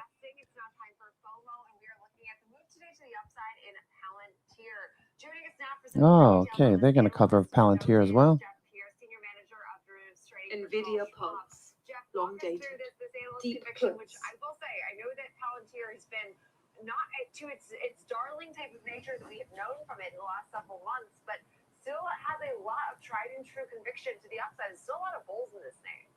Yeah, absolutely. I mean, to your point, one of the more difficult months we've seen for Palantir, frankly, in quite some time, although this week has been very good to them. Today is just an extension of that positivity as we see the stock up nearly 5%. And part of that has been the focus on their NVIDIA partnership. And then today, the upgrade from D.A. Davison, which moved them to buy from neutral and raised the price target slightly to 175 from 165. You know, the firm really pointed out that they believe that Palantir has grown into their valuation as the profits have increased while the valuation multiples have gone down. They have focused on their several competitive advantages, especially as they become more and more a part of the AI discussion.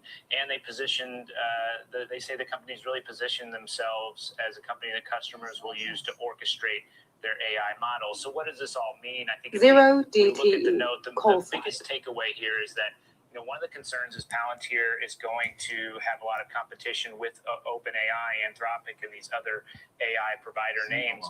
Really, this note focuses on the fact that Palantir is not trying to build the next ChatGPT. They're really trying to become the operating system for that enterprise AI. Basically, the way that Palantir is looking at it is use whatever AI model you want. They're going to handle the security, the data integration, the permissions, all of the workflows, and of course, their bread and butter, the decision-making process of it. More thinking of Palantir as kind of this trusted middle layer between the company's data and these AI models. And that's a very different view than what many investors have had in the past. You know, Jeff, what's crazy to me about this stock is that it's almost like a full round trip. It was basically unchanged over the last year on my last check. For a stock as volatile as this one, you know, I'm sure you get tons of client interest around it just because of the volatility, because of the projects it's working on. It's got the dynamic leader. And then you look at the chart, and it's like this roller coaster ride that ends up where you began, like a real roller coaster. Yeah, absolutely. And you talk about how investors interpret this, right? This is it's certainly an interesting situation for the company, not necessarily unique. We're seeing this along many names, including a lot of AI names. Okay, Microsoft going again. Microsoft, geez, look at Microsoft. One of the worst months Microsoft. in years, and the business has been doing relatively well. Not acting like Microsoft. Palantir long the concern isn't necessarily the company, but how much future success is already built into the price we're seeing, and our expectations too high. So even when we see good earnings, that often isn't enough. The company, you know, themselves have consistently exceeded some of these lofty expectations. And then, of course, there's kind of the AI fatigue. You know, the market's moved away from just rewarding these AI promises. They're really looking for results, right? They want to see revenue, they want to see profits, they want to see customer adoption, and not just these big AI headlines. And until they can consistently see that, I think we're going to continue to see volatility within these big AI names. I think absolutely, and I think that's what's been interesting about seeing Palantir not really make the same comeback alongside a lot of these other software names. It hasn't been even, and it hasn't necessarily been all of them, but Palantir for a long time was the concern was its valuation. So I know that the call here is from D.A. Davidson. It's grown into its valuation. Microsoft acting unlike Microsoft. Would you agree, Jeff? Zero DTE. We had that bullish candle last week, right? That bullish candle on Friday last week on above average volume. We were told that money was coming out of semis and into software. It sure looked like it. And then we came in on Monday and it faded. Now it's following through. Looking pretty good, Microsoft.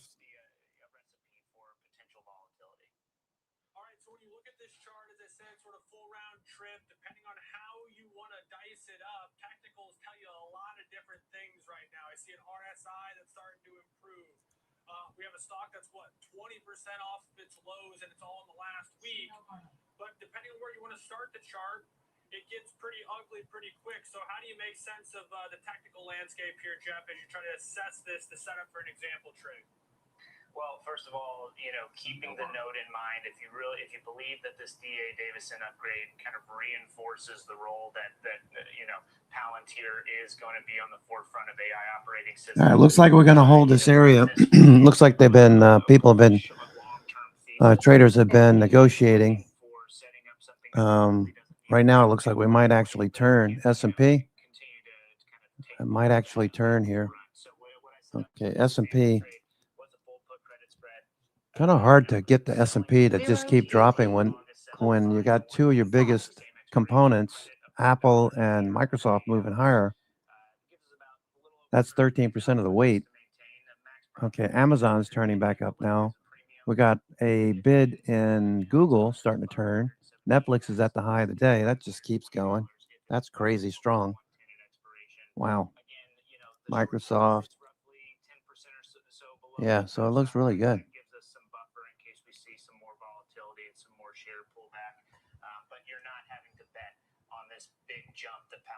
Micron Pulse, long dated, deep calls. Okay, yeah, and so as far as like risk definition here, and I know you outlined some of that obviously Max loss is huge to the upside, but I mean for a name that is as volatile and as I mean just frankly can really change Zero DTE, call slide. I mean earnings have typically been times of volatility for this name, so how do you think through perhaps more of that midterm way of thinking about Palantir? S&P is trying to turn. S&P is trying to turn. I think earnings are going to continue to have the potential for a lot of volatility. Pushing a bit higher. That we're going to continue to see is they could beat earnings. Still could be a bear flag, so be careful if you're buying S&P. You got to get a trend going. Shorts covering at the low. Tesla's, Netflix still going. I think the focus is now going to be somewhat on this NVIDIA partnership. that some of the ideas that were floated through that are certainly things that investors are keenly focused on, primarily in the Senate when the Tea Party emerged. You've been through distortions before, particularly in a primary season, particularly in an off year when the party's in a minority position on the Hill. Is this just par for the course? Or is Kayleigh right? We could be going outside of the lines of these traditional party structures in this next cycle. Yeah, look, I mean, there's always going to be the flanks of the party that pose a obstacle to party unity, and yet I would say one of the things that is disturbing to me, I'm a big fan of the two-party system. I think it's done really well for our country for a long period of time, creating security and prosperity. But at the end of the day, more and more voters are just basically rejecting the concept of being a Republican or a Democrat. I just saw a recent poll that new registrants are basically splitting 27% each for Republican and Democrat, but the rest are all identifying as independents, which is a massive increase in the number of self-identified new SanDisk Pulse, registered long voters dated. going on the independent route, meaning that they're not happy with either party or looking for options.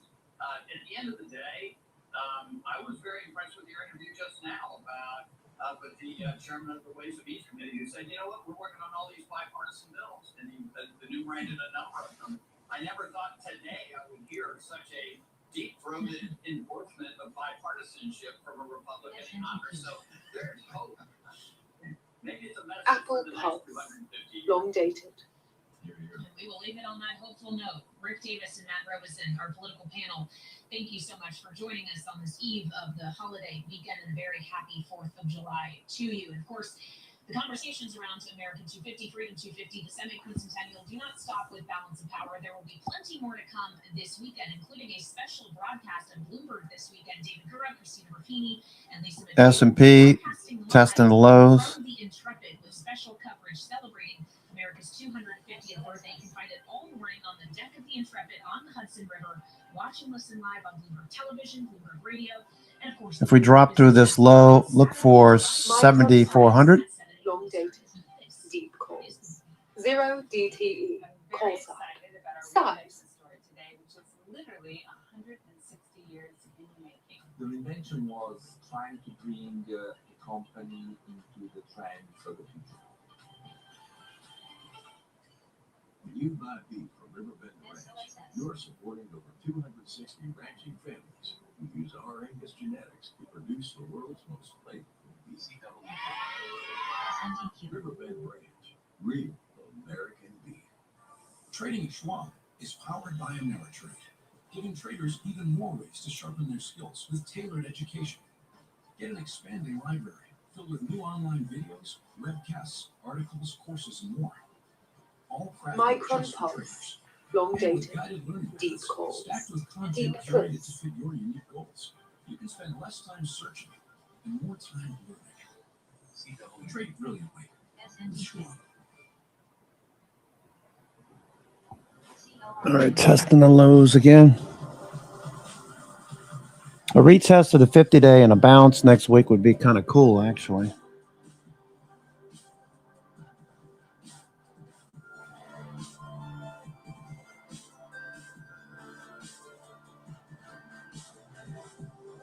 Intel Pulse, long dated.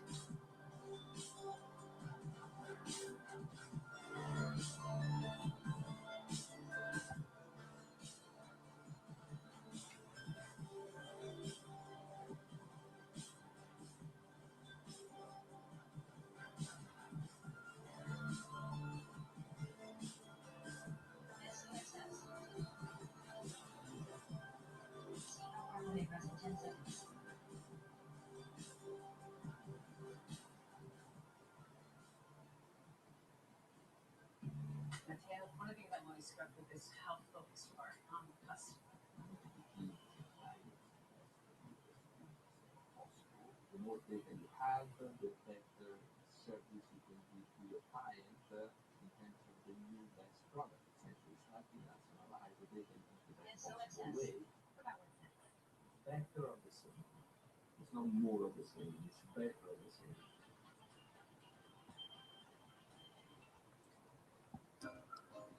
NVIDIA continues to fade. I had those 195s. I should have held on to them. Oh, well.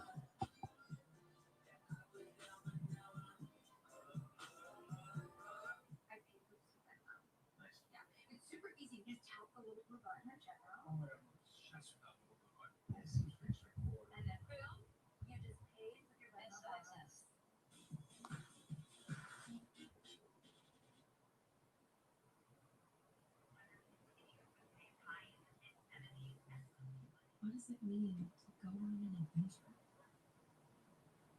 To chase the sunrise? And follow the 0 rapids? DTE, call side. Size. To see the same sky Soft pulse. from a different place. To find out what's out there. 0 DTE, call side. And to connect Size. with the ones that matter. While making new friendships. Netflix still pushing. Microsoft is rolling over a bit. Looks like we're going to take out the low. All right, here we go. They're going to start selling some more.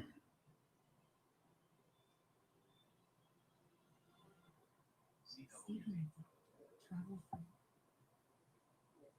Wherever the road leads, roam with confidence and connection across multiple networks nationwide. Keep your digital life moving. One connection, every device. Reliable internet, trusted by over 50,000 RVers. No contracts, no hidden fees. Pay as you go. Wander without worry. Q's And pulse. stay connected. Travel freely. CWD.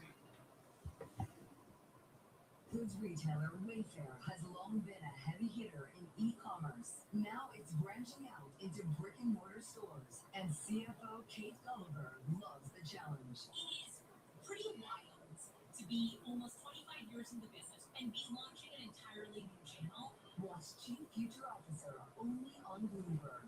Bringing you up-to-the-minute geopolitical news whenever and wherever it happens. I'm Jennifer Zapasabja in the Lesotho Highlands, and this is Bloomberg.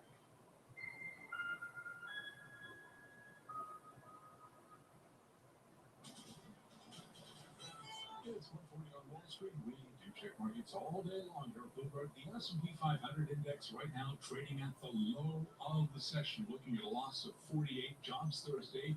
Got to keep in mind that initially the S&P popped SP exports. Long dated. SanDisk pulse. 74.33. It is lower by 0.7%. Dow Industrial, so in the advance today will be another record on the Dow. It is higher right now by 162, up by 0.3% of the Nasdaq Composite Index, now down 390, drop there of 1.5%. The Nasdaq 100 Index lower by 2.3%, and this is key. The SOX, the Philadelphia Stock Exchange's Semiconductor Index, now down by 6.7%. So chip stocks sinking today. We've got the VIX right around 17 now, just 0 DTE, call side. Size. 4.13%, and the 30-year 4.98%.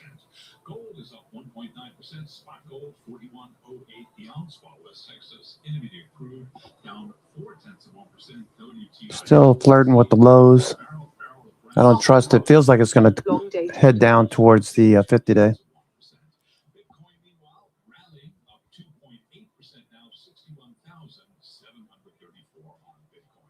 So again, recapping, we are looking at a divided market. Actually, most stocks in the S&P are higher, lower, actually higher on the S&P. The index itself, though, is lower, down by about 0.6%. The Dow at a record, and of course, the all-important SOX today down by 6.5%.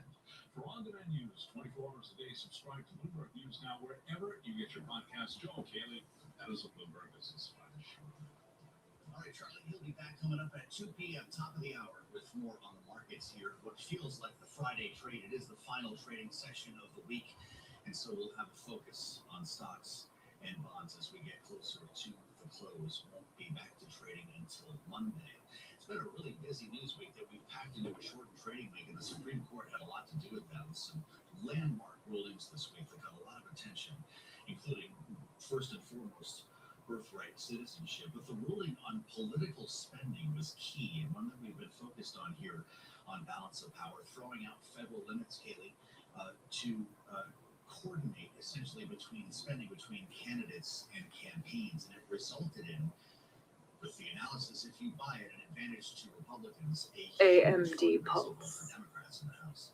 Yeah, and that's what we want to speak to now, as well as the climate overall, as we get closer and closer to the midterms, and of course we're in the thick of primary season. As we turn to the chairwoman of the Democratic Congressional Campaign Committee, Congresswoman Susan Talbene of Washington, is back with us here on Bloomberg TV and radio. Chairwoman, it's good to have you, and a very happy 4th of July weekend to you. Almost on Joe's point around the Supreme Court decision, in the closer coordination we can see with the Apple Pulse. and individual candidates, the conversation in the Zero DTE. Call side. Size. fundraising advantage. How do you turn this into an advantage for you? Well, we saw this coming. Republicans have been trying to rig the system. They know they're losing, and they've attacked everything, trying to attack voting rights, gerrymandering, and obviously with this case of the Supreme Court. Traditionally, our candidates are stronger fundraisers. Their campaigns have been stronger, and Republicans have struggled, and they wanted Apple still at the high of the day. Apple Pulse. Micron Pulse. Long dated. Got a feeling this is going to be higher next week. Microsoft, it's off the highs, but doing okay. Netflix at the high of the day. Geez, this is looking good. What's not looking good is the S&P. S&P is down here at the low, and it looks like it wants to drop towards the 50-day. Retest the 50-day and bounce next week would be awesome.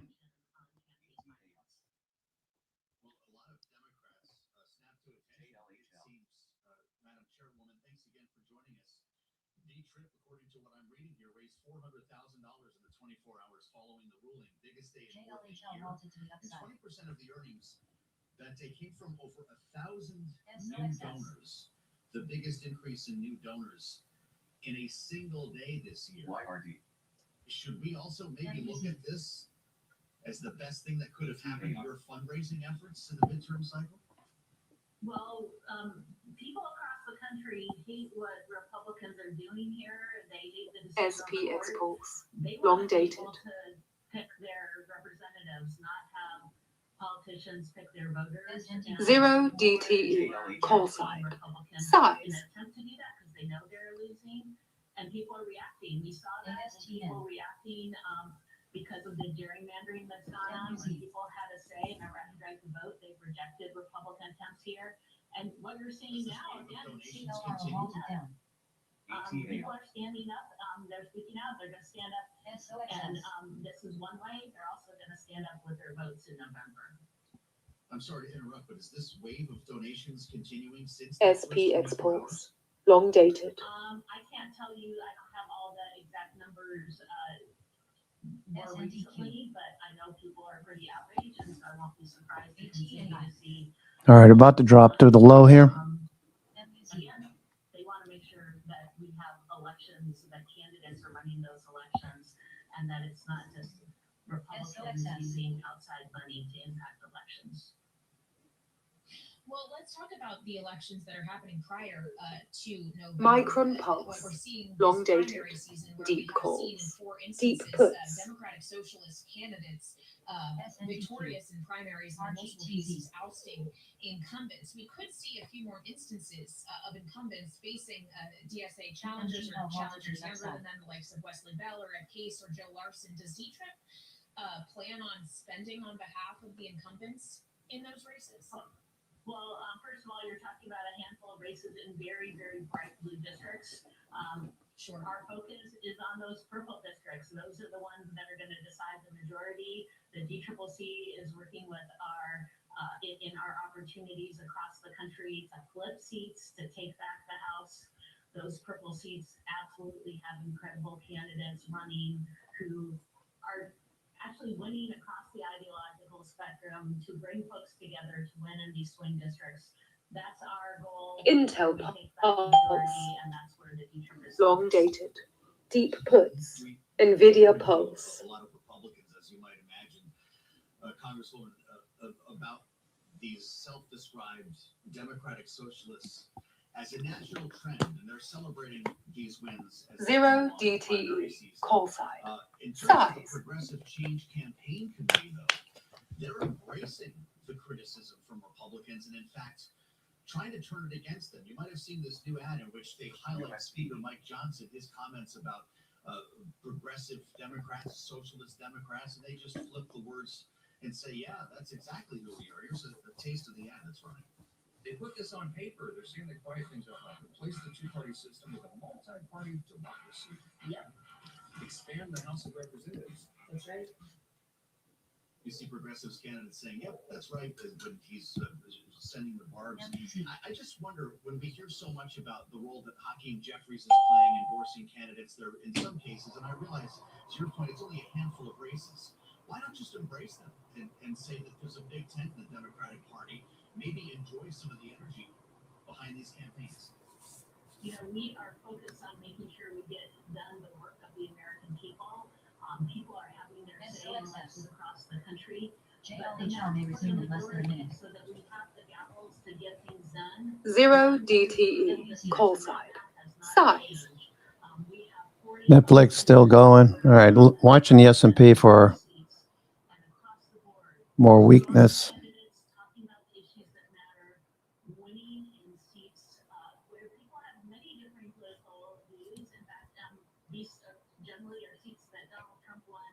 Zero DTE, call side. Size.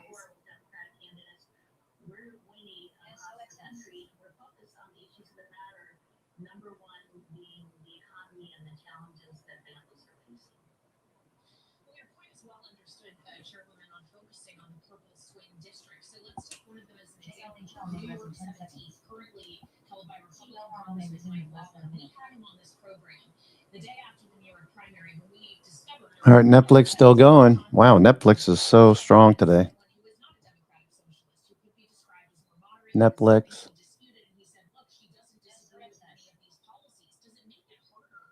For Dietrich, for candidates in the purple district, that they're going to inevitably, by their Republican opponents, be compared to the Democratic socialist movement and being asked to disavow those policies doesn't make your job more difficult, even if it isn't directly impacting the candidates in those races, that they may not be Democratic socialist candidates, but are still going to be lumped in with them.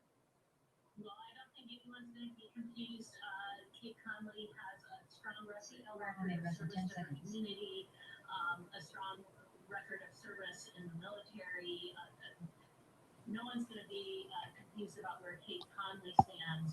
Mike Lawler, though, has been clearly a rubber stamp for Donald Trump over and over and over again.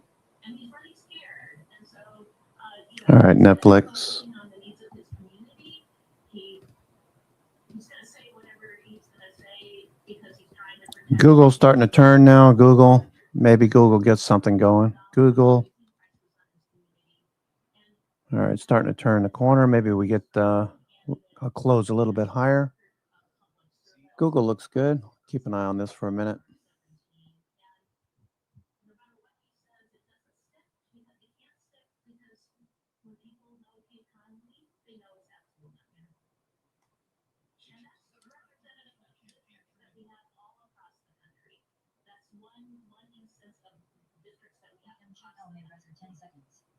Congresswoman, thank you for joining us. Susan Delbene, the Democrat from Washington. Happy 4th, Congresswoman. We'll see you on the other side of the holiday. DRAM, don't forget, long dated, deep calls. Expectations, 57,000 when we look at payrolls, when the market was looking something in excess of 100,000.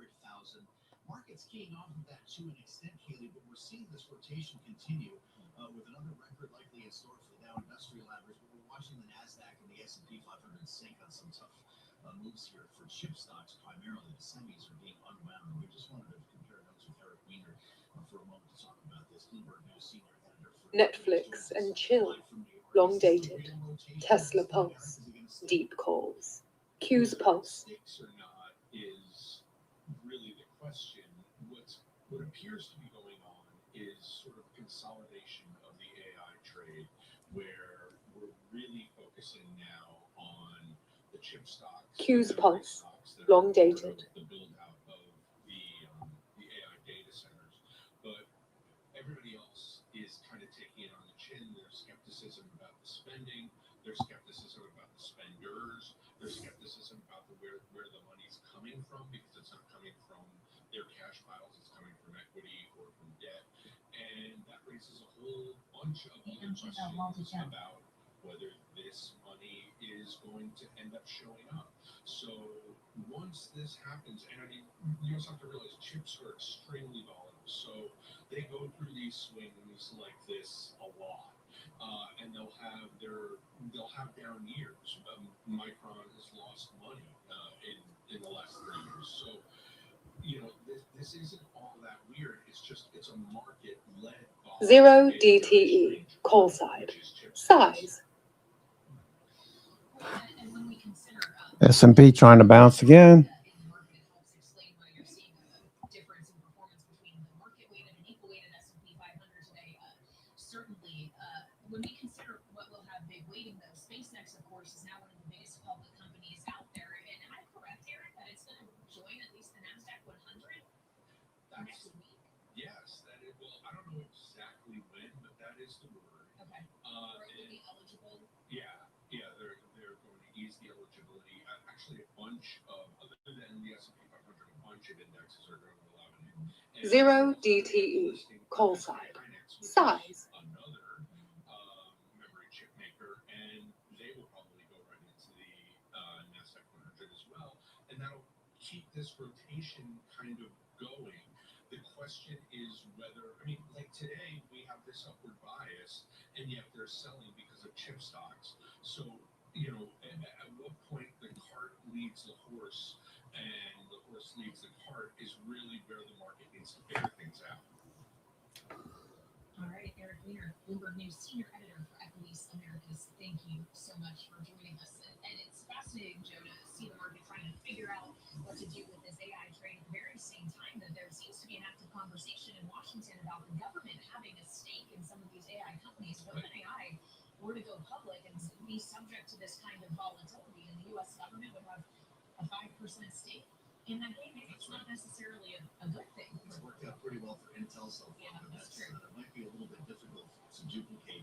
Kaylee, we should note breaking news: President on Truth Social declaring a National Scholars Day, and in fact opening the northern edge of Georges Bank off Cape Cod to scallop fishing. If you're with us on 92.9 in Boston, this is a big business story, something we might have more on later on. I would have read that as scallop. Depends if you're from the it's a Boston thing. See you a little later on Balance of Power. One of the things I've always struck with is how focused you are on the customer. The more data you have, the better service you can give to your client in terms of the new best product. Essentially, it's not being analyze the data in the best possible way. Better of the same. It's not more of the same, it's better of the same. An ETF for your cash? That's genius. ProShares Genius Money Market ETF, IQMM, the largest money market ETF in the world. Learn more. Micron Pulse, long dated, deep calls. Control of Congress changes entire sectors like energy and nuclear. On Interactive Brokers prediction markets, Republicans have about a 23% chance of keeping the House as a committee. Think that probability is too low? By yes for 23 cents. Think it's too high? By no for 74 cents. Each correct prediction. All right, one more time. S&P testing a low. Trade prediction markets alongside your stocks. Equity indices built on opinions? That's the old way. The new way is Bloomberg Equity LC. SPX Pulse, long dated. Methodologies that are more responsive to changes in the markets, powered by 450 billion daily data points, and backed by research from hundreds of global experts, delivering benchmarks driven by the markets, not opinions. Bloomberg Equity Indices. Get evolved benchmarks for today's equity markets. All right, here we go. S&P dropping now.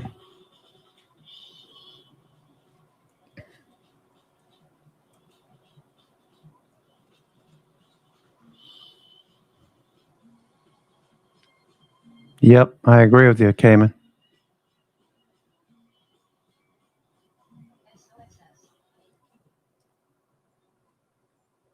MGL may res in 10 seconds.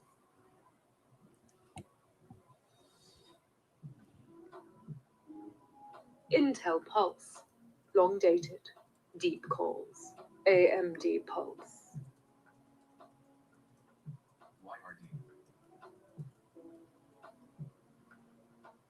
What do you do for fun when you're on break?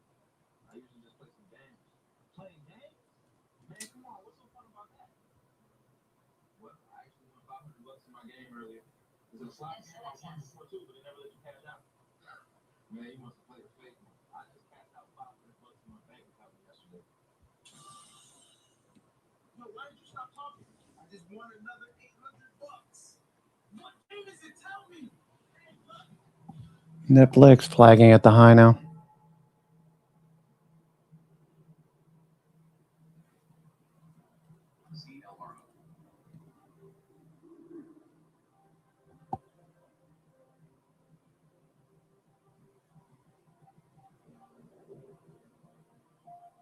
Nvidia Pulse, long dated.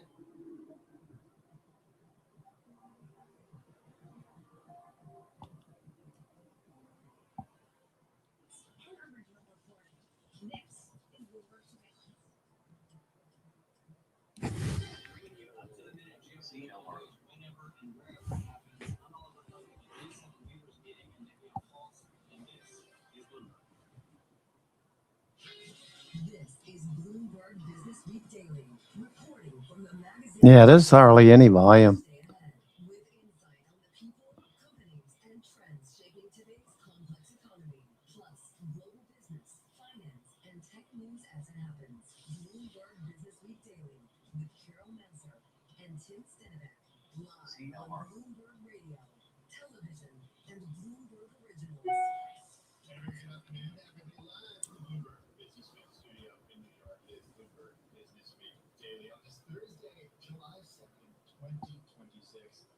I'm Jim Stenbeck, along with Norma Melinda. She's from Bloomberg TV. She's the markets correspondent over there. She's in for Carol Nasser this afternoon. Nora, I don't know about you, but it feels like 0 DTE, call side.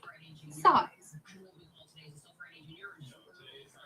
today's like everybody on Wall Street, as a longtime colleague here told me, is already on their way to Long Island. No one's dreamed on it. No one's online with Bloomberg's right now. We are here. But we're here. Grateful for all of you joining us for the next 3 hours. And the next hour right here on Bloomberg TV. We are, of course, talking jobs Thursday. Because even though SanDisk Pulse, deep calls. All right, we're trying to hold the low. I mean, this is excruciatingly slow. Netflix still hanging the highs.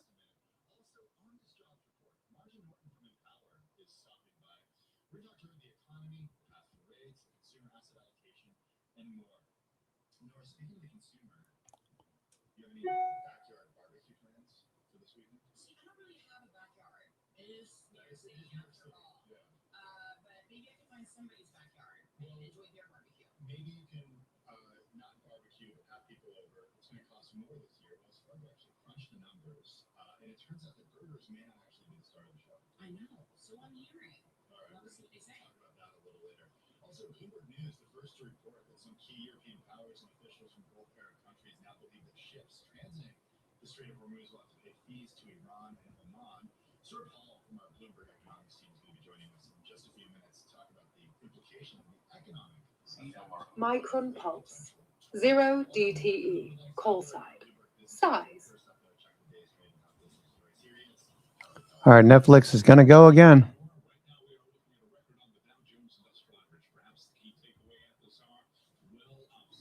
Intel Pulse, long dated. Micron Pulse.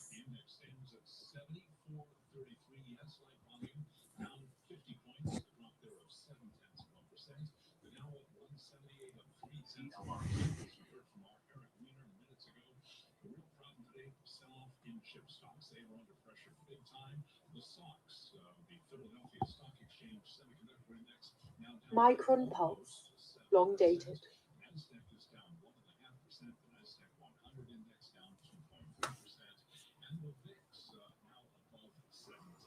Netflix trying to go some more. This is crazy strength in Netflix. Obvious institutional buying.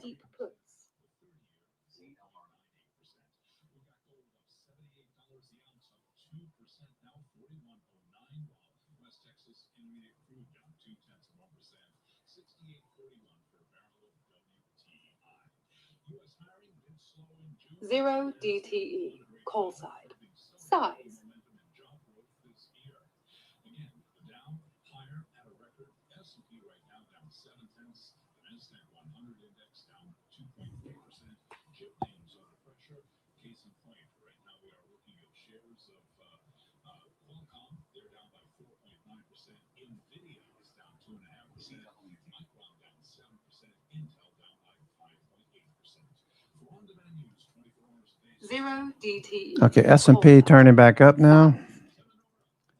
Okay, we got an hour and 55 minutes to go, so maybe they get a runner here. Watch.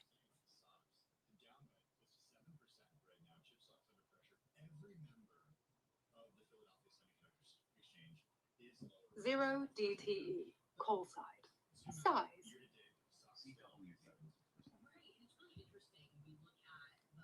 Under the foot of the S&P 500 because we do see healthcare and consumer staples. They actually are holding up in this market. I was speaking to some sources earlier that were just saying, yes, we are seeing a sell-off. Yes, we're seeing a rotation out of tech. But we do still see some segments, some sectors in the market that are holding up, and it seems to be SP exports, long dated, deep calls. 0 DTE, call side, size.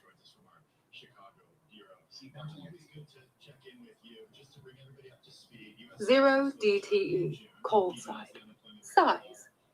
Non-farm payrolls increased just 57,000 last month. We also saw downward revisions to the prior 2 months.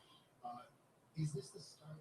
Can we take this report to show that the economy, or at least the jobs market, is losing momentum, or is that reading into it too much? Yeah, it's hard to say it's losing momentum. I'd rather characterize it as kind of greater clarity, kind of replacing what we had thought was occurring, which was this surge in payrolls. And I think this idea that we're actually seeing a quieter, stabilizing job market rather than an accelerating one is something that fits with the longer term trends. I think something that I point to pretty regularly is just where we're seeing wage growth, and it really has come down on a real basis. ASP exports, long dated, deep calls. 0 DTE, call side, size. Quiet job market. And so, what exactly is standing out to you in this report? It was a bit of a mixed report. What's holding up for you, and what are you seeing is not necessarily 0 DTE, call side, size. Well, I think it's a tale of two numbers, right? People can focus on payrolls, or they can focus on the unemployment rate, which ticked down. Okay, Microsoft turning back up as well. All right, here goes S&P. S&P shorts covering.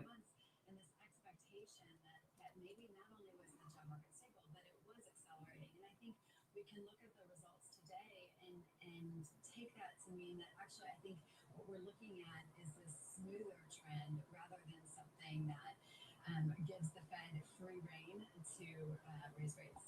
We'll talk more about the Fed in just a second, but before we do that, I want to talk a little bit about what we learned if we peel back the layers of this report a little bit. Biggest decline in leisure and hospitality payrolls going back to 2020. The BLS says it reflects weaker than usual seasonal hiring. I thought the World Cup was going to bring so many people to the U.S. They were going to be traveling, they were going to be spending money. Apparently, they're buying ranch dressing and taking it to wherever they're from because that's happening right now. I can't blame NBIS, long dated, deep calls. Yeah, it's kind of interesting because we did see strength in that area in prior months. I think that was one of the areas that did catch people off guard. Now, I would, caution. Okay, nice reversal on S&P. S&P starting to reverse, shorts covering.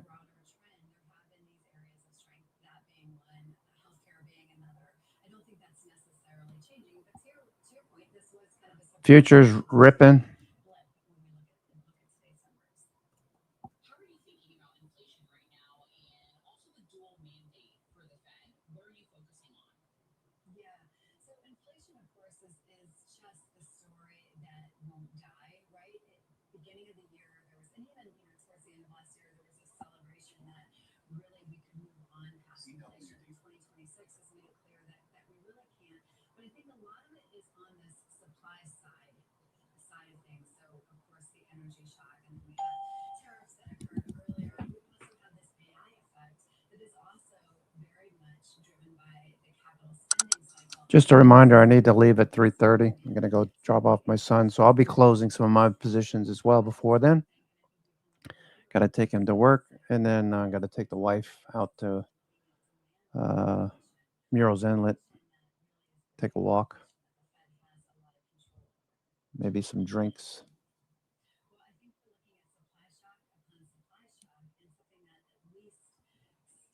SpaceX reversing back up. SpaceX reversing. Shorts covering. SpaceX.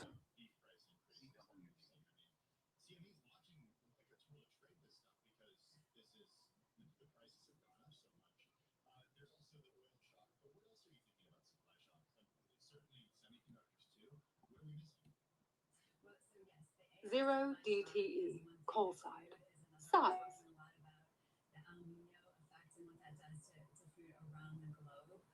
When we're looking at energy prices, we're of course caring about what we see at the pump and then energy prices throughout the economy. The tariff effect seems to have started to quiet, but that was certainly one of the supply shocks that we had to deal with as well. So it's kind of these Tesla Pulse, long dated, Q's Pulse, SanDisk Pulse. Zero DTE, call side, size. Yeah, so jobs market, of course, is something that we're going to have to watch. I think one of the big considerations is whether we looked and saw peak inflation with what we've seen happening in the Middle East, or whether this inflation is more persistent. So, of course, that's at the headline level. And there's also the secondary effects for inflation that we'll want to keep an eye on.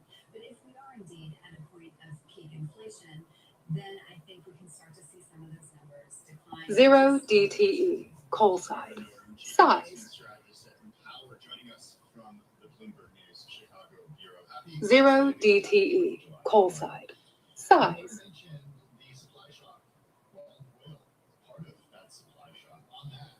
Let's talk a little bit about what we could see when it comes to potential tolling in the Strait of Hormuz. Our Bloomberg News team reporting that some leading European powers now accept that ships transiting the Strait of Hormuz will have to pay fees to Iran and Oman. This according to people familiar with the matter. Transit fees on vessels is something that we discussed earlier this week with Sam Dark, the co-head of commodities research at Goldman Sachs. Zero DTE, call side, size. As long as there's clarity on the rules, because what I don't want to do is to go against U.S. sanctions. My impression is that a lot of market participants, they are more in search of clarity than specific rules here or there, because even the toll that was discussed when it was being judged. Zero DTE, call side, size. About $1, an extra $1 a barrel. That's significant. But it's not that different from normal volatility in the market. Sam Dark, global commodities research at Goldman Sachs, joining us a little earlier this week. For more on what tolling would do in the Strait of Hormuz, we're joined by Stuart Paul, Bloomberg Economics, U.S. and Canada economist. He joins us from New York. Stuart, do you agree with the view of Sam Dark? SanDisk Pulse, deep puts. Spoken to and then relaying this to us.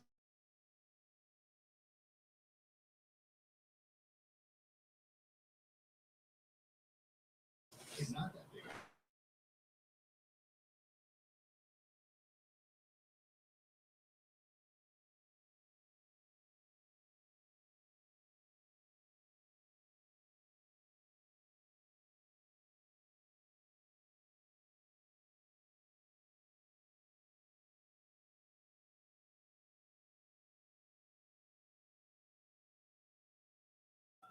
Attacks on commercial vessels around 25th. Exports from Saudi pretty quickly slowed. We went from seeing an average daily volume passing through the strait of about 16 million barrels a day to about half that pace right now. I think no matter of more than tolling probably is going to be the direction of conflict, the direction of escalation versus de-escalation, and having additional clarity around security. Well, on that point, Stuart, one thing that strikes me with this conversation is the president has been adamant about there not being any tolling.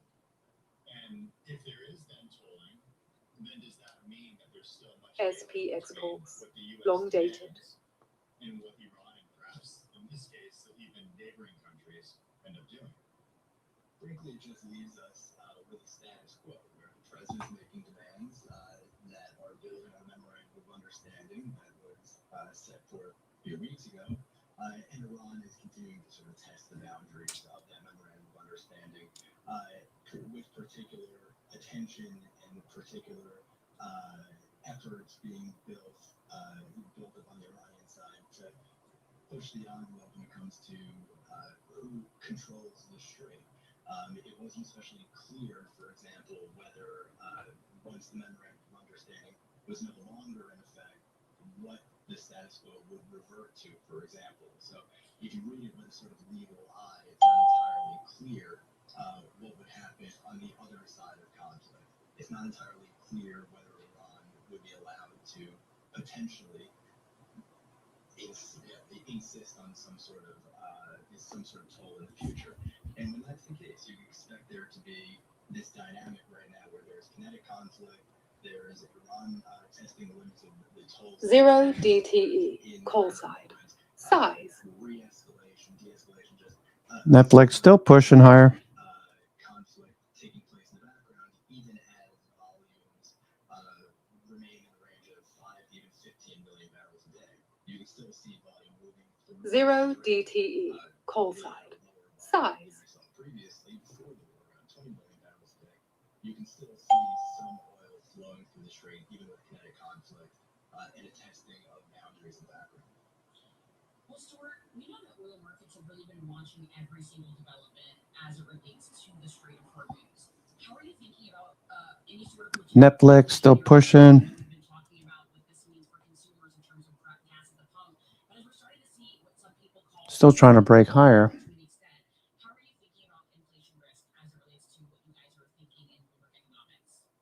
I think at this point, risk for inflation is skewed to the downside. Already moving oil prices that we've seen could imply a lower global inflation, about 30 to 40 basis points lower than we saw in May.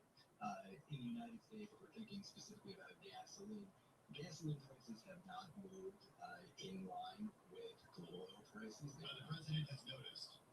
That's right. So the gasoline prices have come down about 15 to 20%, whereas global energy prices have gone closer to 30 to 35%. Apple Pulse, long dated. Google, nice round trip on Google. We pointed out a few minutes ago. Continuation here. It's 2:17 on the East Coast. I'm your host, Kozavini, coming to you from theclosingprint.com. It's Thursday, July the 2nd. Again, I have to leave a little early today, 3:30, to drop my son off at work and go do some things with the wife.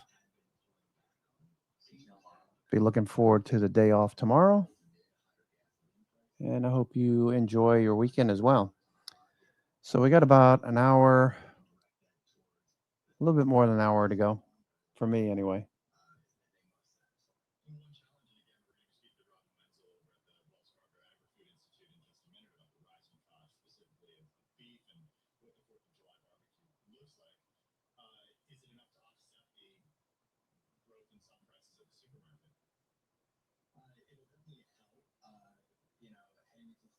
Zero DTE, call side.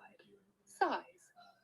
Queuing up their TiVo to record the 4th of July hot dog eating contest on Coney Island, which will cost about 7.7% more this year than last year. Hot dog prices are up, beef prices are up.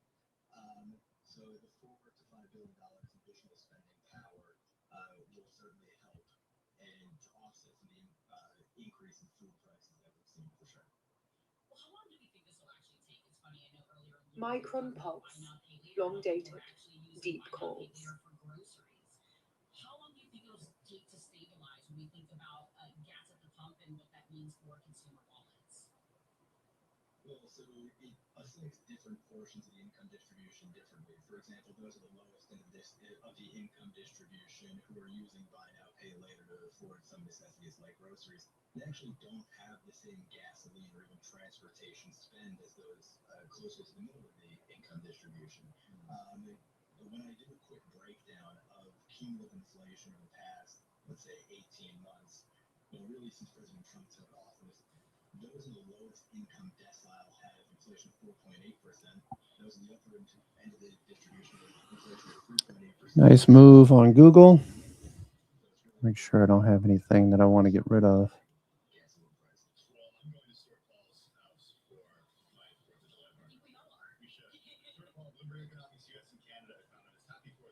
Apple Pulse, long dated. One of the things I'm really struck with is how focused you are on the customer. The more data you have, the better service you can give to your client in terms of the new best product. Essentially, it's helping us analyze the data in the best possible way. Better of the same. AMD Pulse, long dated.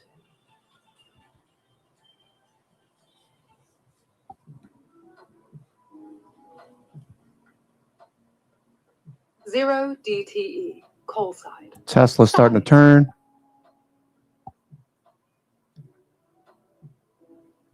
Tesla's starting to turn here. Equity indices built on opinions? That's the old way. The new way is Bloomberg Equity Indices, built using transparent, rules-based methodologies that are more responsive to changes in the markets, powered by 450 billion daily data points, and backed by research by hundreds of global experts, delivering benchmarks driven by the markets, not opinions. Bloomberg Equity Indices. Get evolved benchmarks for today's equity markets. One of the things we needed to do for cost management and for scale was clearly move to the cloud. We had to choose the right partner. So we engaged with Unisys. Over the first 5 years of our partnership, our goal was to save 35 million. We've not only achieved that, we exceeded it by a significant margin. We don't just want somebody to run our organization. We need someone to help transform our organization. BNRG. Tesla turning at the low here. Tesla watching for a reversal potentially. S&P looking for a continuation on this bounce. You know, I've been called worse things than that. 23andMe is so incredibly valuable. We're coming back.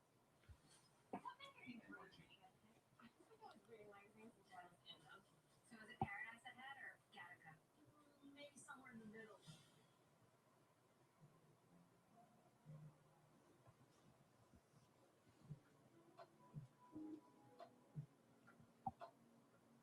Tesla.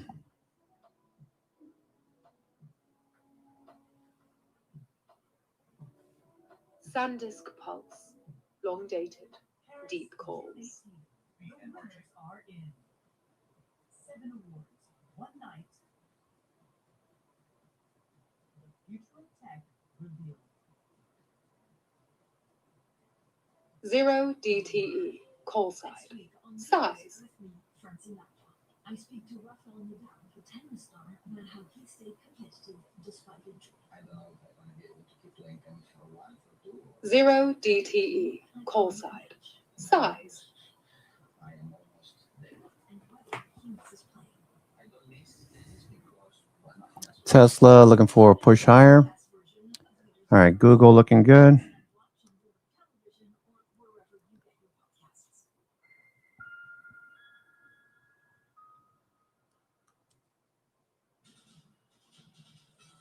It's 2:21 on Wall Street. We do check markets all day long here at Bloomberg. We begin with the developing story headline right off the Bloomberg Professional Service. Blackstone's QTS is abandoning a massive data center in Virginia. Blackstone shares, they are advancing on that headline of 1.9%. Again, bears repeating. Blackstone's QTS abandoning a massive data center in Virginia. That headline breaking right now on the Bloomberg. U.S. stocks, we are looking at an update for the Dow Industrials. In fact, a record there.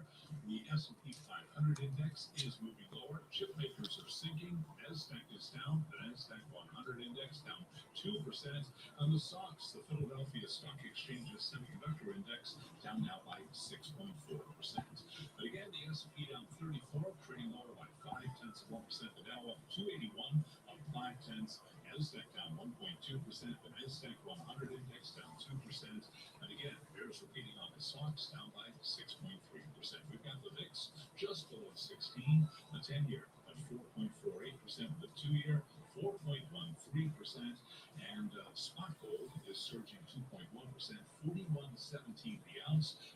Texas Intermediate crude 68.62 a barrel now, a little change of under 1/10% a barrel of Brent. Micron Pulse, long dated. 0.2% Keeping an eye on what's happening with the oil majors, they are higher. ExxonMobil up 0.7%, Chevron up by 1.7%, ConocoPhillips Micron Pulse, long dated.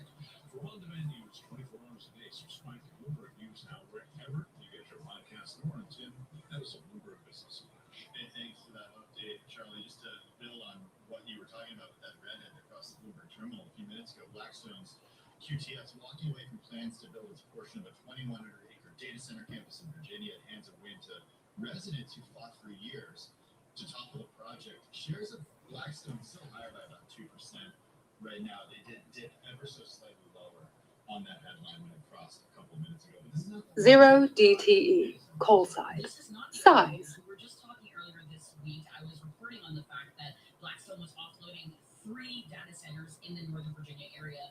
And we know that. And SP exports, long dated. like myself, it's where we really see a hotspot for data centers. And so there was 0 DTE, call size.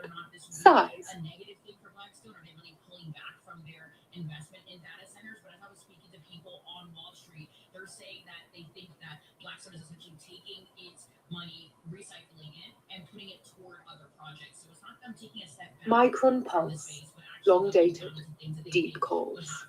Deep puts.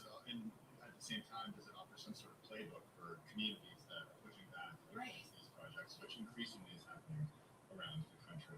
Well, also happening around the country, the 4th of July. And with the 4th of July comes the barbecue. U.S. ground beef prices have surged to all-time highs as the domestic cattle herd shrinks to a 75-year low. The cost of meat has been a point of concern for the Trump administration ahead of the midterm elections. The president has encouraged more imports from countries like Argentina to cool prices. Foreign shipments are projected to reach a record this year. The big question for a lot of consumers going into the holiday weekend is how much is that 4th of July barbecue going to cost?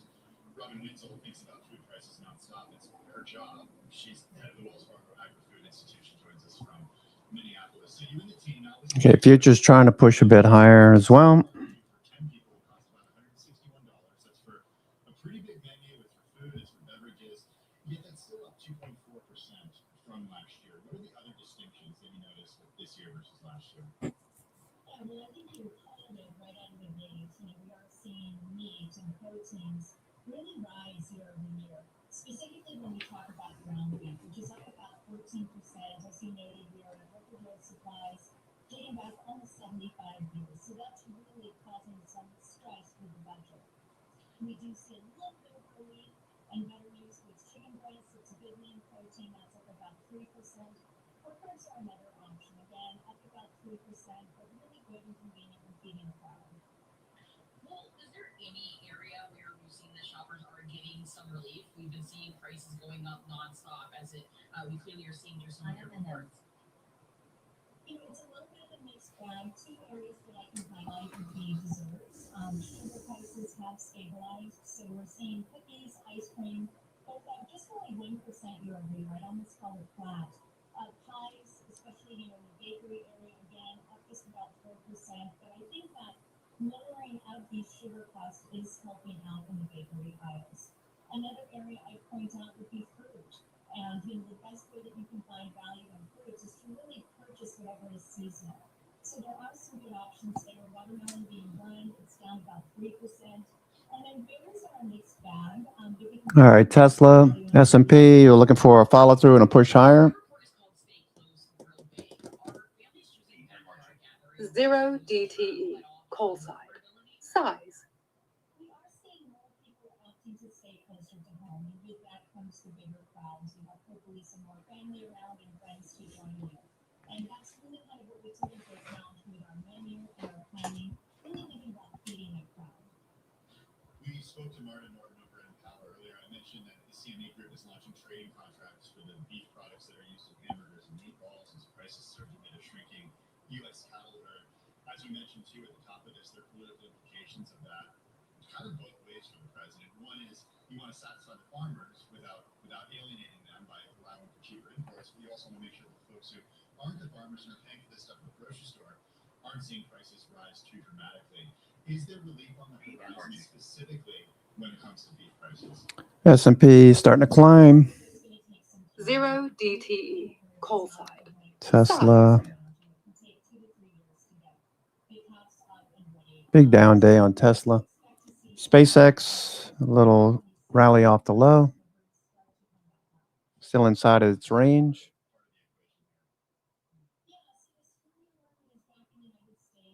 Zero DTE, call side.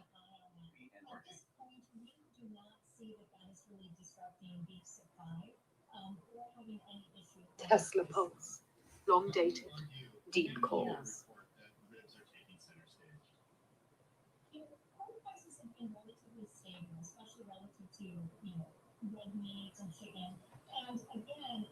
Zero DTE, call side.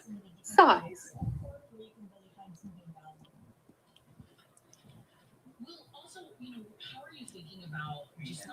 Micron Pulse, long dated, deep calls. Really followed the food at home information that we're seeing coming out of BLS. And we see that it's moderating because the increases that we saw in the past, certainly tracking back. Micron Pulse, long dated, deep calls. As they had been, but still it is costing more. I will say, that when we talk about produce, fruits, vegetables, and commodities like that, it's really a function of supply and demand. The pricing is a function of supply and demand. And so with beef, we see the prices. Zero DTE, call side. Size. And hopefully increasing some of the supply, so maybe those prices could moderate a bit. SanDisk Pulse.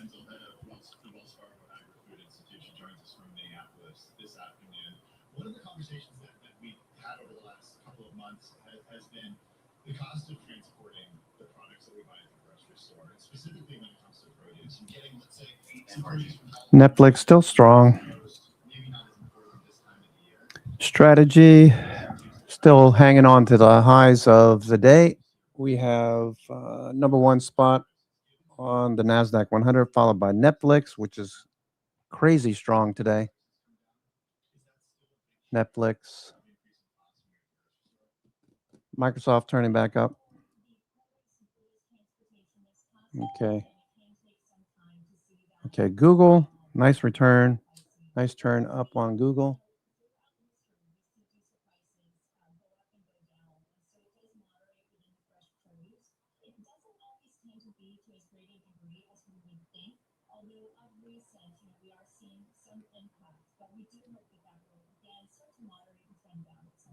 When should that trend back to pre-war levels? I don't have the answer to that. I would like to have that answer, but I think it is going to take a bit of time as we come out and we kind of work through inventories and have it right size a little bit. Well, Robin, outside of beef, we're also really seeing consumers being crunched in this moment. Earlier, Zero DTE, call side. Size. And how so many consumers are trying to find ways just to finance the essentials. Don't know if we consider 4th of July backyard grilling an essential, if you will, but curious, we're also really seeing consumers. Triple semi-pulse, deep calls. Zero DTE, call side. Size. Certainly we've seen alcohol beverages flat or up about 1%. AMD Pulse, long dated, deep calls. Consumer taste and preference, people looking for more low sugar, low alcohol, no alcohol options, and switching to sparkling waters and some of the other beverages. I would also say that dry goods, those pantry items tend to be effective with cost savings for consumers versus allowing fresh produce and proteins. Are we at this point, Robin, seeing any macroeconomic effects as a result of GLP-1s? There was Zero DTE, call side. Size. Because if everybody weighs less, they're not going to have to spend as much on fuel. Certainly, we've seen some CPG companies change up their formulations and add protein, and we've seen portion size commentary from companies. What are you seeing in your world? We are seeing a shift in consumers' habits and their purchases of the grocery store. So we do see people trying to lean in on the other aisle. Again, the fresh produce, sugars and protein when they're on GLP-1s, avoiding a lot of processed foods for sugary foods. So we see some changes here. Protein and fiber. 0 DTE, call side, size. Google. Consumers and people taking GLP-1s are focused with their nutrition. SanDisk Pulse, shenanigans. Supplement and add that to their menu. But what types of proteins and what types Lean of proteins. everything? Lean, I would say Lean lean. proteins, okay. Yeah, lean proteins. So your fish, Google continues to rise up. Looking good. and also looking at dairy. Dairy's been a great source for protein. We've seen cottage cheese just explode in popularity, a lot of yogurts. So that's an area in addition to a lot of the protein shakes that we see. And with fiber, it's getting those fruits and vegetables in there, getting some of the whole grains in there, and then certainly adding to it all the supplements. Are you seeing at all shoppers maybe going toward canned goods as opposed to maybe fresh produce or fruits? When we think about the produce section, are you seeing people maybe trading down from a brand name to Walmart's great value? People are prioritizing, making their budget stretch, and that is certainly a way to do it. So working with private label, working with more of the dry goods, the canned goods, there's value there. And certainly a lot of the retailers are incentivizing people to shop in that area as well with some of the specials. So it is a constructive way to make your budget stretch further. Robin Wenzel, head of Wells Fargo's Agri-Food Institute, joining us from Minneapolis. Happy 4th of July, Robin. Thanks for joining us on Bloomberg. Futures continue to rise up here. Okay, what is that? Eastern part of the United States, you're familiar now with the warm weather that we are having. Well, Con Edison has cut power here in New York to the Bronx due to an electrical issue in Riverdale. It's asking customers too in certain areas of Yonkers, Pelham, Mount Vernon, Bronxville, Eastchester, New Rochelle, and Mamaroneck in Westchester to conserve energy while 0 DTE, call side, size. Due to an electric problem in Riverdale. The total customer count is around 89,000. We're going to keep an eye on this and bring you any updates as we do get them. Coming up next, we're talking soccer. But Taylor, one of the things I'm always struck with is how focused you are on the customer. The more data you have, the better service you can give to your client in terms of the new best product. Essentially, it's helping us analyze the data in the best possible way. What about what's next? Better of the same. It's not more of the same, it's better of the same. An ETF for your cash? That's genius. ProShares Genius Money Market ETF. SPX Pulse, long dated, 0 DTE, call side. ProShares.com/IQML.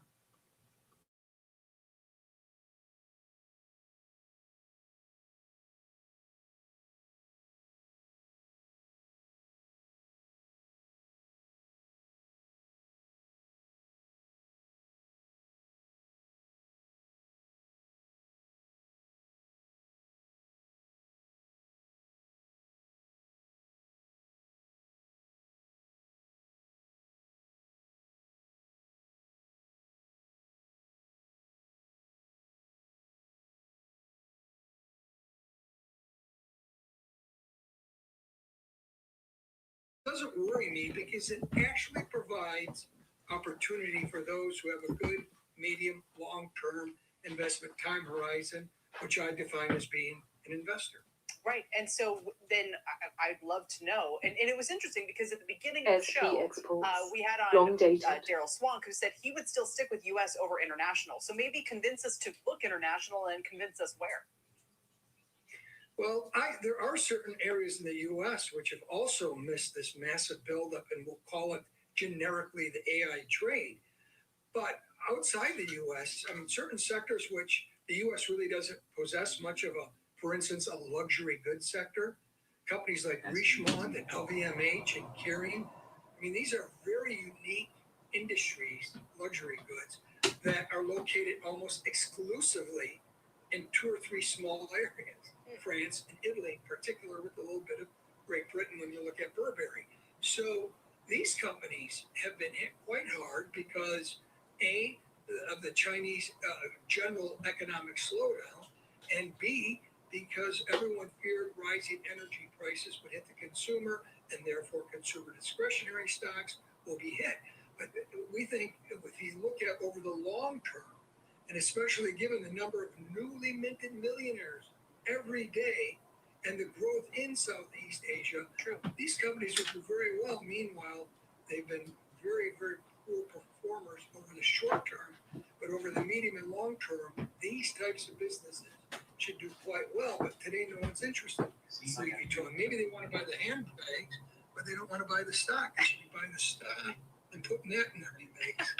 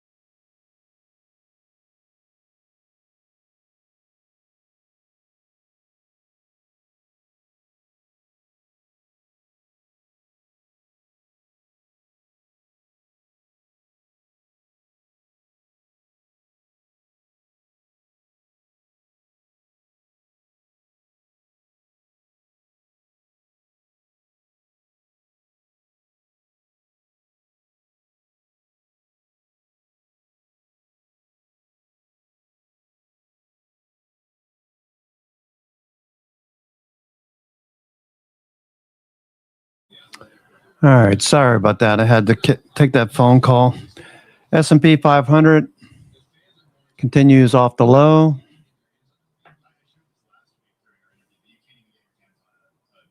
Apple turning back up, Nvidia turning back up. Micron Pulse, long dated. SpaceX, nice little bounce in SpaceX.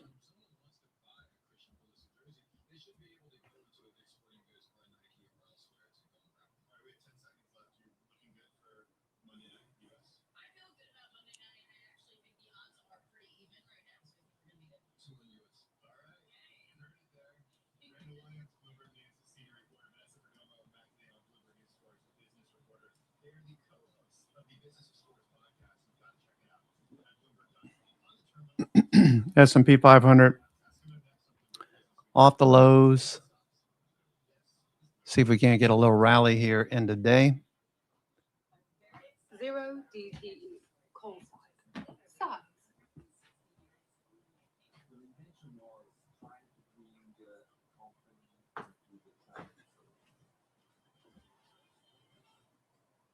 An ETF for your cash. That's genius. ProShares Genius Money Market ETF, IQMM, the largest money market ETF in the world. Learn more at ProShares.com/IQMM. When control of commerce changes entire sectors like energy and nuclear. On Interactive Brokers prediction markets, Republicans have about a 23% chance of keeping the House as of May 15th. Think that probability is too low? By yes for 23 cents. Think it's too high? By no for 74 cents. Each correct prediction pays exactly $1 per contract plus interest. At Interactive Brokers, you can trade that prediction market with hundreds of other Canadian indices. Trade prediction markets alongside your stocks and options. The best informed investors choose Interactive Brokers. Right on the heels of NBC Universal's announced split from Comcast, the seventh movie in the Despicable Me franchise hits theaters this week. Julia Borston has all the details. Julia? Yes, this movie is the seventh of the franchise over 16 years in the ratings.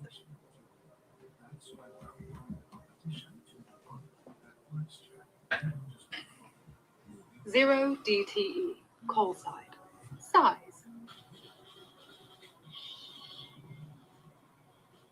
Netflix, a little profit taking now in Netflix.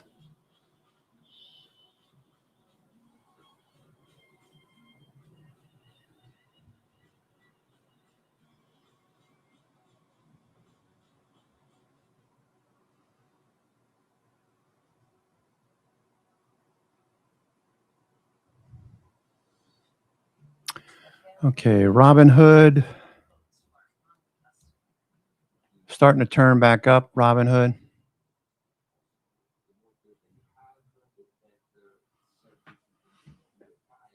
Robinhood turning back up. 0 DTE, call side.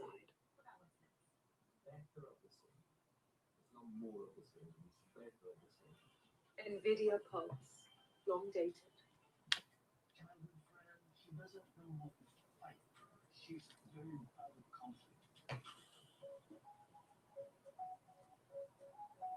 Nvidia Pulse, long dated. Deep puts. On a scale not seen for decades. At the intersection between market, economics, and geopolitics, and foreign, a sophisticated conversation. This is Bloomberg Surveillance. Netflix still seeing some profit taking. Not a bad idea. Not a bad idea to take some profits. Netflix.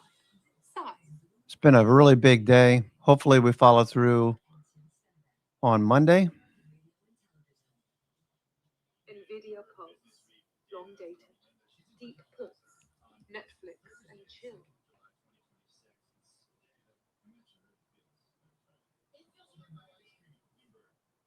A little bit of short covering at the low.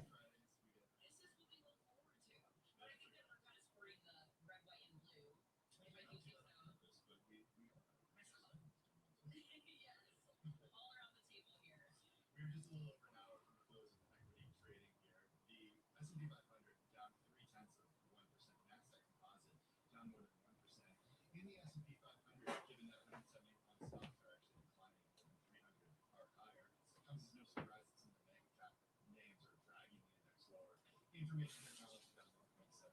Communication services down 1.2%. Consumer discretionary down as well. Take a look at the NASDAQ 100, the tech-heavy index. It's down more than 1.8%. We can go ahead and round that to 1.9%. In the NASDAQ 100, they still have 55 stocks higher, 47 are lower. Big names, though, that are driving the numbers lower. As we were talking about earlier, we're just clearly seeing this rotation, a lot of investors ditching the tech space, but we do still see healthcare, consumer staples, both of those holding up. And we do get this mixed jobs report, so there's a lot to consider right now as we head. 0DTE, coal side. Size. Some stocks on the move today. Along with Nora Melinda, we're joined by Bloomberg News Deputy Team Leader and a senior reporter, Jess Minton. Hey, Jess. LGCL. I'm glad you all laid that out because it's an interesting dynamic within the markets because, like Bill said, you have the NASDAQ 100 down more than 2%. If you look at the VIX, though, below 17, and then the equal weight index, the SPW, marginally higher. So, to Nora's point, we are seeing healthcare out. Tesla flat near the lows. Meta making a new low just now.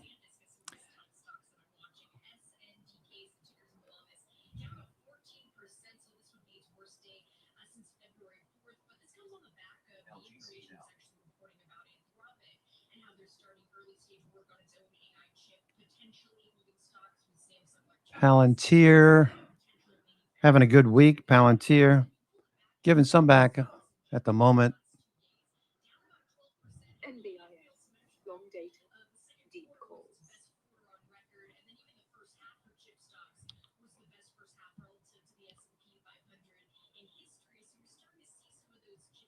Palantir. What's Nike doing? Nike did fade a bit more. Looking for Nike to follow through next week.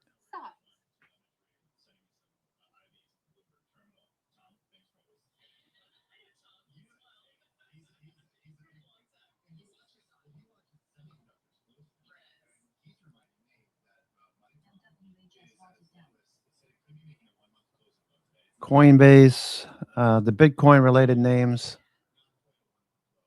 Most stocks, even though they gapped up, with very few exceptions, fading on the day.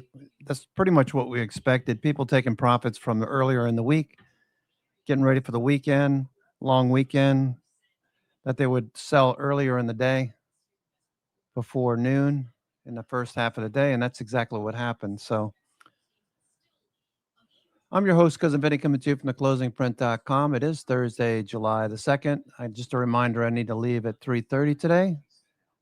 Going to make it an early weekend. Going to take my son to work and then going to go out with the wife.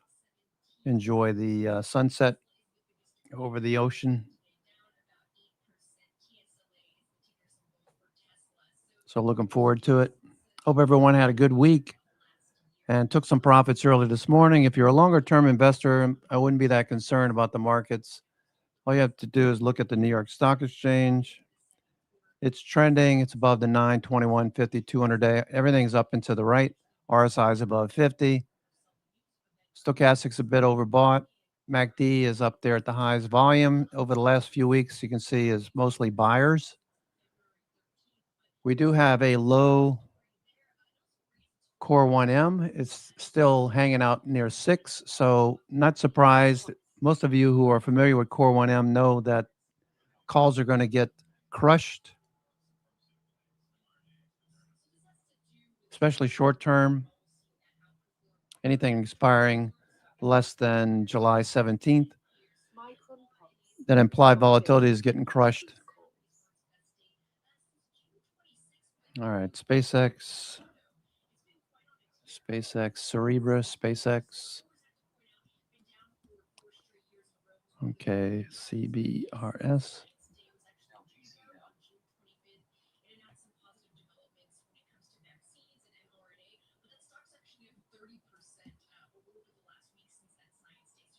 S&P looks like it's starting to slow down.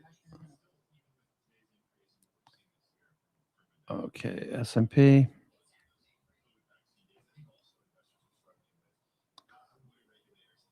Okay, so it looked like we were going to rally back up.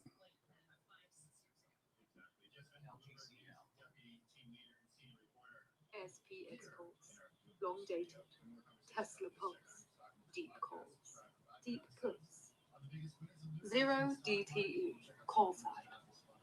Anywhere you get your podcast. Coming up next, Bloomberg Business Week Daily. It is a hot one. We're talking heat wave next. Future's still down over 28 points. 30 points. Not able to recover. Feels pretty heavy. Not the heaviest volume today.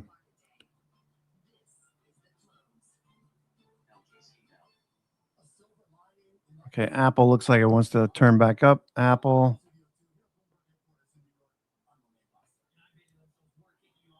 Apple, tremendous day for Apple. Near the highs of the session. Looks like it's going to go again, Apple.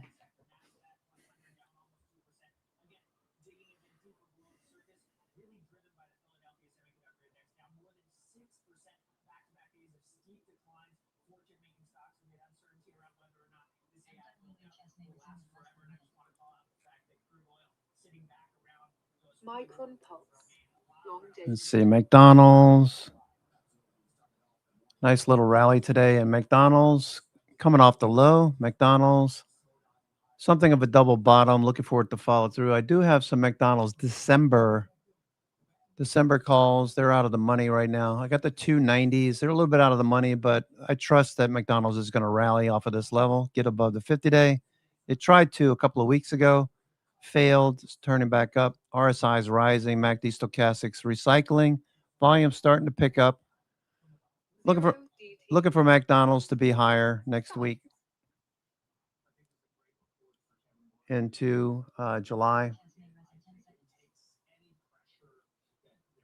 Triple semi pulse. Long day. Strategy is still number one on the NASDAQ 100. Moderna is number one on the S&P 500. Moderna. Long dated. Deep calls. Deep puts.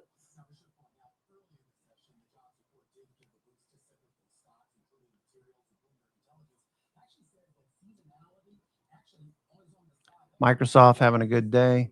It's off the highs of the session.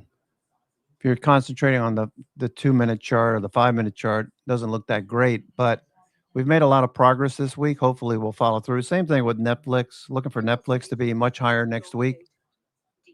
This appeared to be institutions buying today. Stochastics, MACD, RSI rising. Perfect setup. I would wait. If you haven't gotten a position, I would wait until Monday. That way you can put a stop underneath the low of the day to start the day rather than waiting and buying at the high of the session. It could gap up on Monday.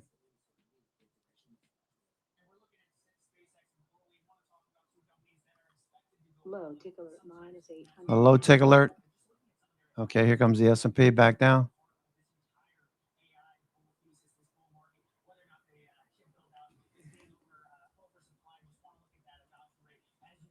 Triple Q's pulse. Nvidia pulse. LRCX pulse. Deep puts. Shenanigans. Long dated.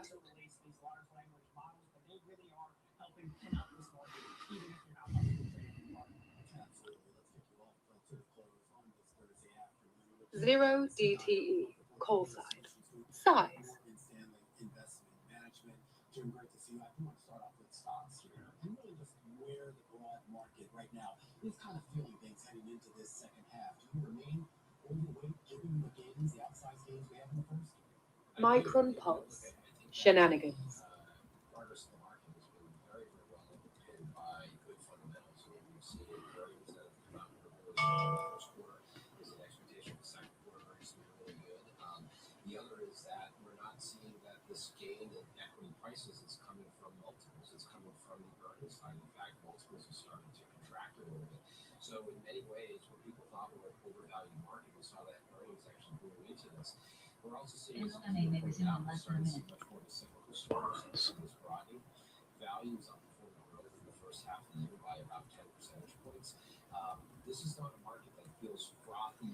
It has a narrative of it's just about the Mag 7 and semis in tech. In fact, semis in tech. Yeah, Sundog, the bond market is what closed. The bond market closed at 2 p.m.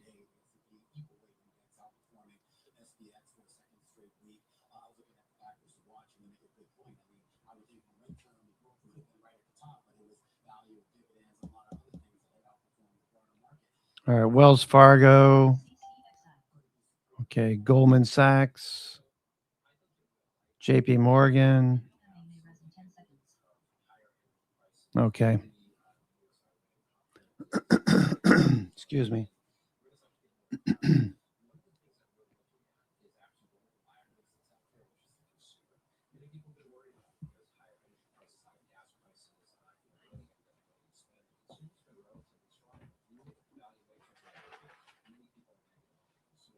We see this as a second half of the year that's still likely to grow, a little above 2%.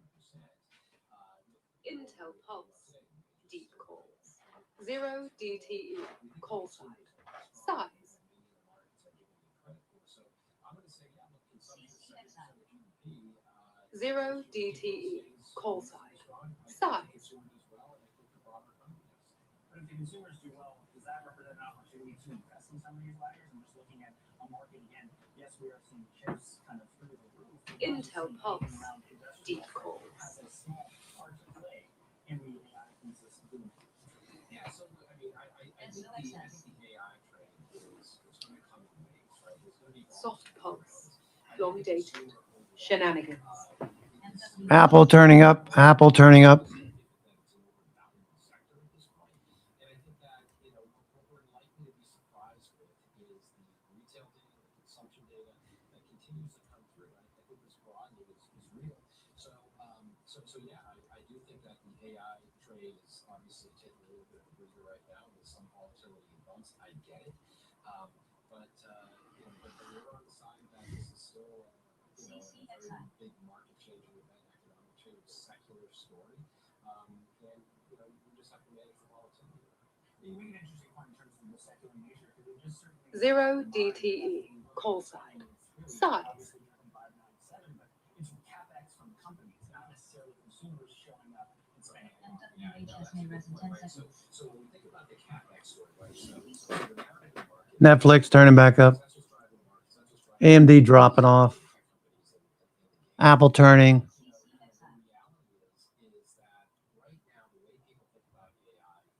Intel Pulse, long dated.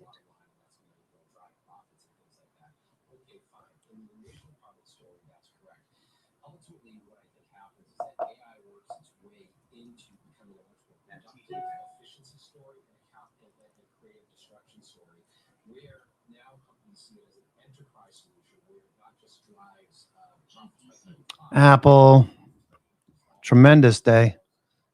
Wow, that's just impressive. Robinhood. Big gap up in fade. SoFi.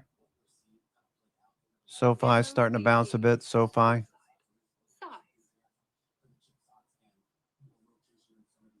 Okay, Robinhood.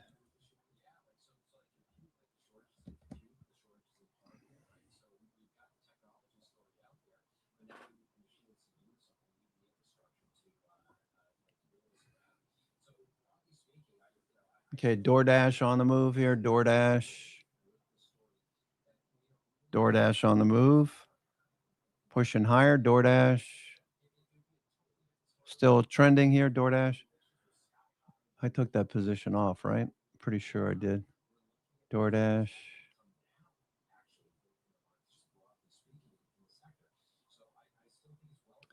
Yeah, I did exit DoorDash. Okay.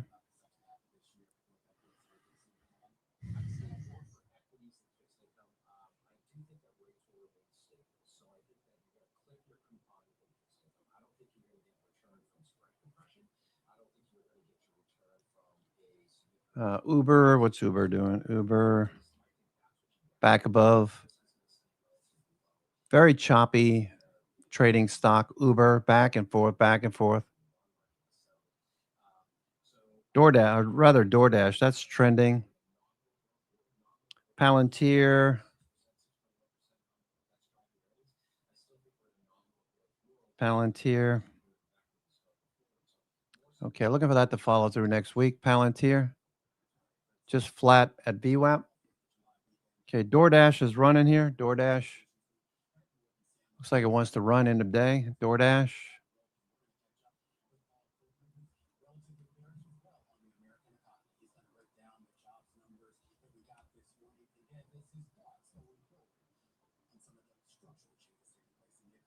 Uber.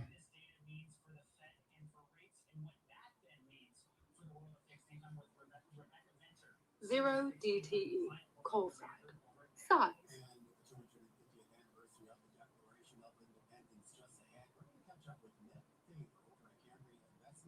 Microsoft pop in. Microsoft pop. Okay, Microsoft's on the move here.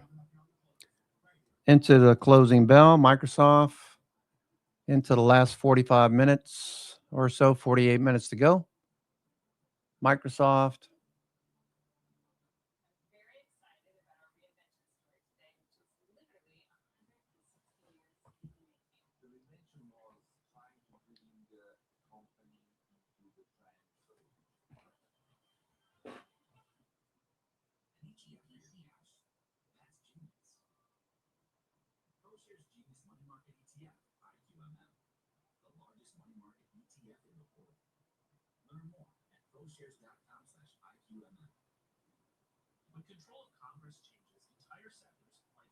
Micron Pulse, deep calls. Republicans have about a 23% chance of keeping the House as of May 15th. Think that probability is too low? By yes, for 23 cents. Think it's too high? By no, for 74 cents.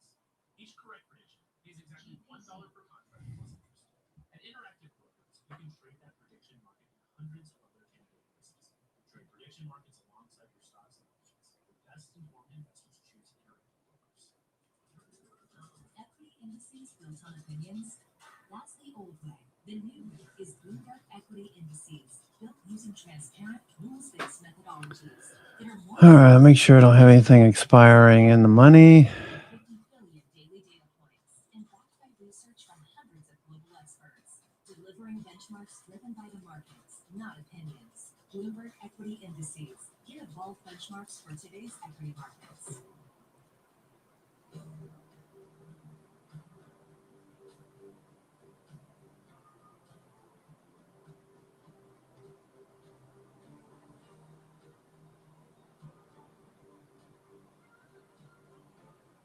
You buy beef from Riverbend Ranch. You're supporting over 260 ranching families who use our Angus genetics to produce the world's most flavorful beef. Riverbend Ranch, real American beef. Give it Bloomberg deal. Welcome to Bloomberg this weekend. This is Bloomberg Television.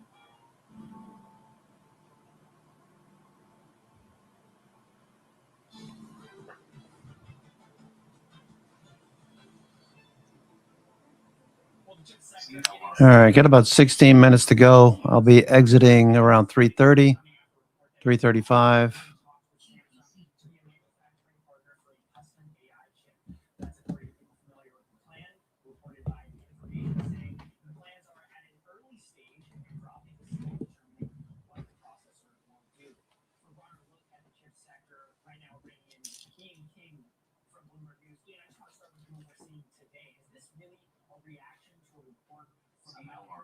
Ambitions, or is this still the market trying to assess whether or not we've gone too far too fast? I agree. Couldn't comment on other people's reporting. What I could tell you in terms of giving you context is there's been a lot of reporting and a lot of announcements. Intel Pulse, long dated. Zero DTE, call sign. About their own efforts, about tariffs of all kinds of companies. So we're very much in this kind of golden period where All right, Google. Google looks like it wants to keep going. Google, end of day, end of the week. It's back to VWAP. Google. Probably going to add to Google next week.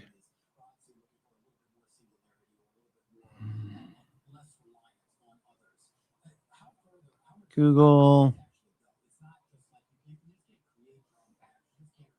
SpaceX trying again. Adobe at the high of the day. I'll have to wait for Nike next week. Apple near the highs. SpaceX pushing back up. SpaceX. Okay. Doji. Thought we might have a little bit more strength. It's basically where we broke out on to start the week. We pushed through that breakout level. We're right below that right now. So this area right here was the breakout on Monday. Okay, so we're looking for it to get back up here.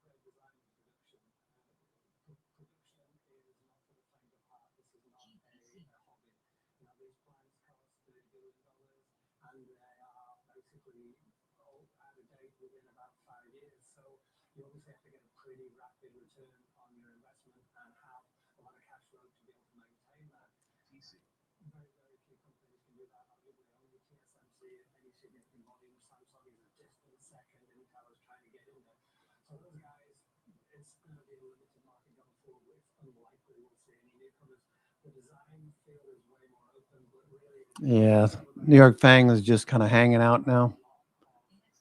New York Fang index, Doji at the 50 days. So we'd like to see this follow through next week. All of these stocks participate. A lot to ask for. It is the start of the month, so we're looking for stocks to get bought. Just focusing on which ones are of interest. Healthcare has been doing really well.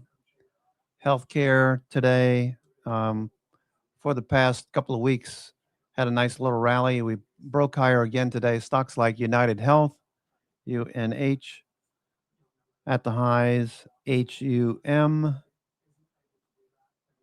Okay. THC, Tenet Healthcare, big move today. AbbVie, Amgen, Biogen, all of these doing well. The pharmaceuticals, Johnson & Johnson, Alnylam Pharmaceuticals, KRYS, Crystal Biotech, the biotechs topping out a little bit.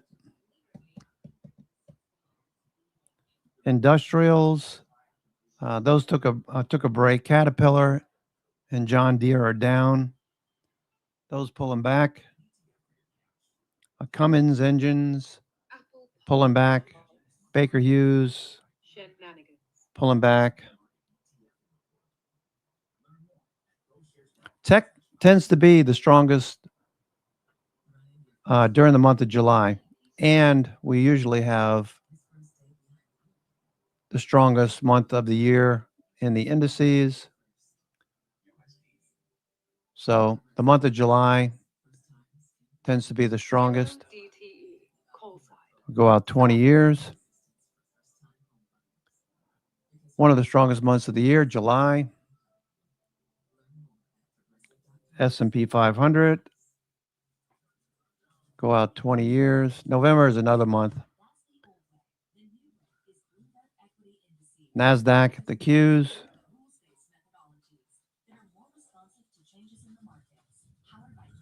Okay. The Qs tend to outperform the month of June. And we've been seeing that today. A lot of breadth. Breadth looks good.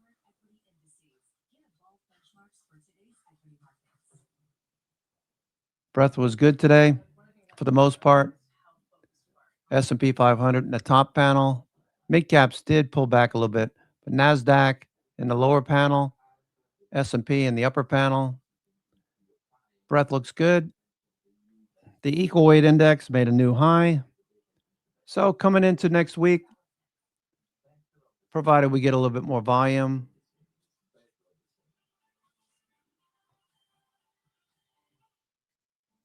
should be good next week. Should be good.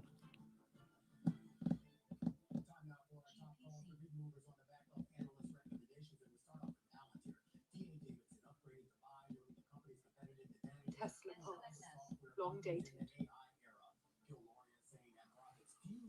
AMD Pulse. Biggest perceived threat to Palantir. Those shares up for a good straight day. Next up, let's take a look at Constellation Brands. Morgan Stanley lowered its price target on the wine and beer company to 158 from 183. SpaceX, Cerebras. All right, I pulled back. AMD Pulse. DoorDash and Uber, those are up today. Gilead, very strong earlier. Gilead.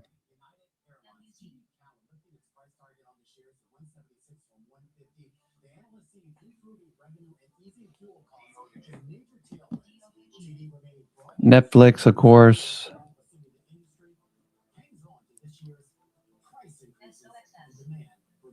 All right, Nike's starting to turn up. Nike turning up end of day. A little short covering. Even the shorts aren't getting it to drop as much as they'd like. The S&P, yeah, we had a pretty decent pullback in the S&P today. So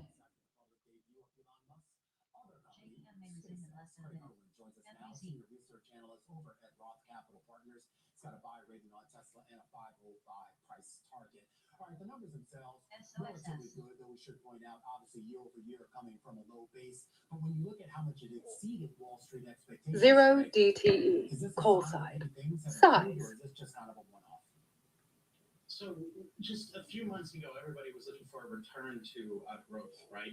You know, where we're going to see Tesla posting numbers, higher delivery numbers year over year versus last year. Micron Pulse, long dated, deep calls. Netflix turning back up. By more than 20, right? So 25% year over year growth, more or less. Yeah, it just looks like institutions buying Netflix now. So next week and the weeks to come, we could look forward to a trend developing in Netflix. This is day 9, breaking out of a base. Netflix.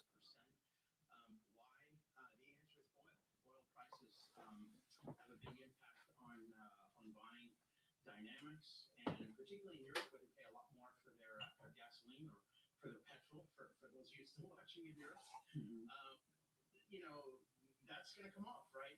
Oil prices have come in. There's still a lot of volatility around the geopolitical events. Yeah. But the question now is, did that come out of the third and fourth quarters? Or was that an addition into the buy? And, you know, we probably need to split that down the middle and say some of it probably did go forward natural sales, and some of it probably is incremental natural sales. So, you know, we do face a slightly lower EV deliveries outlook. But let's take this off the table. Most people buying Tesla today do not care about the EVs the way they care about Optimus. They care about AI, the way they care about robotaxi, right? These are the forward-looking initiatives that most of the valuation is driven by. So, you know, the trading today, I view more as sort of a short-term buy-on rumor selling news. Everybody knew oil prices were down. Yeah. You know, come on, let's move past this. No, well, Craig, I guess you wouldn't exactly want to ask the question in terms of forward-looking models expectations. This is a company that's valued at what it's going to be in 2030 and 2035. What updates from Tesla actually can change there and get it to punch back towards the price target, which implies a 35% return from these JEM? Bingo. That is the question. So, what I'm watching, I think, is the most initiative with Tesla for this whole ecosystem, actually, frankly, is the tariff act, right? You know, he's told people he's spending $3 billion. Hey, let's be honest. You know, it's not 1,000 wafer starts a month, 300 million. You know, 1,000, right? It's 10. Zero DTE, call side, size. Wafer starts. You know, 30 billion or 300 billion spending at this facility over the next many years. So my understanding is the $30 billion number is a 2-year investment horizon. That is one of the fastest stand-ups ever for a semiconductor manufacturing facility. You know, they have a lot of expertise. SanDisk Pulse, very interesting. long dated, SPX Pulse. That, I think, is one of the most important deltas for Tesla, and frankly, the market, given the implications for semiconductor pricing and all. SPX Pulse. So, you know, this what's going to determine the success of Tesla over the next couple of years. Yeah. When it comes to the semis out of the robots, you know, the cash burn at the AI division, right? All these things are going to be, you know, Almost ready? exciting. Yeah. We still have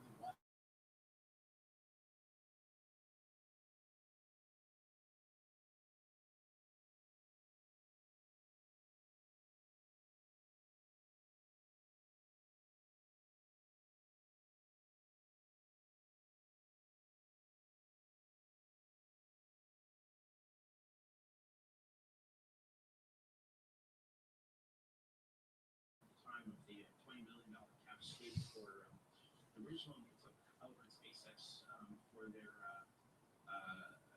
chip. Markets are just kind of in still frame. Not much movement here. Tesla is making a new low. S&P is trying to turn back up.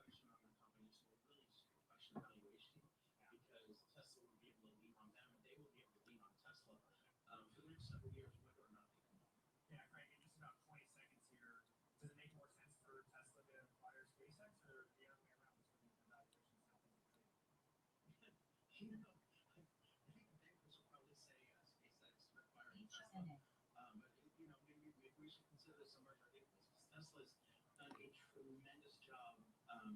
You know, all the missionary work for the EV market. Wow, right? EVs might not be in vogue right now, but that's a big success. Humanoids are front and center. Robotics is front and center because of Tesla. You know, AI. Okay, they might not have been the front pioneer, but they deserve tremendous credit. Greg Pedley there, Craig Irwin, our appreciation, senior research analyst over at Roth Capital Partners. Tesla, those shares down about 2%. Long day ahead. Actually, Micron Pulse, long dated, deep calls. At least with the NASDAQ right now, right around session lows, as you continue to see that sell-off in the tech and the semiconductor space. All right, folks, I'm coming into the close. I have to leave a little early today, 30 minutes. Markets is really slow anyway, low volume. We had a couple of good standouts. There goes SpaceX starting to push a bit higher right now. Going to take my son to work and then take my wife out for a little romance, little walk along the boardwalk in Murrells Inlet. Maybe have a couple of beers. All right, so S&P is turning back up. All right, folks, I'm going to call it a weekend. Have a great one. Be safe. Make sure you don't light those fireworks with your fingers. It's a good way to blow them off. Be safe. The video will be out. Weekend video will be out at the normal time or on Sundays. Okay. So have a great one. Take care. And we're going to see you on Sunday. Happy July 4th.